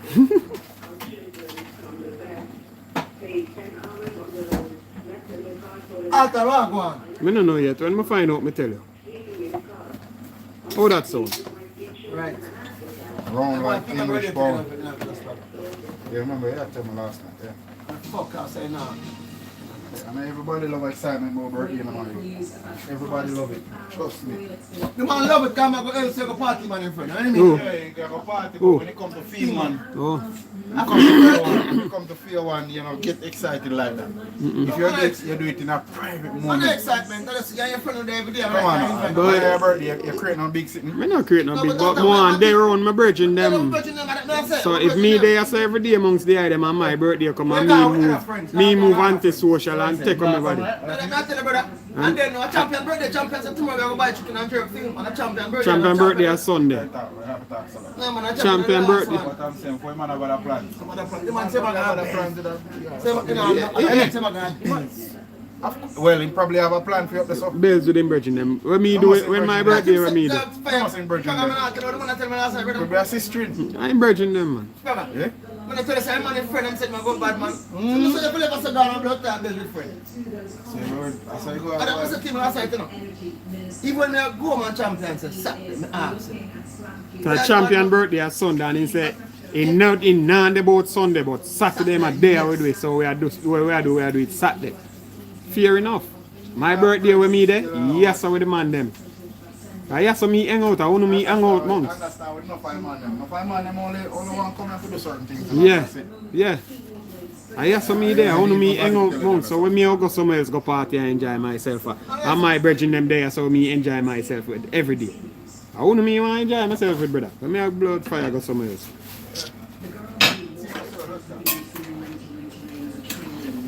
Well, one of you to get a little work, you know, man.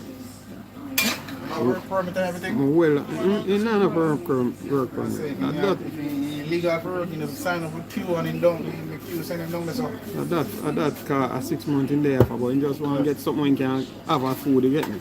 Yeah. Well, I like first time I do. I could just wait until Vernon ready. Mm-hmm. On them. Yeah.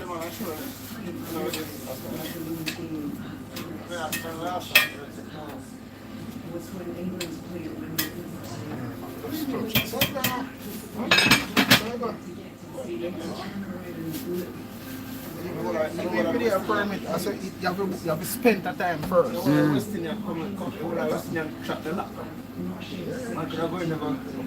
Yeah. All of them locked down.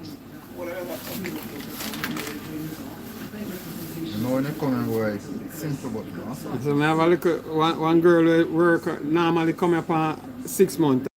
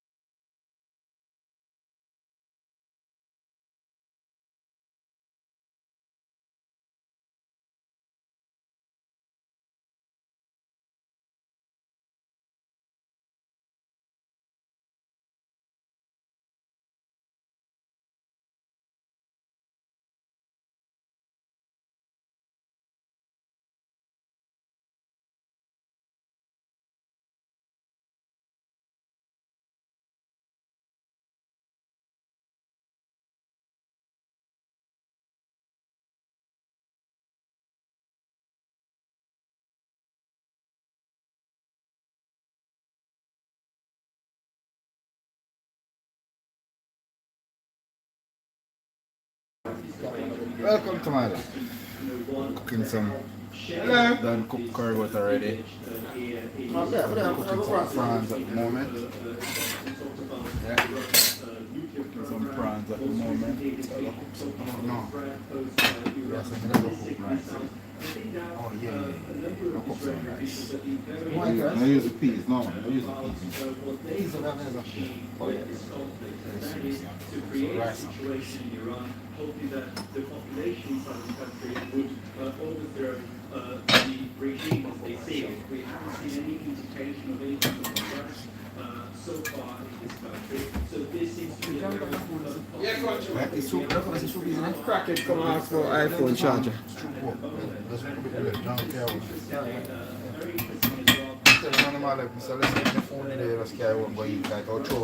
I know, sir. You did actually erase ice through pork? No, man, me eat this morning with the... With the dumpling? Yeah. I don't know what it is. Me know. Me see what they do with it.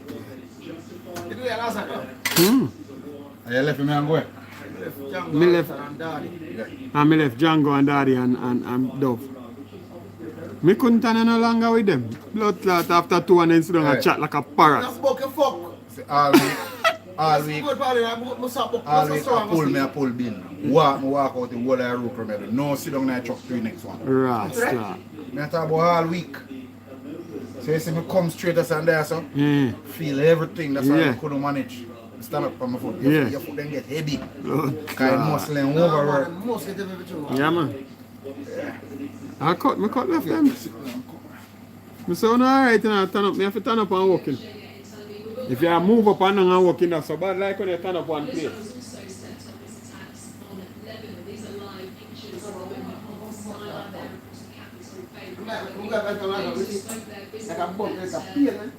What you say, a pool table fix?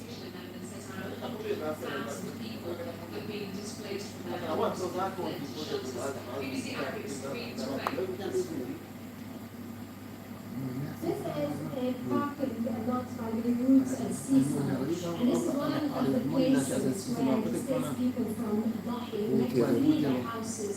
Money business, you know, so guess what? And here I'm going to tell you now. You see when you buy that pool table, stop bumbuck like get them on that phone. Listen, man, forget about that. What you do? Nobody now not easy good. That's when I kind of go in, and now what me to learn to come and go on the dark because not hard. You're right. That gives them money. When make them change money. They can't go the best and go to the bar go beg them pound kind.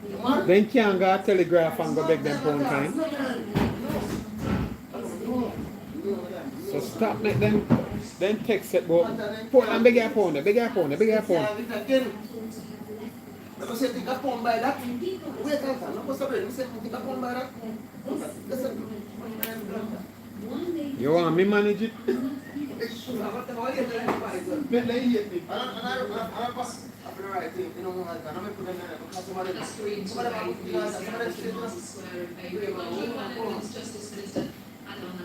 Nasser, thank you for joining us here on BBC News. Thank you for having me. What is your message to Hezbollah? Because it's the fact that they retain weapons in the south of the country and parts of Beirut that gives Israel cause to say if they should attack the country. What do you say directly to them? I'm a crackhead girl from a car.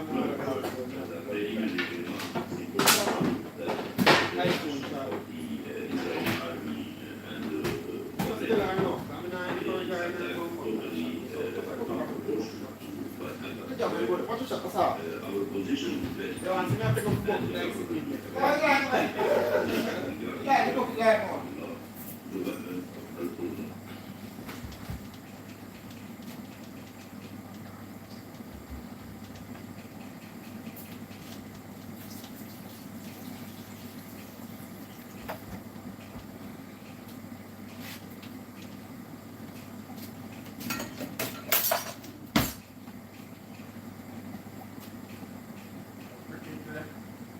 No, that Sunday.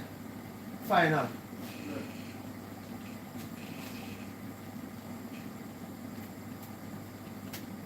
Sorry, man, I'm going to say one chicken today.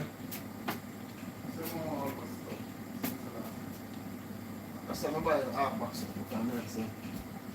I don't know how types now. Always got 140 yards it would be a weapon. Yeah, father, no, I can't fry them chicken there now.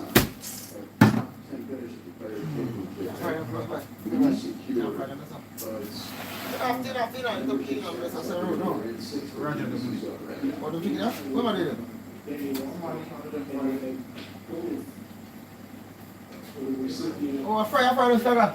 Yeah. Oh, fuck, you think I dare tell you now? No, fry. That's not said they were both considering good things to come up with the rest of the war. Third championship on the horizon next week. The second seed is just off the edge here.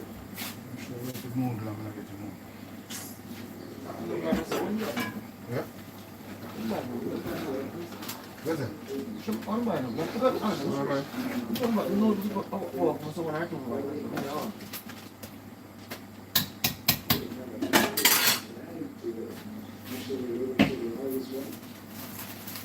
Castellanos opening 2 shot found the spectrum.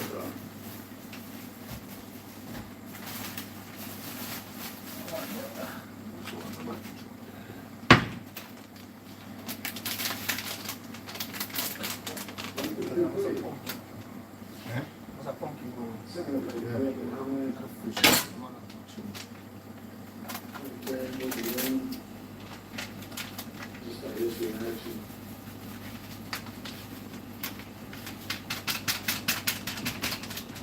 But they look for space to look through around back to the ball. So you can put some speed behind it.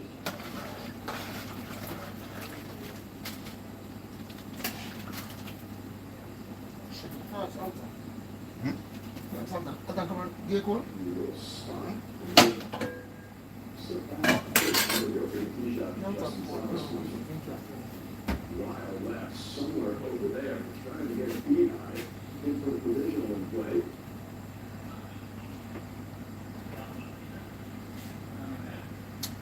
Father, no, don't really not come again.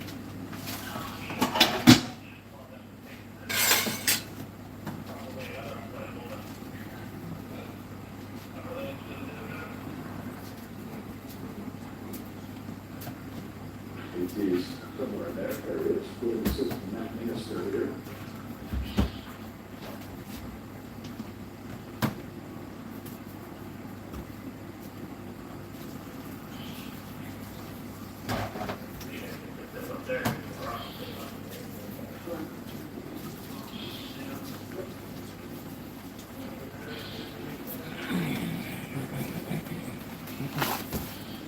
Stitching come out last night.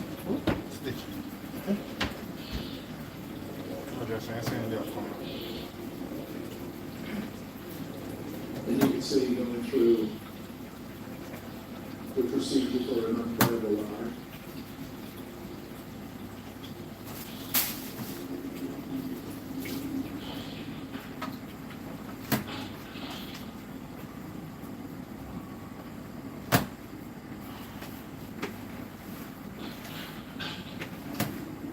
So now, the situation is how to execute the shot here. So, into get it up there and somehow minimize the damage to just go.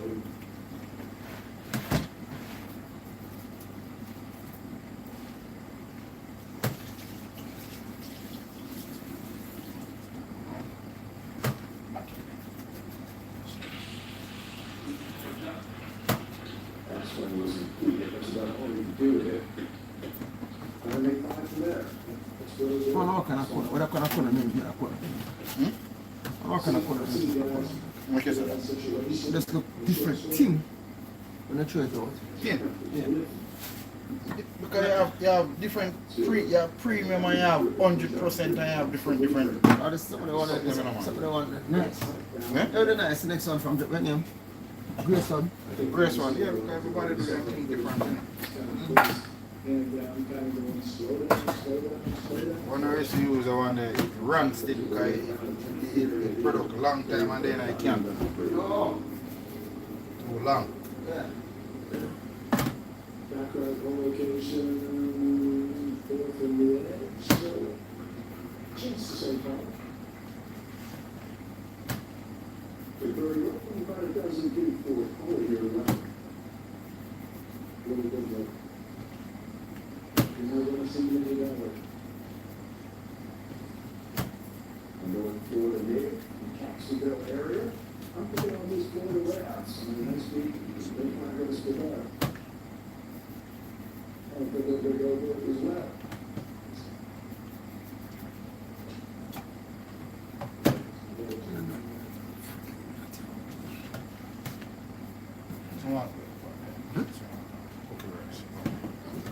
Not as best, but it's not going to hurt you.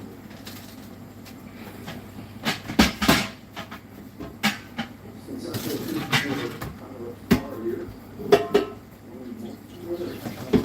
this season, that's the bad. This thing went through here for the week. It took a little long time. First, 18-hole lead, we made a burger for 11 years of a PGA Tour.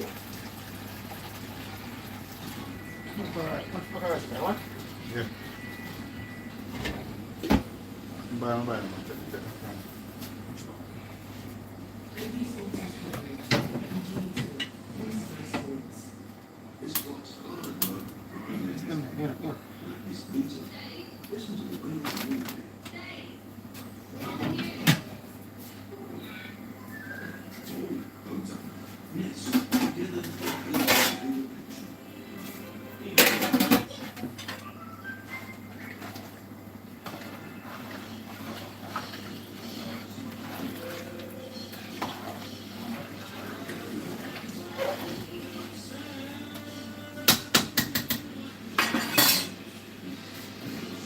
Yes guys, welcome to my live. I'm making manish water soup.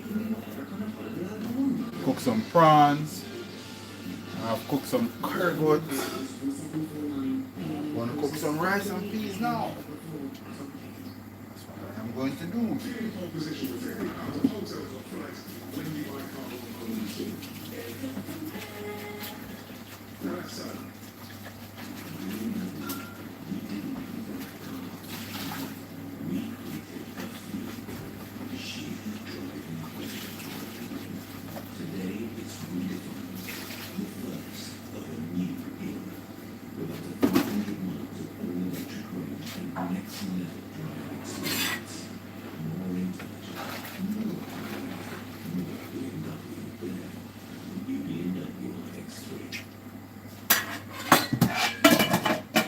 Tastes lovely.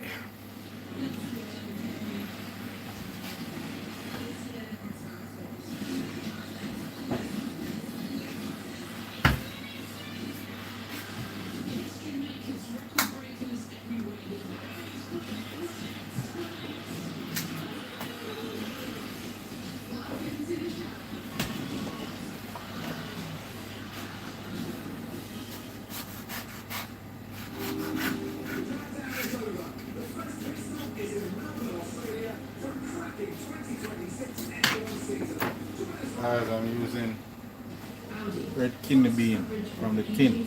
This is from the cartoon.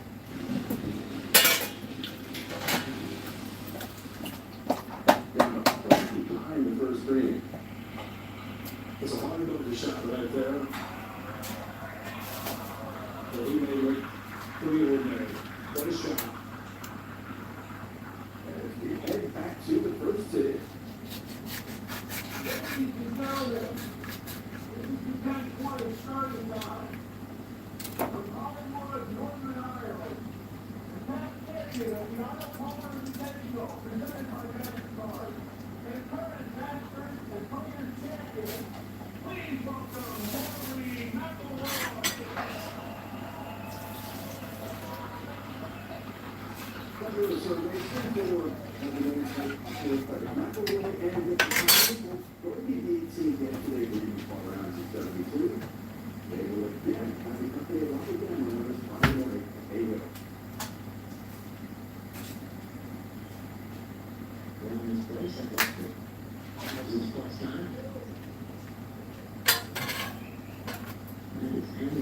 It was not the right. Very similar to yesterday ones that's the win for this t-shirt. You did catch the first kind of rough, Robert, so maybe okay. Really not coming forward over. It's good for speed. Kind of a pretty clean fairways to the opening round of the Bahamas yesterday. Thin coconut milk. After hitting 5 or 6 drivers on the range before coming here, and Coconut they landed on top of each other. So hopefully he keeps those fields going to the course. That's a good thing.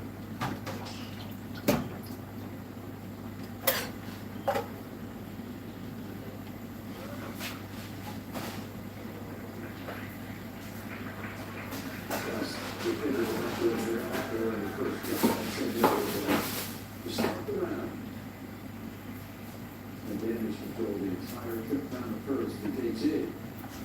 And this is going back up the hill.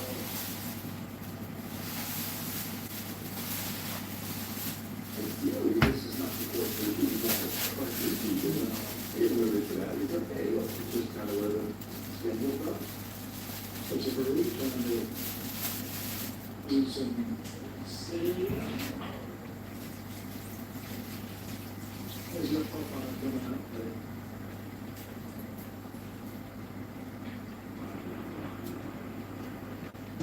Speaking for work, at 8.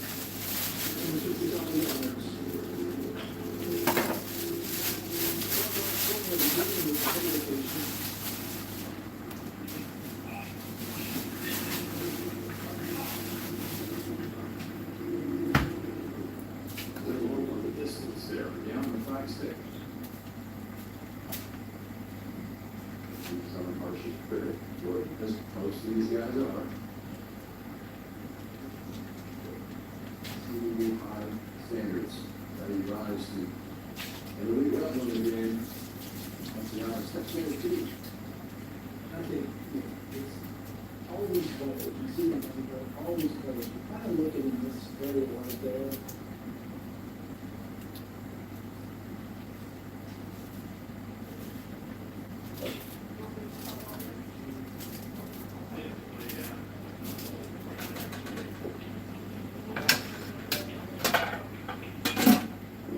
Yesterday. Very much so.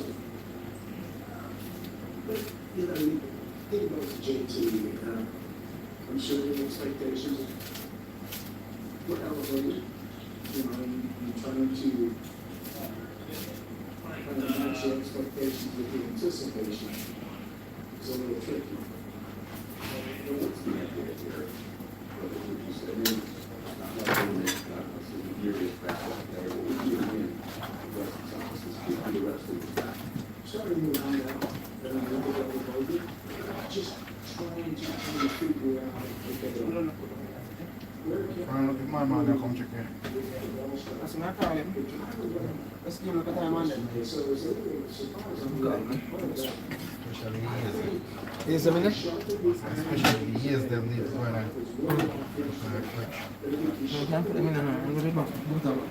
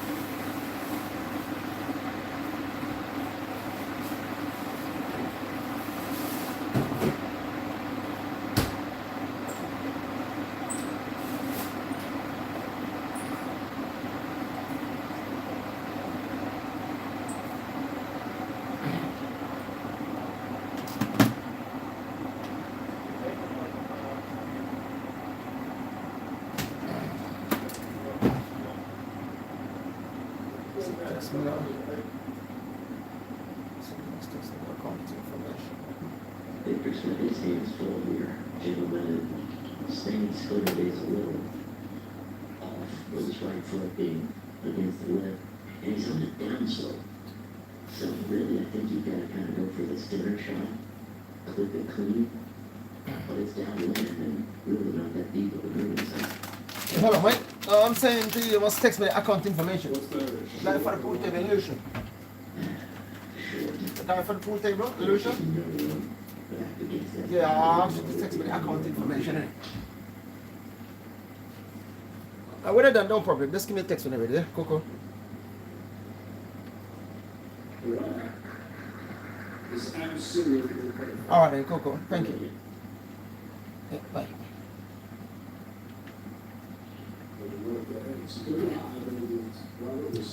Ah, Father God, I'm so amazed this now. You, man, two of you, or one of you. Okay, that's cool. Two of you, one of you. What do you see there?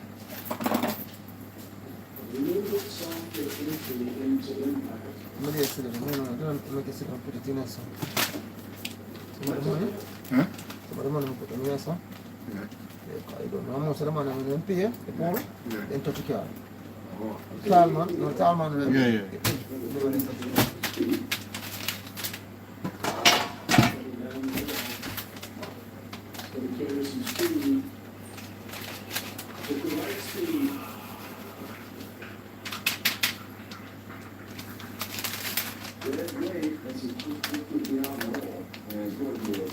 So I'm talking, how is it going?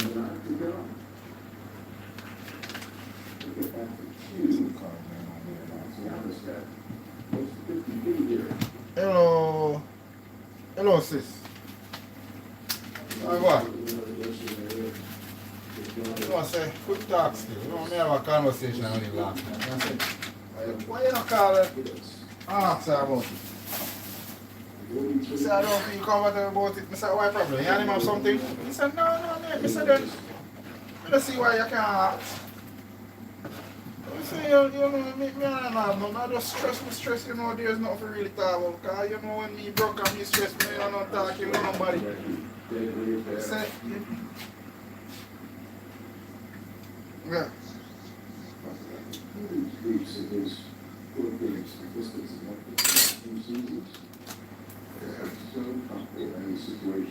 Yeah. Around the ring and stay split.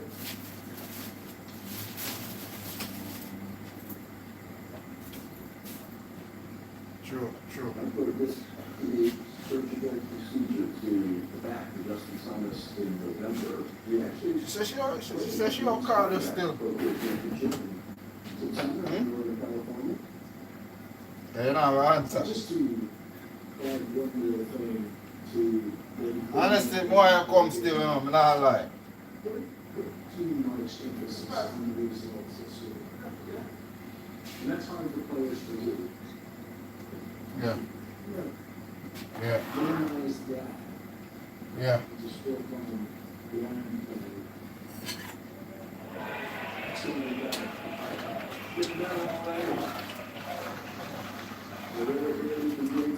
When you call her, you need to just tell her man after you're not come. That's what you need to do.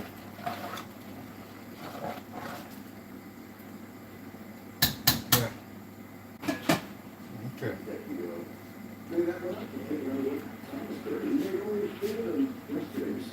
Yeah. Big numbers on the scoreboard on the way at 79. Up to the first. Really looking to chip going over top of the fringe and get some big slopes in the fringe. I understand. I understand. Totally. Yeah. I understand totally how you feel. I just feel a way so we get involved in it and this is awesome and then now we try for it, you know? Yeah. I like it. Love it. So go yeah, man. That's so oh, you good though? Yeah, just done.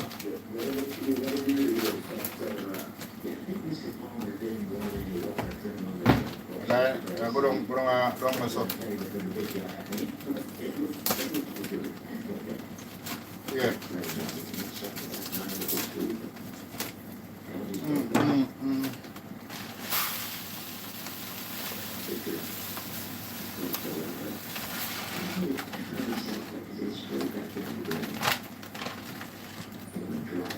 Alright, cool, yeah. Such a good player, Dr. Shaq. Well, love to see the cap it off. That reaction is a spillover from what we saw the second half of the day. That against the end of the go down. Oh, it's not good. It was uncommon. First for problem in that word is not second round.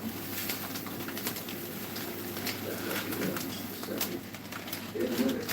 We would, always down the ball.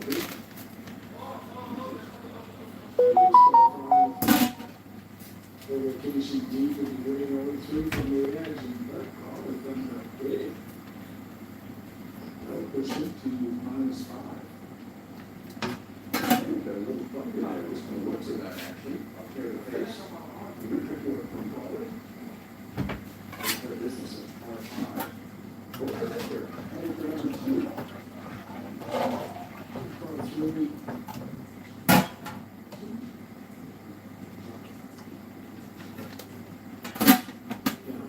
from the fringe to the whole location, it's all bases from that front line. It's on 19, so because it's just bad, and really from the fringe to the flag state, but you can see it's really anything, the only flag state, 20 trophy, 19 trophy, we're going to flex it to it, and we're doing indiscriminate jumping. Scarce number of birdies and win times included so far this week. The second.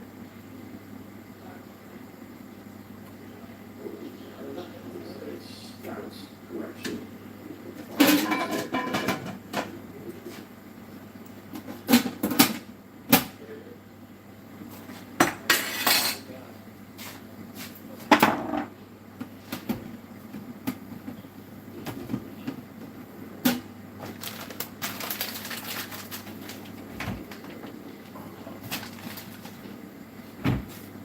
That's at 225. That was the score. Mm-hmm.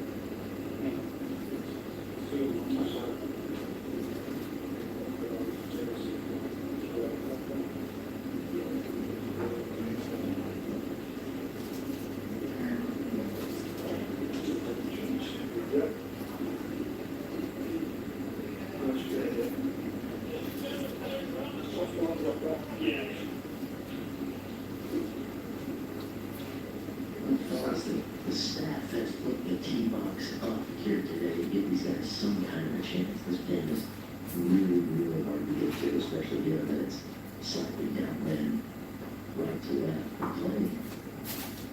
The only way really to get close is to hammer the ball with like it's just over the middle of the right on the front range. It has to be very precise.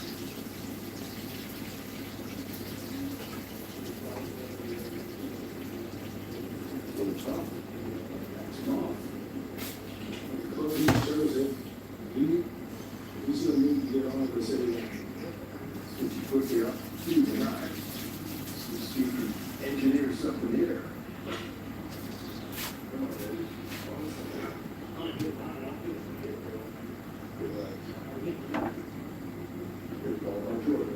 a good line. All right, back to the eighth, the second rather, in our track in technology. In Belgium partnership with Rolex. What's a little bit of line? Landed right in the front trench too. Really bad break. Oh, go on, you good? Oh, I'm gonna free, please. Coming back up the hill, so I think he'll take it after all the discussion we're having. Par 5-4 is over.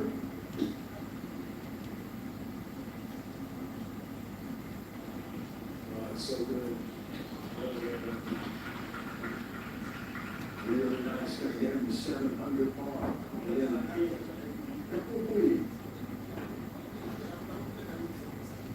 Yeah, man, the pumpkin juice down at house, same way, man, you. Yeah, I want to start the next one from last night. Just need to strain and back.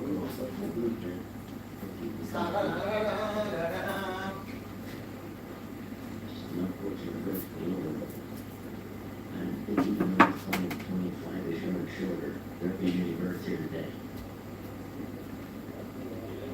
That's a really good line there. It's right.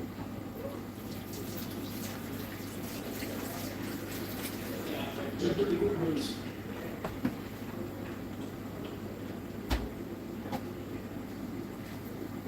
Let's go with one. In on top. Let's see, Birdie, the second.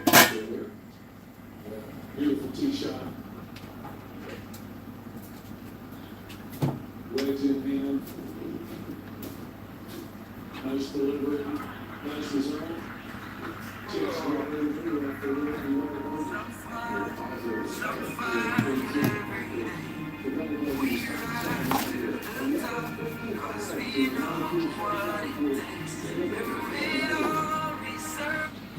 Hello?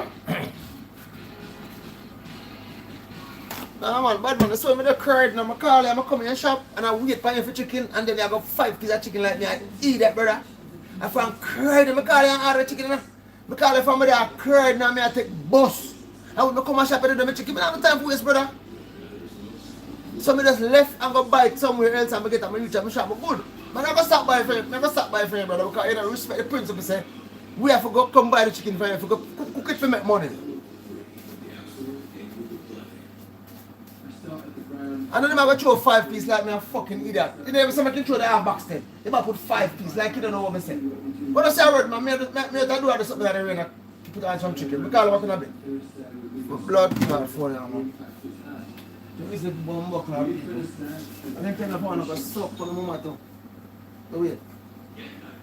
Go sit like that, but if you don't want to do it, wait.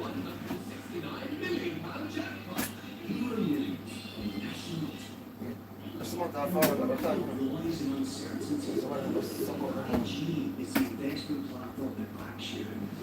Get the dubious tips from that guy down the pub. Get real-time insights, analysis and tools. More fat-cap brokers clearing your gains. Pay zero commission on your investments. Switch to a platform trusted by investors for over 50 years. IG trades, invest, progress. Did you know tripling is easy?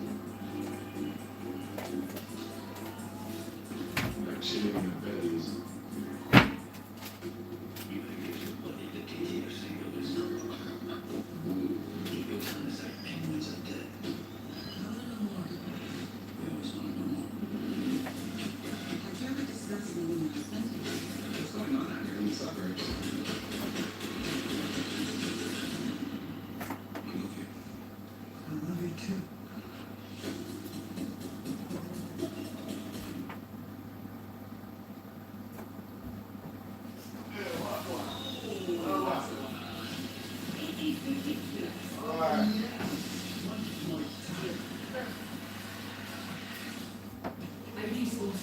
coverage of the PGA Tour on Sky Sports.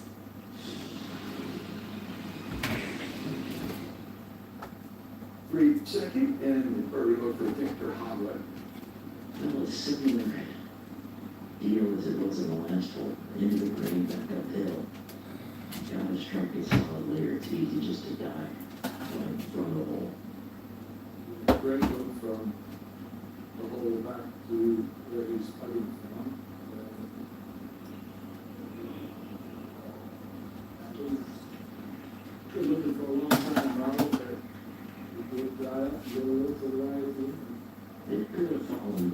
just another rotation or two of base. Yeah. Okay, 3. You gotta keep trying to salvage par here. Back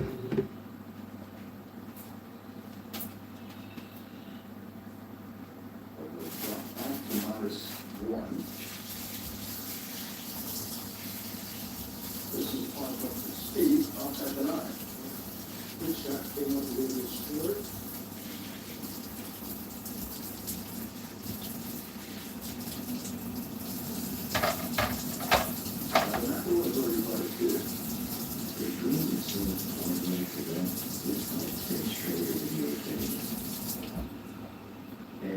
This is it, right?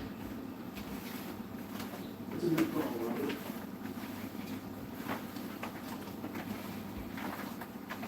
Promise, 2 in a row.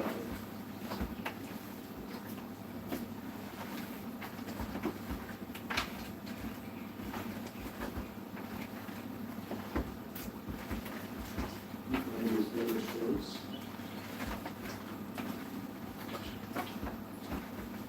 Okay, up to 9, and for Stevens.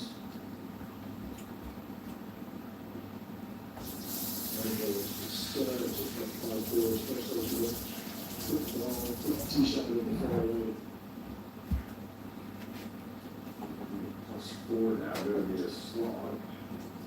Make it to the weekend for Sam. That's some work to do on the England half today.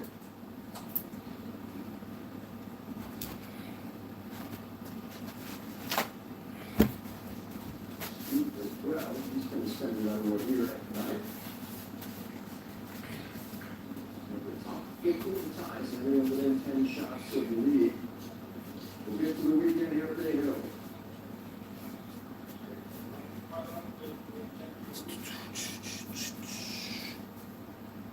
Yes, father, put on them chicken and now. Thomas, ready to roll here at 4. And we teach that here this morning.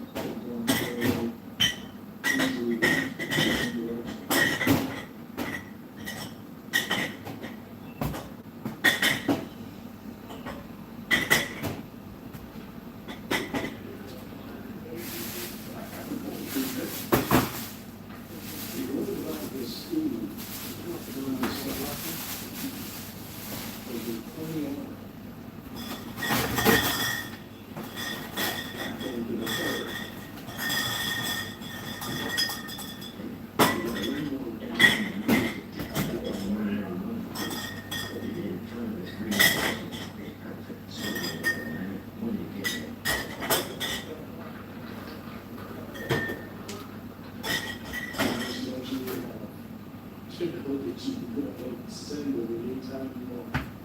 And call it 13.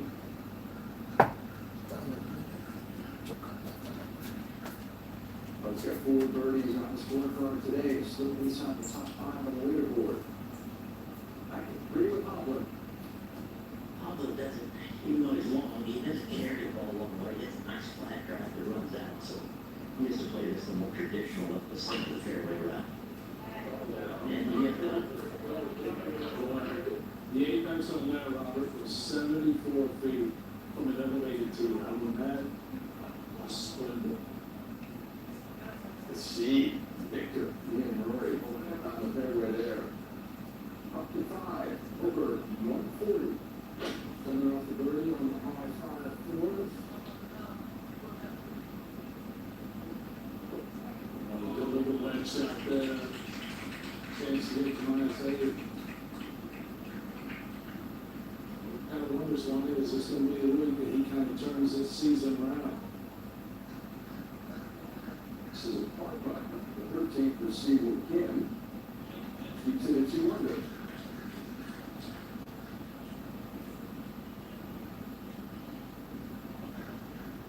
He's one of the players on the field. There's so much fun to watch. 2014 Worldwide Technology Championship. That was the last 18-hole lead on the PGA Tour for Daniel Berger, a span of 4,130 days. 63 yesterday.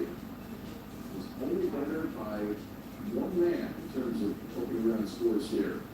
Venezuela. That was struck a dozen years ago. Well, we just putting up clear 13. Even if 5 under.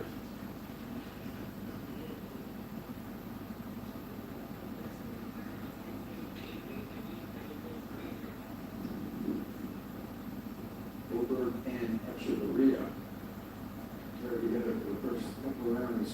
After the fifth year, we've got, of course, a win again on the PGA Tour. For this morning at the Palm Beaches, some classic last week. Pusher gets too late, King Lowry. Birdie at the last. But this man will lock it down. What's the man there? Someone there, man, talk, man. I have nothing to talk about. No, man, because I don't know what I'm going on. See me? Yeah. You just come down, observe and watch what I'm going on. Simple. Ah, you understand me? Simple, bad man. Fuck, think a joke. A joke thing with that. I need to,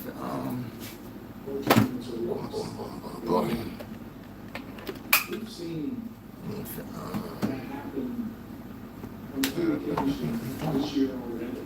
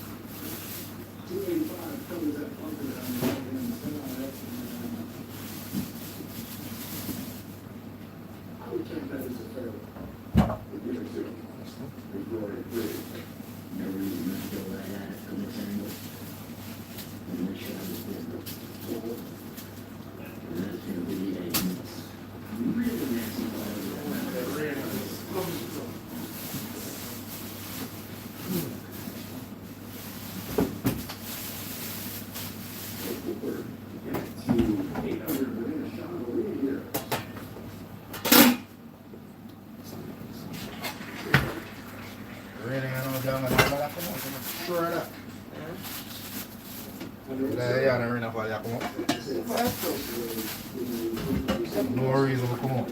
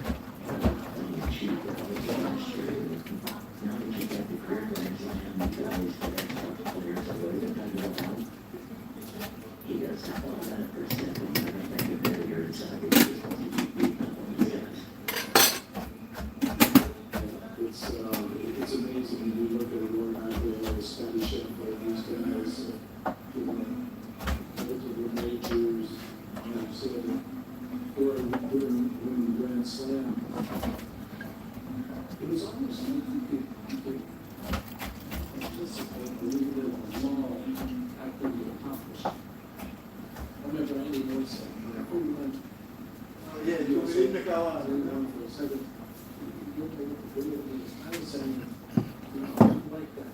I mean, there was shit in the ocean, because, the next one was, I think he's kind of refocused, hit the reset button. He's going to go to this.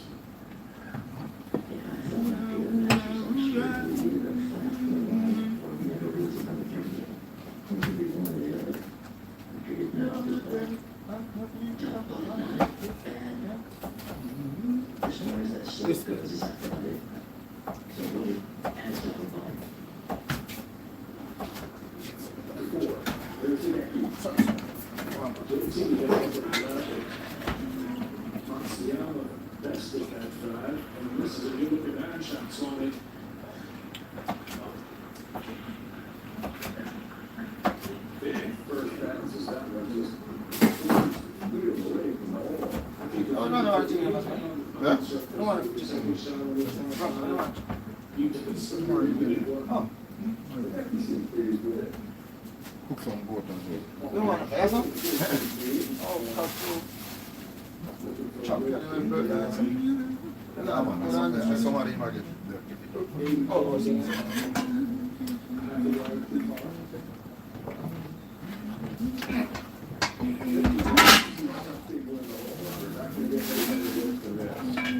so the peel on the way, you can't find it. Only the next one, I'm having original. I don't know where you make that one. Not there, not there. Third, come on. Third, come on. I don't know, blood. Somebody must have come up and... No, man, you can't get mistaken in your throw, man. True that, you know.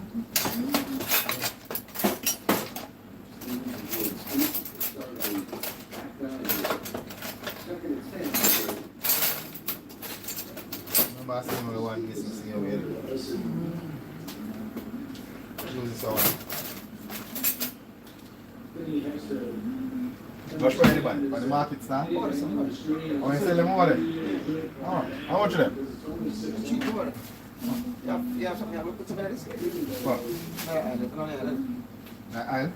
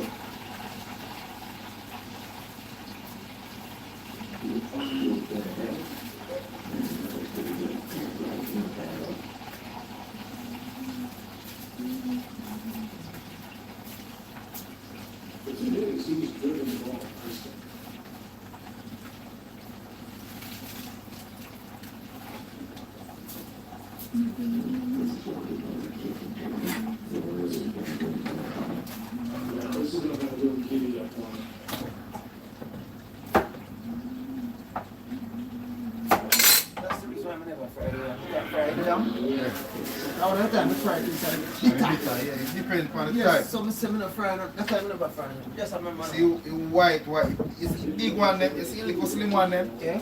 The one they were bitter. And them one them fry, what time you used to buy? Yeah, man, because them they're hard, they're soft, when they cook, they're dry. You see big one, them like come and buy, them get them out, they're not going to taste them.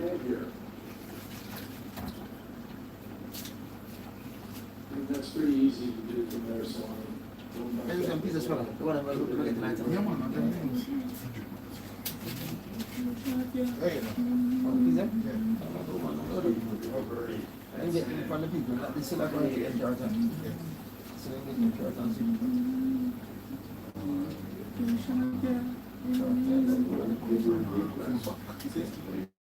Get them on there? Yeah, man. Get them Irish one for the people that come in. Yeah, man.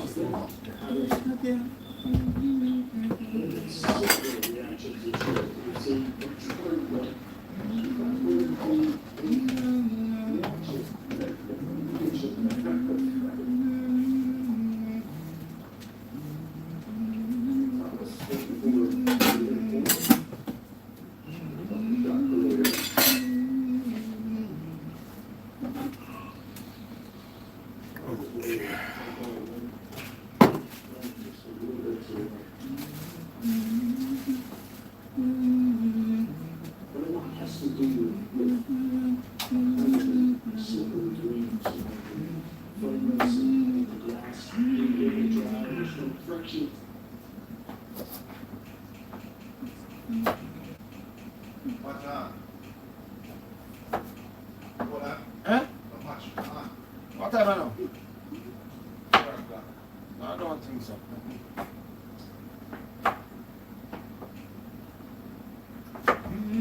What's the tipping point? What's it on?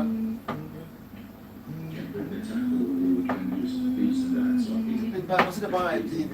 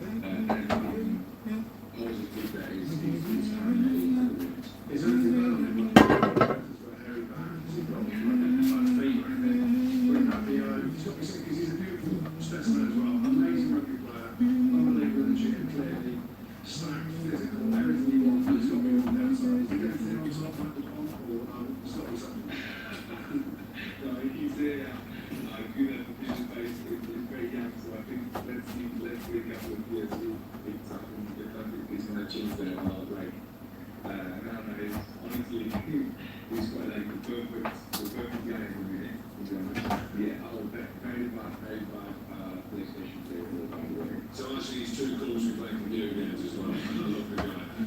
You've got some brilliant athletes, Paolo, in your squad, mate. And I know it's doing the rounds, like the young kids are looking at what that's squatting us all. What he was doing something like 250, and I can do 150, so it's not biggie. But is there something that you as a team, because I have my idea of how you were playing the game, and I see this kind of specific style of athlete. Is there something where you come into the Italian team, as an athlete, you need to be good at this main thing, and then the other things will work around it? I think that this is the process of game, well, it's a type of defense. I think we always want to have at least 12, when we have at least like 12 players in a like good position to be like a threat or to be ready to play. So we don't want to waste energy or losing people to breakdowns or having people not in place because they didn't reload quick enough or fast enough, and that's not evidence. So I think it's something that we try to put into numbers and into stats as well. What we call TMT, which is like takes more talent. So all those kind of things, so chases and so on, all these stats, we try to measure it and try to have a few competition among ourselves as well, especially in the forwards, like the speed they chase at and so on. It's something really careful about. Carlo, what's TNT in Italian? Serve talento. Non serve talento. Non serve talento. Paulo, just maybe last one before you go. Would a victory this weekend be your best or biggest in Italian shirt? It could, yeah. Like there's no way. I'm assuming like I'm pretending I'm thinking about all of that. Like there's no way.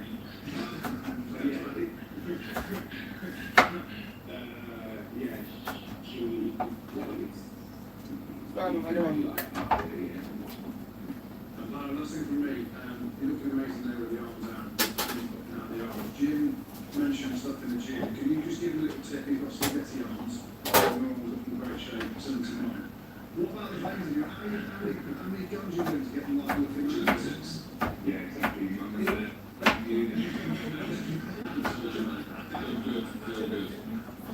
Alright, wish you all the best for this weekend. Not too much luck on English. I'm sure Biggs and Jim definitely want Italy to win, but yeah, good luck for the game and hopefully you can win. Sorry, mate, I know you might not follow, but I heard say. Yeah, I'm not letting you go to ask them one last question so they can say bye. What was Biggs like for too long? He's got there in the prime of his life and decided to throw the towel in for the challenge. How was it?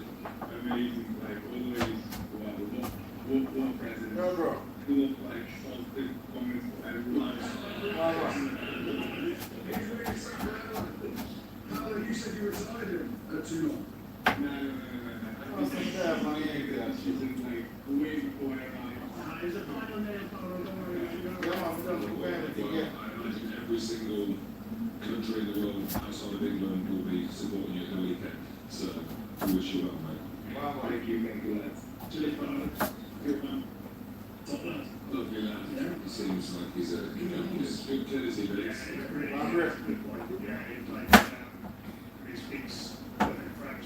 Oh, fucking hell, my back is killing me.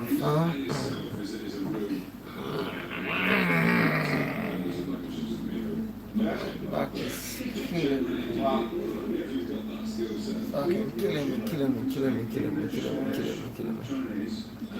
Back is killing me.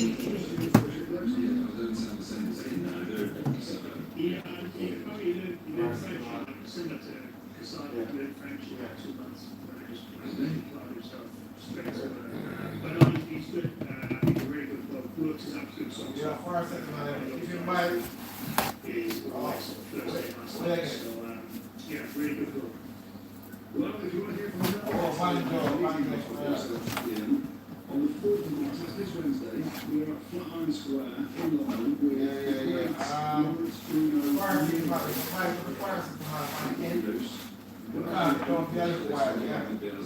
Because we were very polished, we were in paper, that's the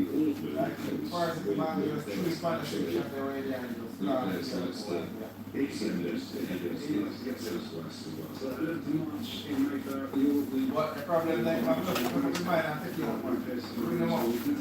Yo, it's not tomorrow. Boom. You have a ring. But I don't it's like I'm here. You tell us say you know say something like I'm 500% the way that feeling right now. Just the team one place. So all the links to the shows will be on the website. Shout out to Hendro from the Escalation to put it all together. Looks slick, so get on our website, look at all the live shows, get to live shows. We're in Ireland this week as well, JL Mountains, in Dublin, and then the Crook Park one next up. We're basically, we're everywhere. What really is even last week was slowly changed the complexion and the situation. Okay. And letters, off the back of that from Scotland. They're on it. Wales. They ain't going to be easy, is it? No, because of how we are I give it probably the full sleep. Don't work on compounding the Wales and bring my boss. shifts the mental approach. He's going to go out. From another perspective, it's Honestly, what I do. getting back it up. Next morning, Two rounds. next morning, just remember, yes, I say, Under one. boom. Get a deal. Been 2 or 3 years, probably a couple of years.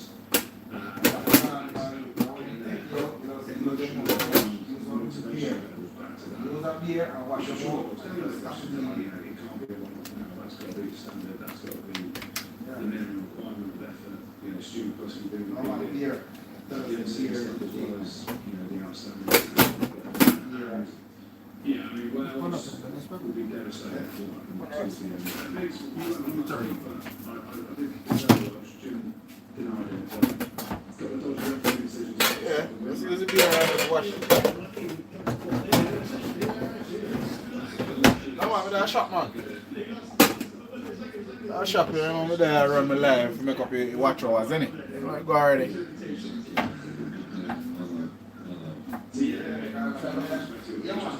I think it's it's funny, isn't it? Again, we keep going on like this, the tournament is on moments. How different this could have been if Mengelo's pass wasn't deep forward, if they hadn't held out on the end against Italy. Now, after that amazing performance at the they've got a chance of 2 home games against a Wales team which hadn't won a game in the tournament for 3 years, and a team that they've never, never beat them. So, if in 2 home games, they've got every chance of picking up 10, they need 10 points to be able to show. They need 10 points. There are 9 points in the minute. They need to get to 19 and hope France, throw it away. But you just think back 2 weeks ago, they're nowhere near the title, but they've given themselves a chance. 2 home games to come. Scrum needs a little bit of concern for them. I think, they're probably playing the 2 teams aren't going to challenge as much in that area. And I just thought, I know you guys talked about it last week, but Gibson Park was on another level. That's the best island of played since the World Cup.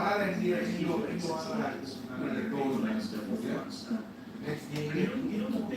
What's been a big talking point in Ireland? 12 months. Has anybody mentioned the last 2 weeks?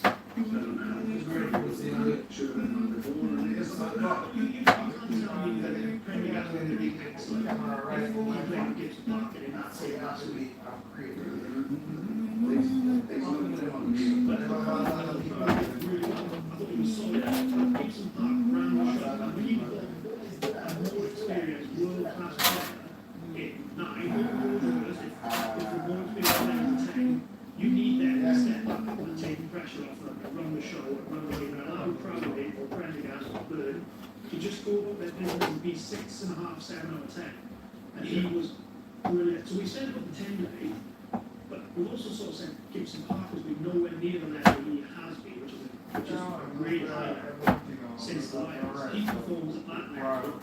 The team start clicking, the team start getting front foot forward.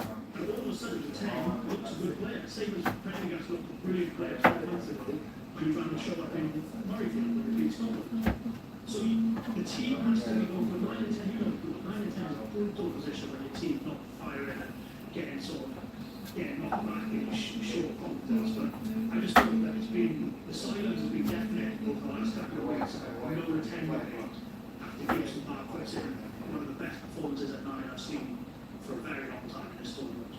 It'd be interesting. How would it be if Ireland beat Wales, just saying it this way, Ireland beat Wales, get 5, Scotland beat France, maybe get 5, and then whatever happens to England is irrelevant, then get to the last weekend, England go to France after them, Scotland to finals, and it's all 3 teams can win it, that's what we're doing. I can't see Wales doing a job like a big job. The Wales back up, is it just, let's sort of say all the same, are they attack the scrum? Like I said about Scotland, we're not getting to the levels that they got to against England to play against France and be that competitively good. Wales have got to get back to the levels they were against Scotland, and go to the top of the league, so they do that.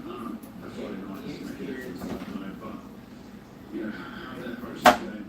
I think we've got to sum up again at the minimum standard now. Forget about effort, forget about all those things. What's that mean? Be it, shower,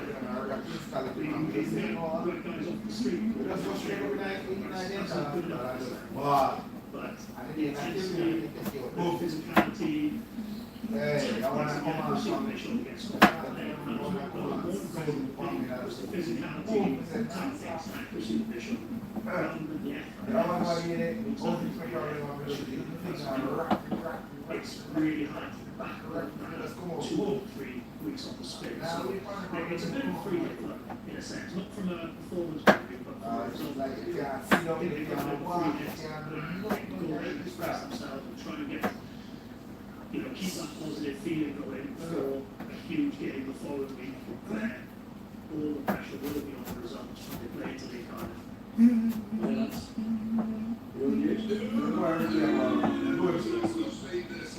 go for a shift, but it's still rugby, and there is loads of them in the news. to work our way through this. Where do we start, Roberto? Brad confirms promotion relegation is scrapped from the end of next season. But it's the biggest news, and the existing 10 teams which are currently in there, does that mean it's done this year? Okay, well, who knows, but there's a view to expand it to 12 teams in 2065 or so. In 2029, 30, but who knows, that changes between here and then, so it'll all be judged on points-based fair system, not just on minutes. So it's been scrapped anyway, so that's been confirmed, that's given him a little bit of spotlight. I'm sure you are. I'm a bit more kind of it now than I was. I'm against there being no promotion relegation, but the disparity between I'm very close. It's so big now that it makes sense. So they had obviously trying to get investment in, but everyone goes It's American investment.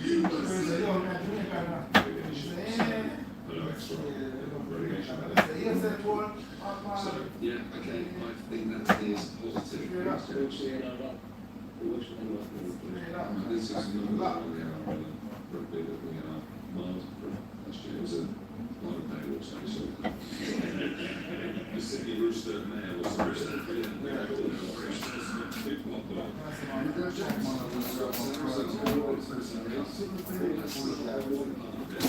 We command the line that Big Andy Farrell, the numbers of 1.2 million, 1.3 million euros, pounds, dollars, however you want to say. It's not the same.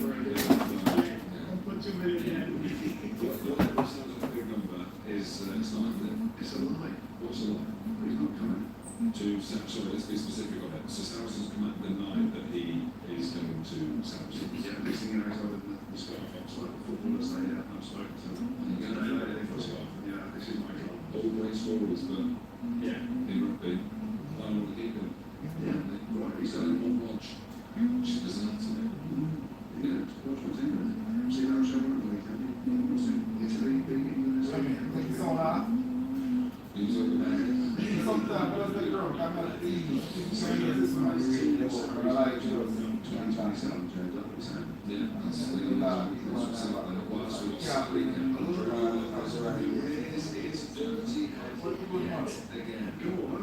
Between go on, you know, because we spoke about it off air, you're having that all. You tell me. There's been conflicting interests with some of the legal parties that were involved with unearthing some of the, we're going to call them, hidden truths around the salary cap. Yeah. But they were working on sales behalf as well. I don't know how these things work, you know that when it comes to lawyer jargon, civil jargon, but conflict of interest is what has come out, right? Of course.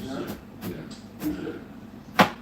So the legal firm that were investigating anyway, some coaching news. Yes. Chris Boyd is good actually from Johnston. He's coming in as technical director of Johnston. I don't think he's full time, but he would have already been that's a Incredible man, incredible great signing for most of them. Rob Burgess is going as well from Bath, who's doing a great job there.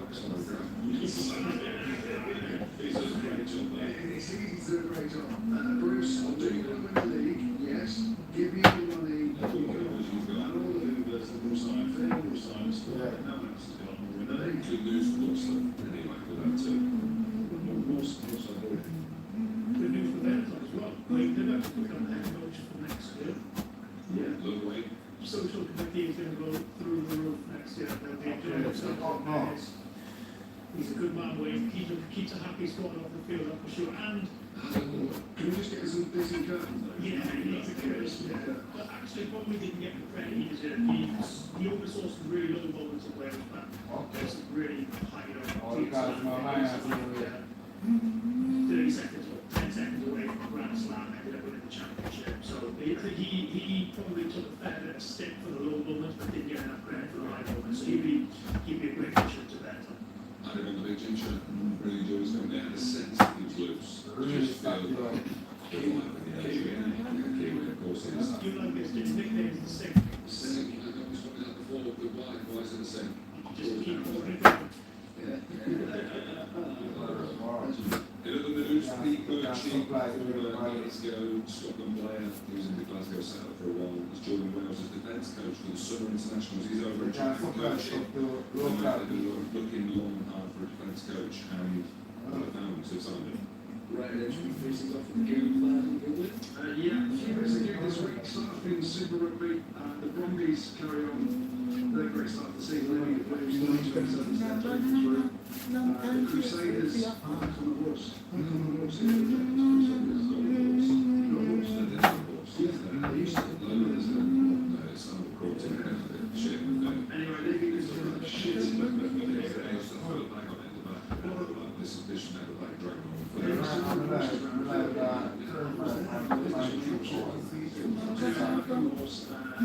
Chiefs. Hey, it's not great. Actually, 43. The feisty game. Get a niggle.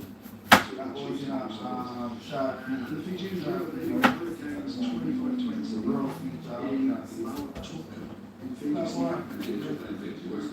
Just not if you're stopping running. Yeah, well, last week was shot feed of just over 2,000 people. Last week, Scotland shot feed. And Wales were not Fiji. Anyway, BBC, the Lions beat the Stormers. The Bulls smashed the Sharks. Yeah, I saw I'm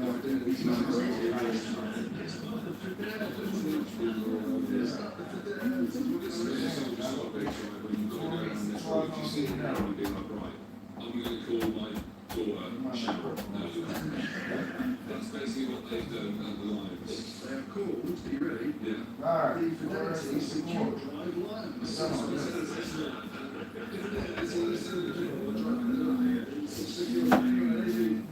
Stormers, the Bulls smashed the Sharks. Can't beat Glasgow, who were top of the table. They still are. Good weeks for them. But they do this week. So if you call it conversion,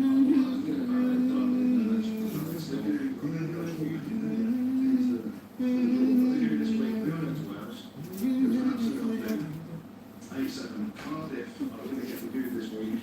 Leicester A7 they're up to third in the URC. Leicester's team, Byrne, Henshaw, Ioane, Jimmy O'Brien, Slimley, RG Simon, they're all on the pitch. They're all playing at Still the some second team.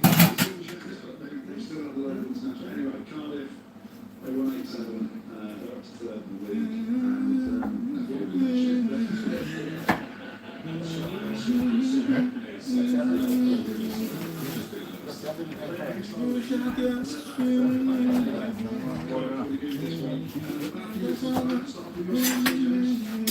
Social media team. You said I'm great there, huh?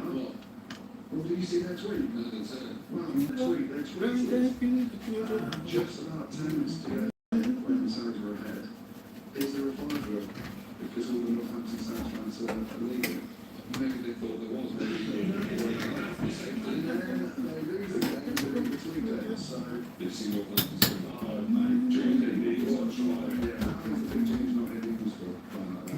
next week they've got Miracles. He's on fire.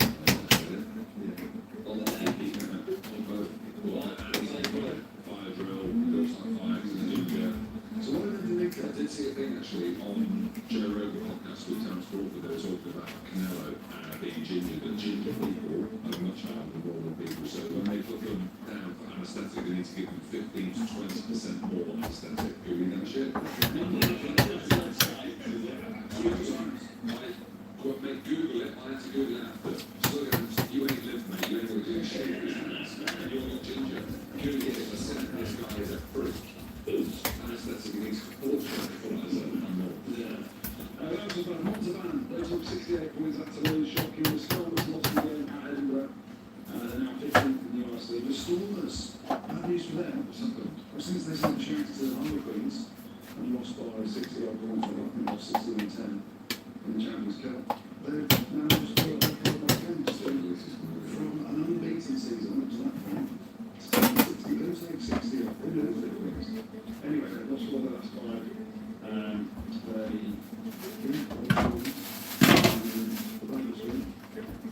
Unfortunately goes to some Italian rugby. They were really good that this week. But they've now lost 10 and Spain and so. Into that third.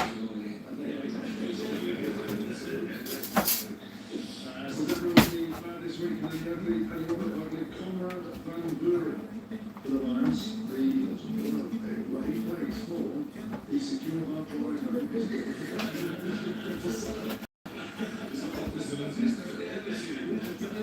Secure by Lions, and he got red carded for a shot to the head of Juventus. So anyway, that's why Conrad van Buren, he was the ugly. Yeah, the first one actually isn't meant to be political, but because of everything that's going on in the world right now, and we were in Bahrain not so long ago.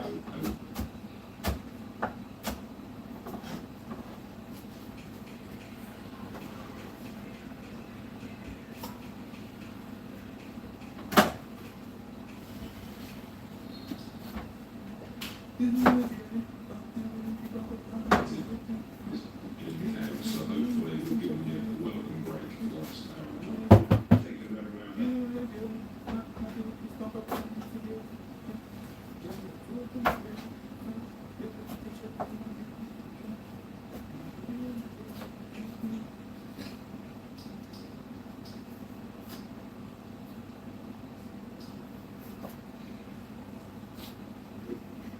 Bristol, knocking off their perch, good local rivalry over to the Bristol Bears under 18s. Yeah, well done, lads. Shout out to St George's School, who are working all the way from Vancouver, Canada, heading over to Scotland, England, taking on schools like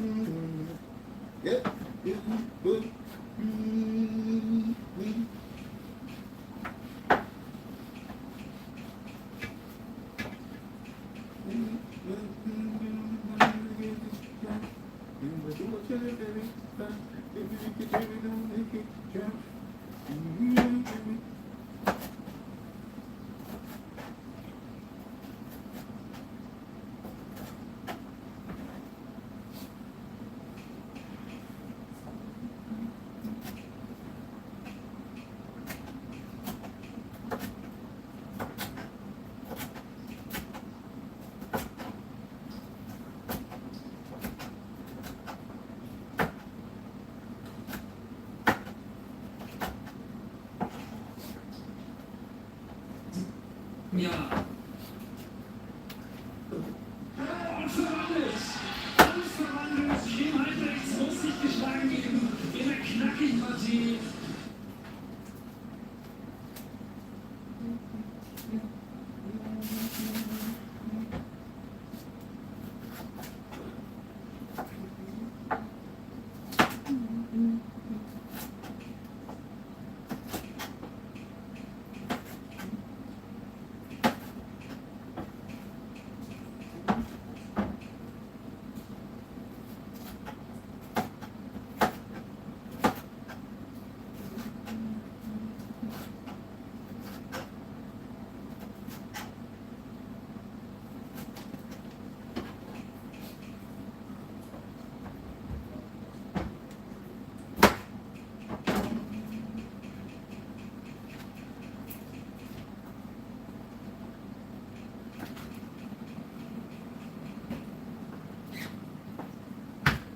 If you a work, stop work, girl.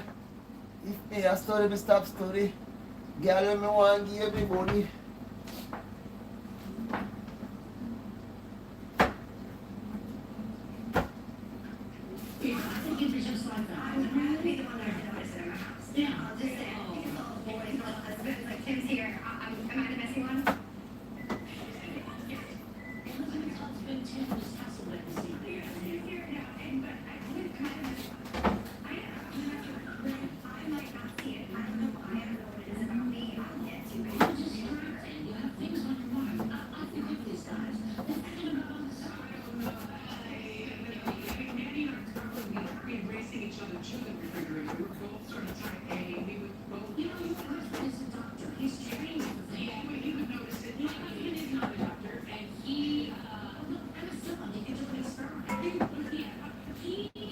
doesn't notice anything.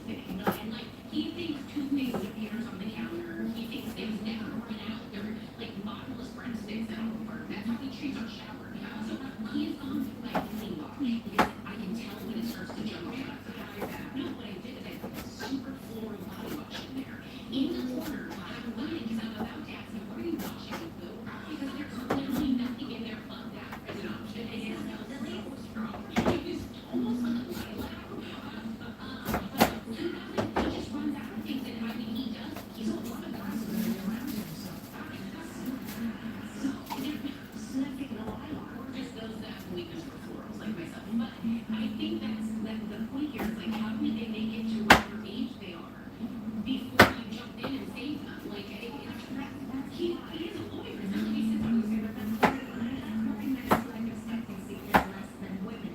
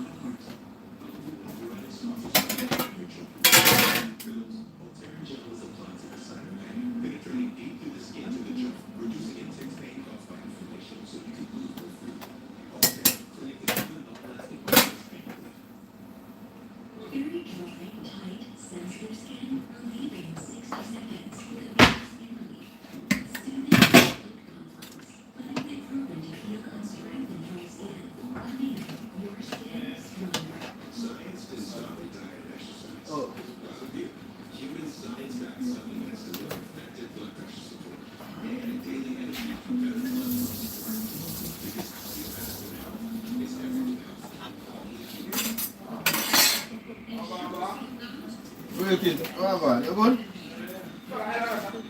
Huh? Yeah. Ah.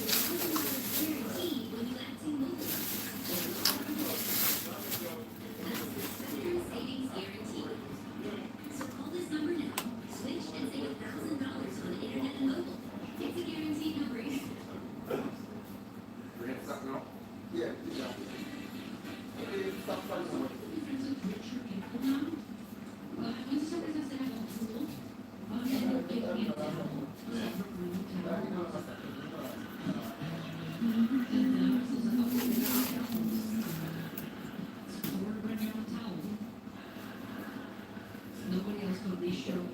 Not a little bag. But she gives me the towel and it's like fluffy. And I tried to use the towel and I was like, I feel like I'm still wet. I'm not supposed to try the towels and power dry me. Like, what's the process?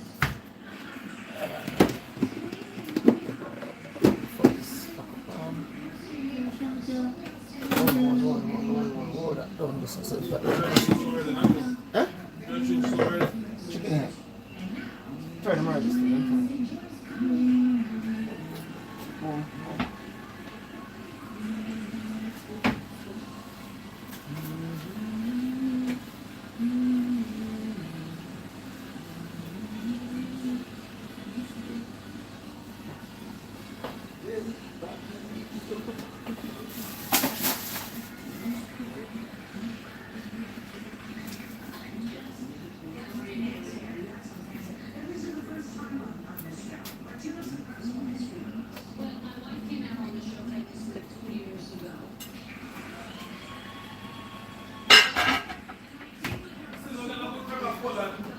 Huh?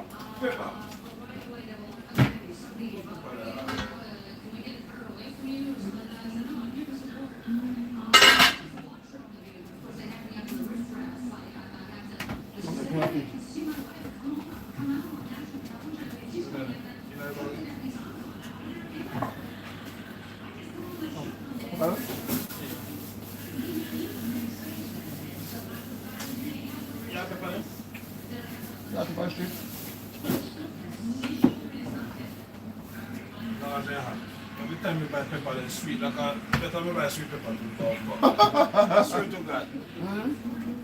I mean, last time I go over and see cook some curry. Yeah, fine. I just sit up here and left you. I'm just no pepper. I'm not going to Yeah, fine. Yeah, fine. Eh? I'll tell you about chicken for it. You have to have to you should buy them and buy it. See, right now, chop that man, chop, eh? If they pass away, that's one, eh? Chop on the left hand side. See, I'll go over back on the left. Not to fuck. I don't know where we usually, but I know you're a friend. No, before my friend. The big shop. The big shop like this, and them fuck. Yeah. I said, you know what I'm doing, them put you out to fuck. My friend on them a fuck it. Yeah. Sweet pepper myself, brother. Yeah, man. In this guy's stuff. I tell you, I do. I mean, you simply go and see my chicken and someone will cook here. Put in a blood in our fridge and say, I'm fucking pull up the pepper. Want to show them? Yeah, why not? I'm going to come out to Thailand, my bro. We'll come up to me now and know it, brother. Run, come on, come on. I tomorrow must go around there, but somebody going to give me 50 pounds. Guaranteed later, put it there. I can't fuck up on the job. But otherwise, no matter rainfall, I see more I'm going anyway. I'm outside work. I'm outside, don't come.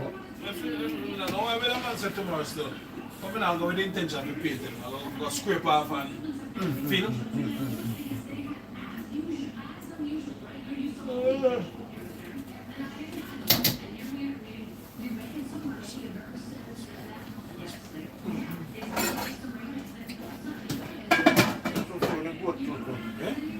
But I took two of it was You know that, and I should try it.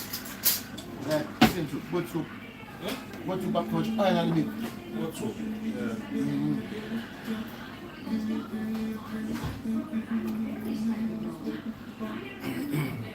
Yeah.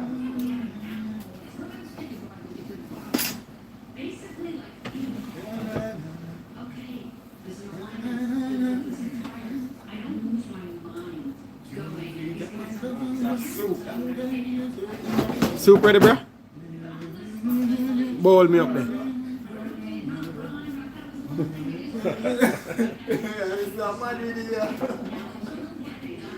Like you want to drop something on already. Yeah.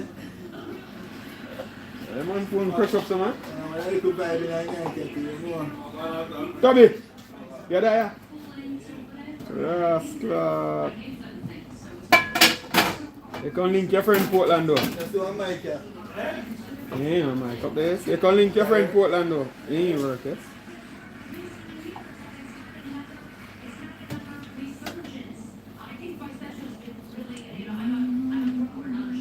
Toby, Portland, you see me ask me if you can link in friend Portland and you don't answer me?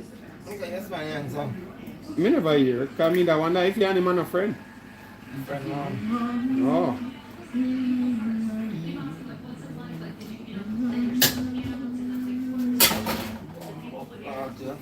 But I know how much of your blood place, you know. Portland. I can't see you, man. I did the Portland. That one for you. Yeah. Talk like a big man a while ago. How's that? Eh? Talk like a big man a while ago. I said, come here, Jimmy. Come here, boy. That one more soup in there, you know. Yeah, I'm going to try to come and please, you know. Yeah, put on, make it on right there, because that one more soup in there, you know. You know, give me all of my soup, you know. You hear money I spend? That's why I'm granting always a fight, you know. I'm granting a blood clot fight because him. Give me scoop. No, my soup and put on a bomb blood clot to go get some. Don't worry, sir. Yes. You know what something didn't miss? I need that. What's up, man? Oh, yeah. Oh, take a back, man. Take a back. Then I go use my hand? Yeah, that's what it is. My hand? I use drinking. My hand? Me not burn up myself. You think we took me a council that? Papa, come on, look at my boy. She said, am I going?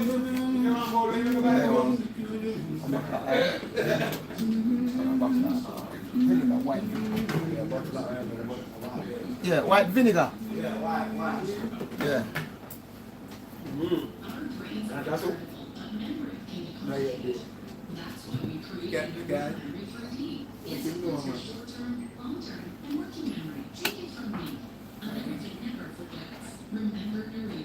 Intensity is the only gut-focused treatment for moderate to severe Crohn's and UC. Gut-focused intensity works where you need it.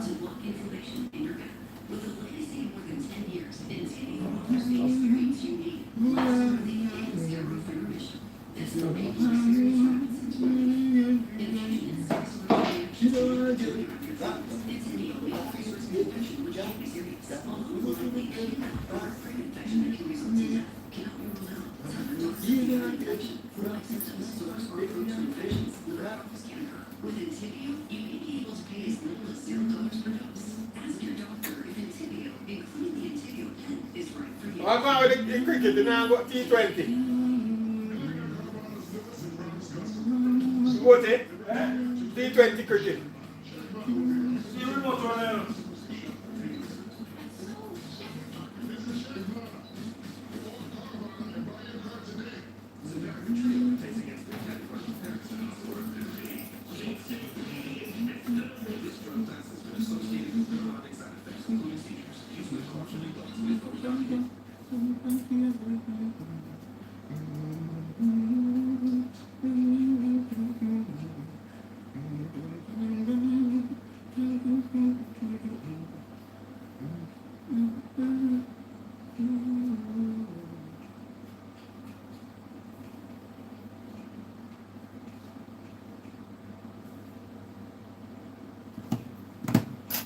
Oh, Father God, if tongues and prayers to you.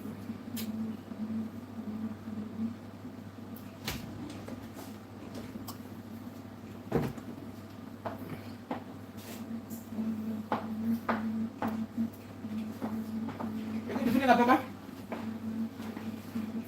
Papa, you got the vinegar? Man, tell me, man. Huh? I'm saying, no, no.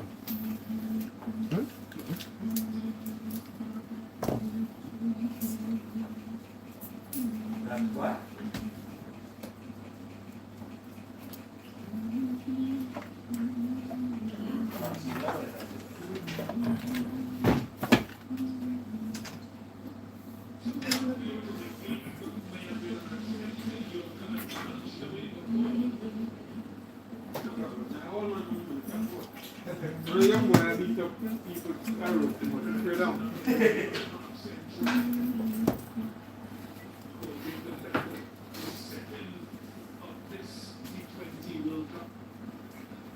Let's fuck up,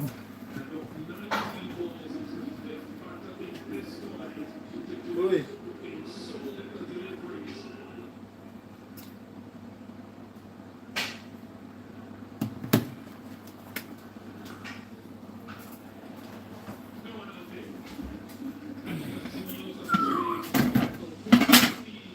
Done.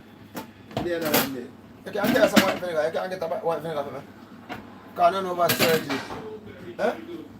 White vinegar. You can't get none? White vinegar. Yeah.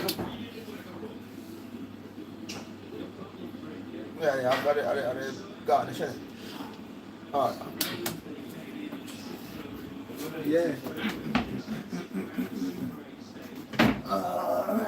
Murder.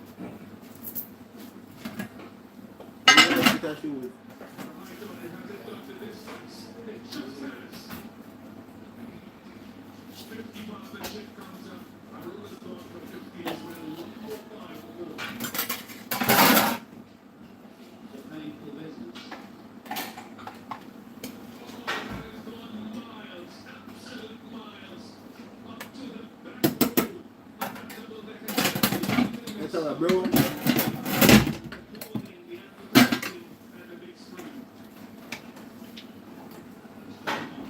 And the shoes are on.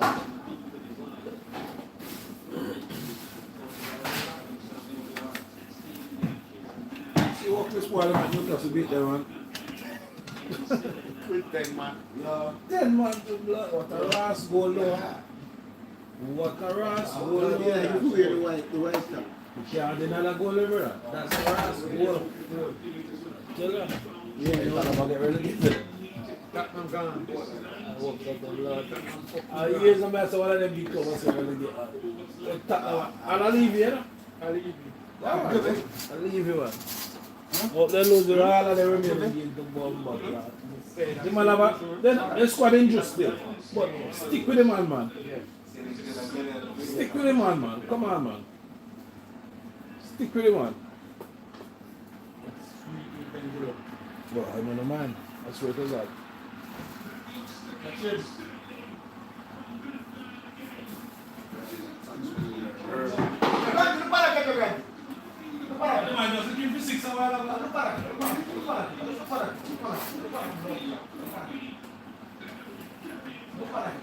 I shall be here and say outside.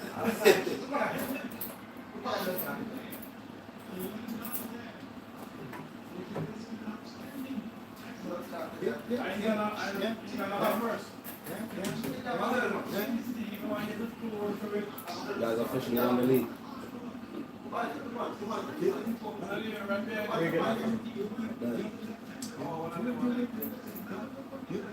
So we officially won the league. Huh? You can stop the guy.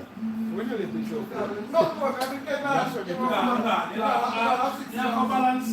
You guys winning the league. Tottenham's gone, you guys win. What a coincidence. The one time you guys win the league, Tottenham gone. We could go with Tottenham at Millwall. Everybody at Marlow, we are playing rough football and with this and with that and with that and with that. When we are playing soft and we get bullied by everybody, we too soft and with this. Now we're rough, we're too rough and with it. We can't right. You know if you guys end up fumbling this league somewhere. If you guys end up fumbling in the league somewhere this season, you guys are going to at the end of it. So we are going to find every way possible to win the games. We do everything to win the games.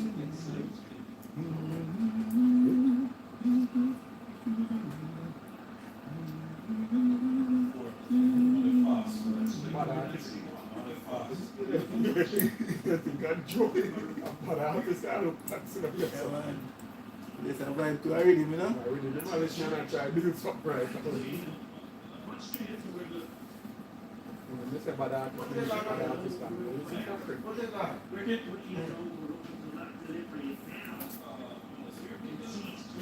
That's fine.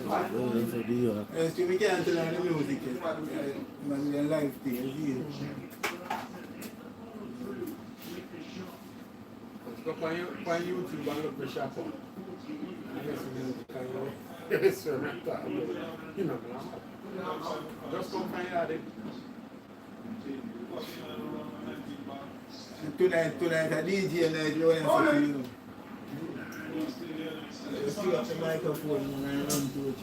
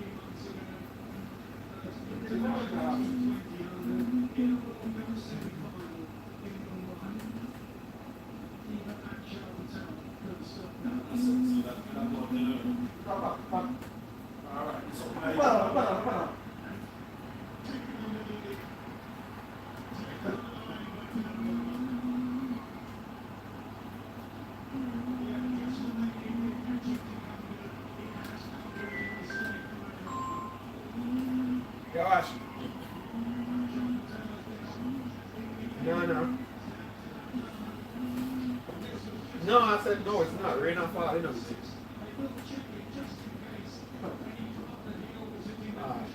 No problem. Yeah.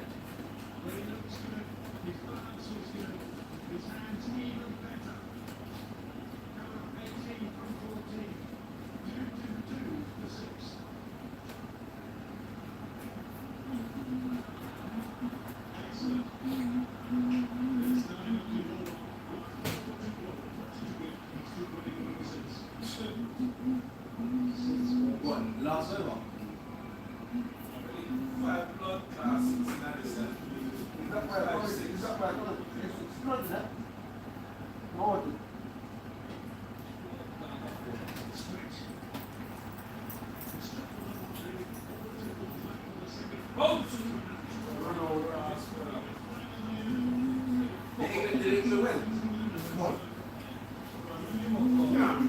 Yo,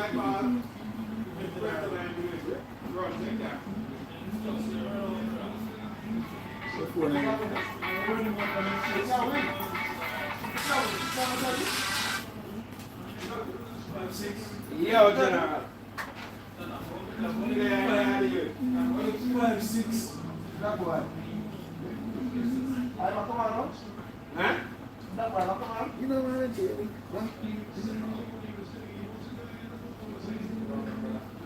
My island service. Even then, I didn't serve them, and most of them are first family. And then quiet. How that? Me.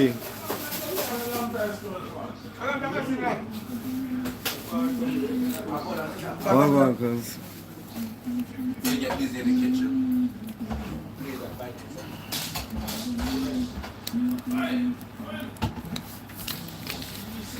What y'all deal with today?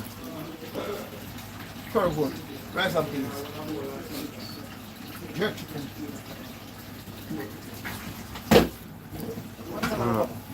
Can I get a jerk chicken and rice? Oh, jerk chicken already. I'm not ready yet. We don't want to buy A-Success first. Huh? A-Success, you have A-Success in it? Wait. Yeah. Yeah, I'll get that first.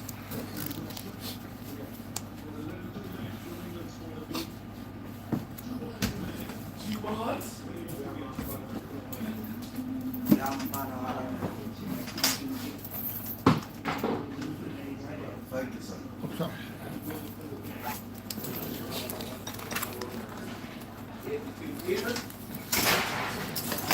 No, you let this one. I'll go toilet. Huh? Oh, yeah, that's it. What's the one? Yes, ma'am? 8. You left, that's left. With some yam and banana. We are run up with from the corner. Yeah, I said. We are run up with from the corner. Roll up some high grade marijuana. When we done, we go in the galana. Is that girl she will be a bit? A chicken nugget from the government. You go put the galana. And everything when we go in the galana. Big Babylana. She was a jam and cassava. Long time she has sold for a farm. She said we flew to Shakia, stringing and carrot to mother. She want platinum banana. Is this your artist, yeah? No, that's not. That's it. Is this your artist? No, just come from one of them there, you know. Yeah. Yo, Rasta. I'm gonna build with him, you know. Eh? What? Yeah, man, I'm build with him. Say I was student in It's over there. nearby? Just there. Yeah. 2 roads away. It's on the road. Up that way. No, 2 road, isn't it? Yeah. Father artist. Okay. I don't know, joking. I read that. Yeah, man. That's a regular, no? Yeah. Yeah, man. All done. Right. I do family.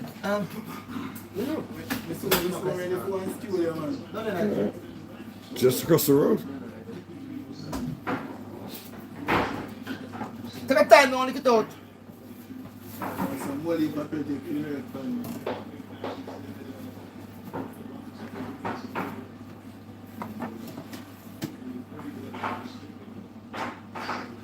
Anyway.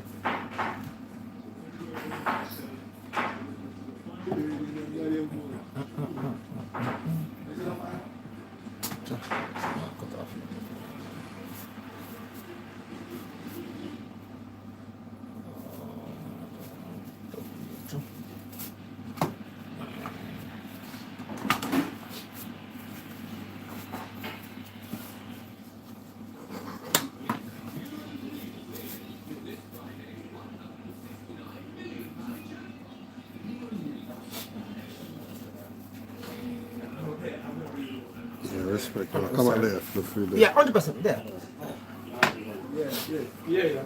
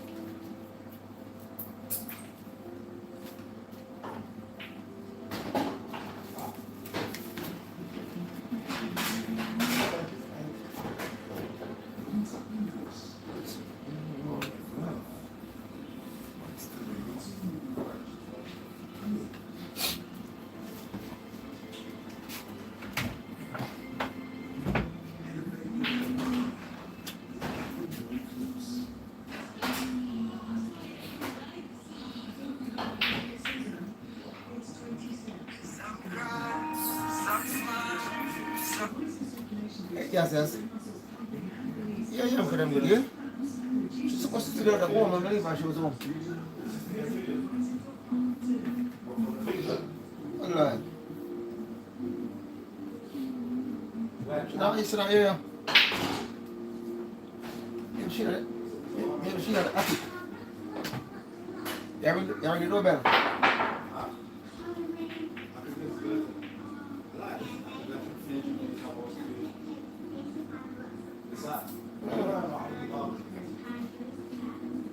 That means she in there, then they do the latch. Huh?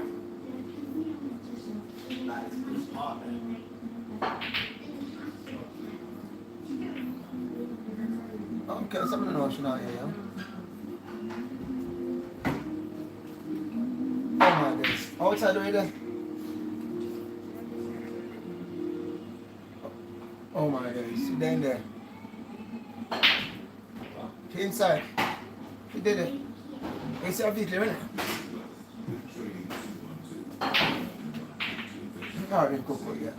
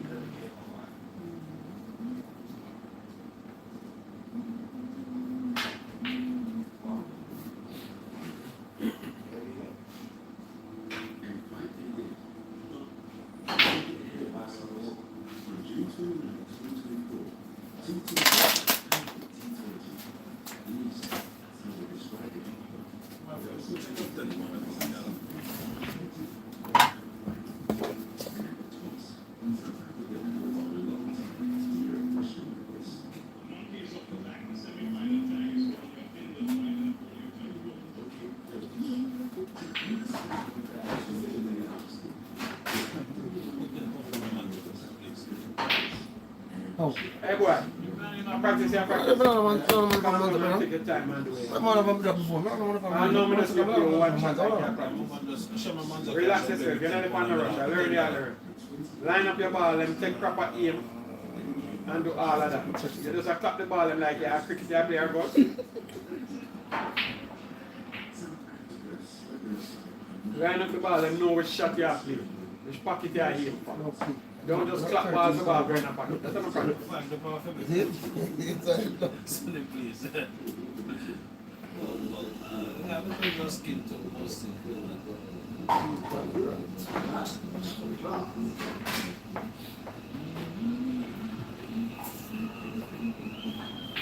It's not on. Yeah, it's like this.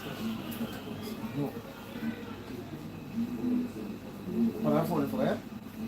But that's what we have a seat now. Yeah, do it people on my phone. I'm sorry, early. Give me a song. Huh? You're gonna give me a song?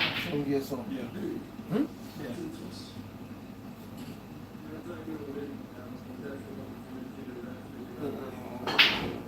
Stop play ball, sir. No point in that. Yeah, then you want blood clot in the business. Well done.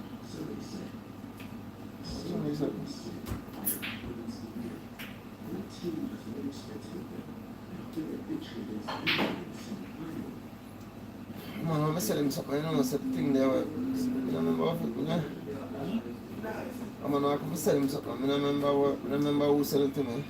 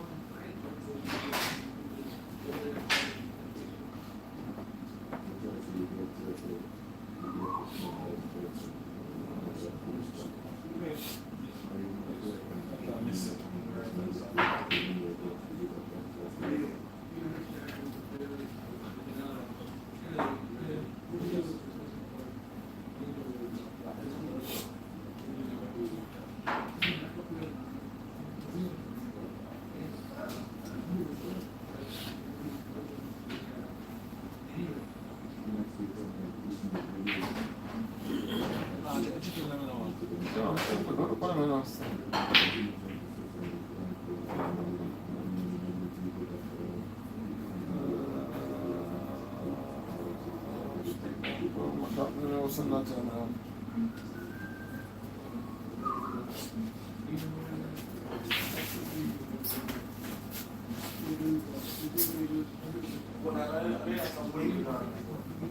The bomb, oh, that's a come. Some wing. Come here, so that's a come. What's the last time you saw me? Let me see that. I haven't seen him in months. That's good. Got to see him. Let's support him and I'm not a prophet.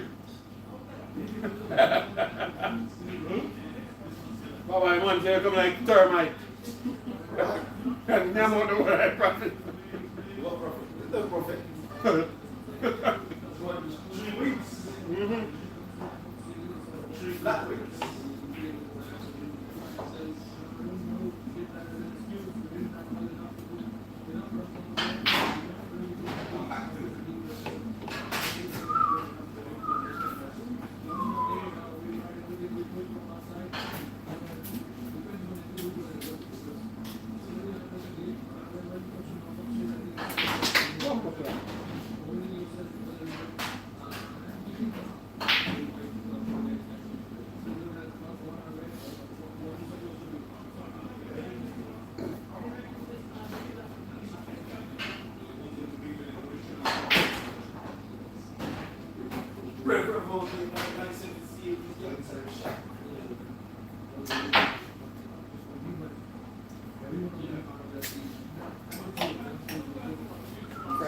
Dead cause I rain, boy. But to make the money and raise by week and burn it.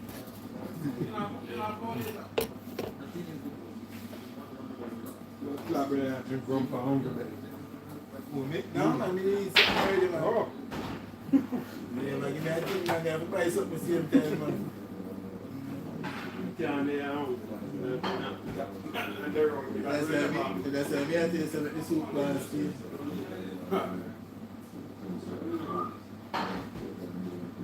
Sure. The kids at 11 and 13. Yeah. Somewhere this side. That's all you have. Last week was in East London. Friday. Saturday, what was that? Saturday. Right. Right now we can't party, man. Too much I'm going right now. You tell him already? Huh? You tell him already?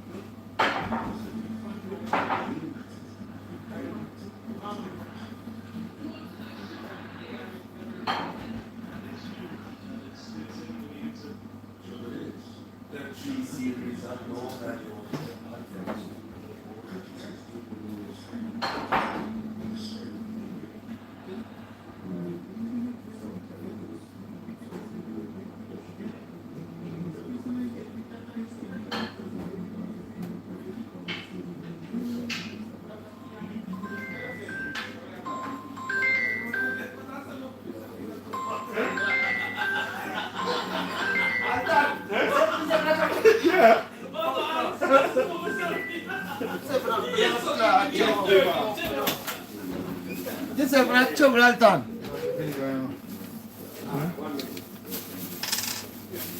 Got it? Yeah, man. Put yourself in a problem, brother. You get 10 pounds? You get 10 pounds? 10 pound shit. Say no ask him for? Tell him to keep him on. Yo, give man in 10 pounds, you know, dog. Give man in money, brother. Fuck him. You say put yourself in a pasa? Fuck him. I'll tell you, say man put yourself in a trouble. Sorry, right too long. God, fuck him. How much me do I put it? 30, right? Yes, I make it grantee 30 pounds to give. No, I know. Give man in 10 pounds, dog. No ramp me not coming now. Give me. No, I forgot give me all time. Remember, say yes and say yes, you know. Okay. Remember, and he tell you how much him collect. You're out of this now. Alright.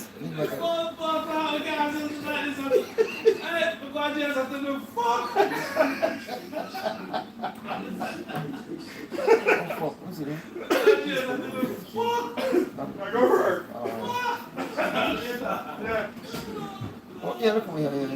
Fucking hell.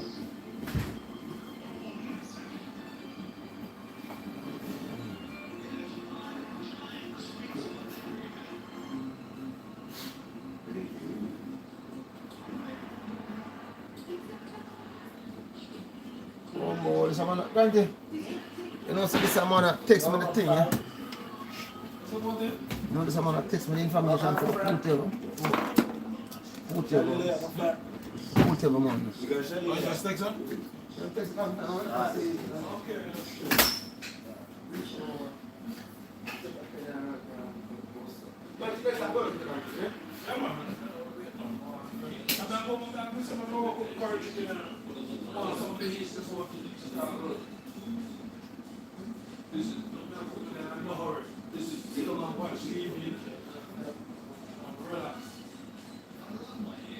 Still do.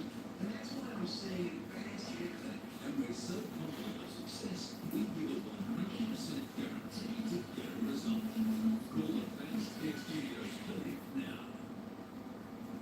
Very sure is more than a camera. It's an advanced protects him 24/7. Cameras record while our experts act within 45 seconds. To force out an intruder, we activate our zero vision smoke barrier or dispatch a situation. We can call the police. When they need us, we'll be there. Be safe. Be sure. Very sure.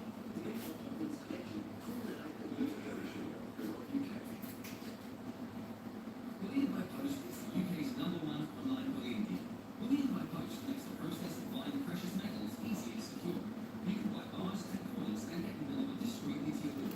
On our website, prices are updated every 2 minutes and include free insured delivery. Bullion by Post aims to provide gold standard customer service, and we're very proud of our thousands of independent customer reviews. For live prices or to find out more, WhatsApp 0800 825 0000 or visit us at bullionbypost.co.uk.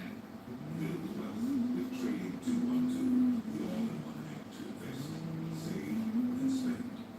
Invest in stocks and ETFs with zero commission. Trade anytime with 24-hour US market access. Earn 3.6% interest with our cash license. Spend like a boss with our free debit card. Get 1.5% cash back. Get the Trading 212 app and start building wealth today.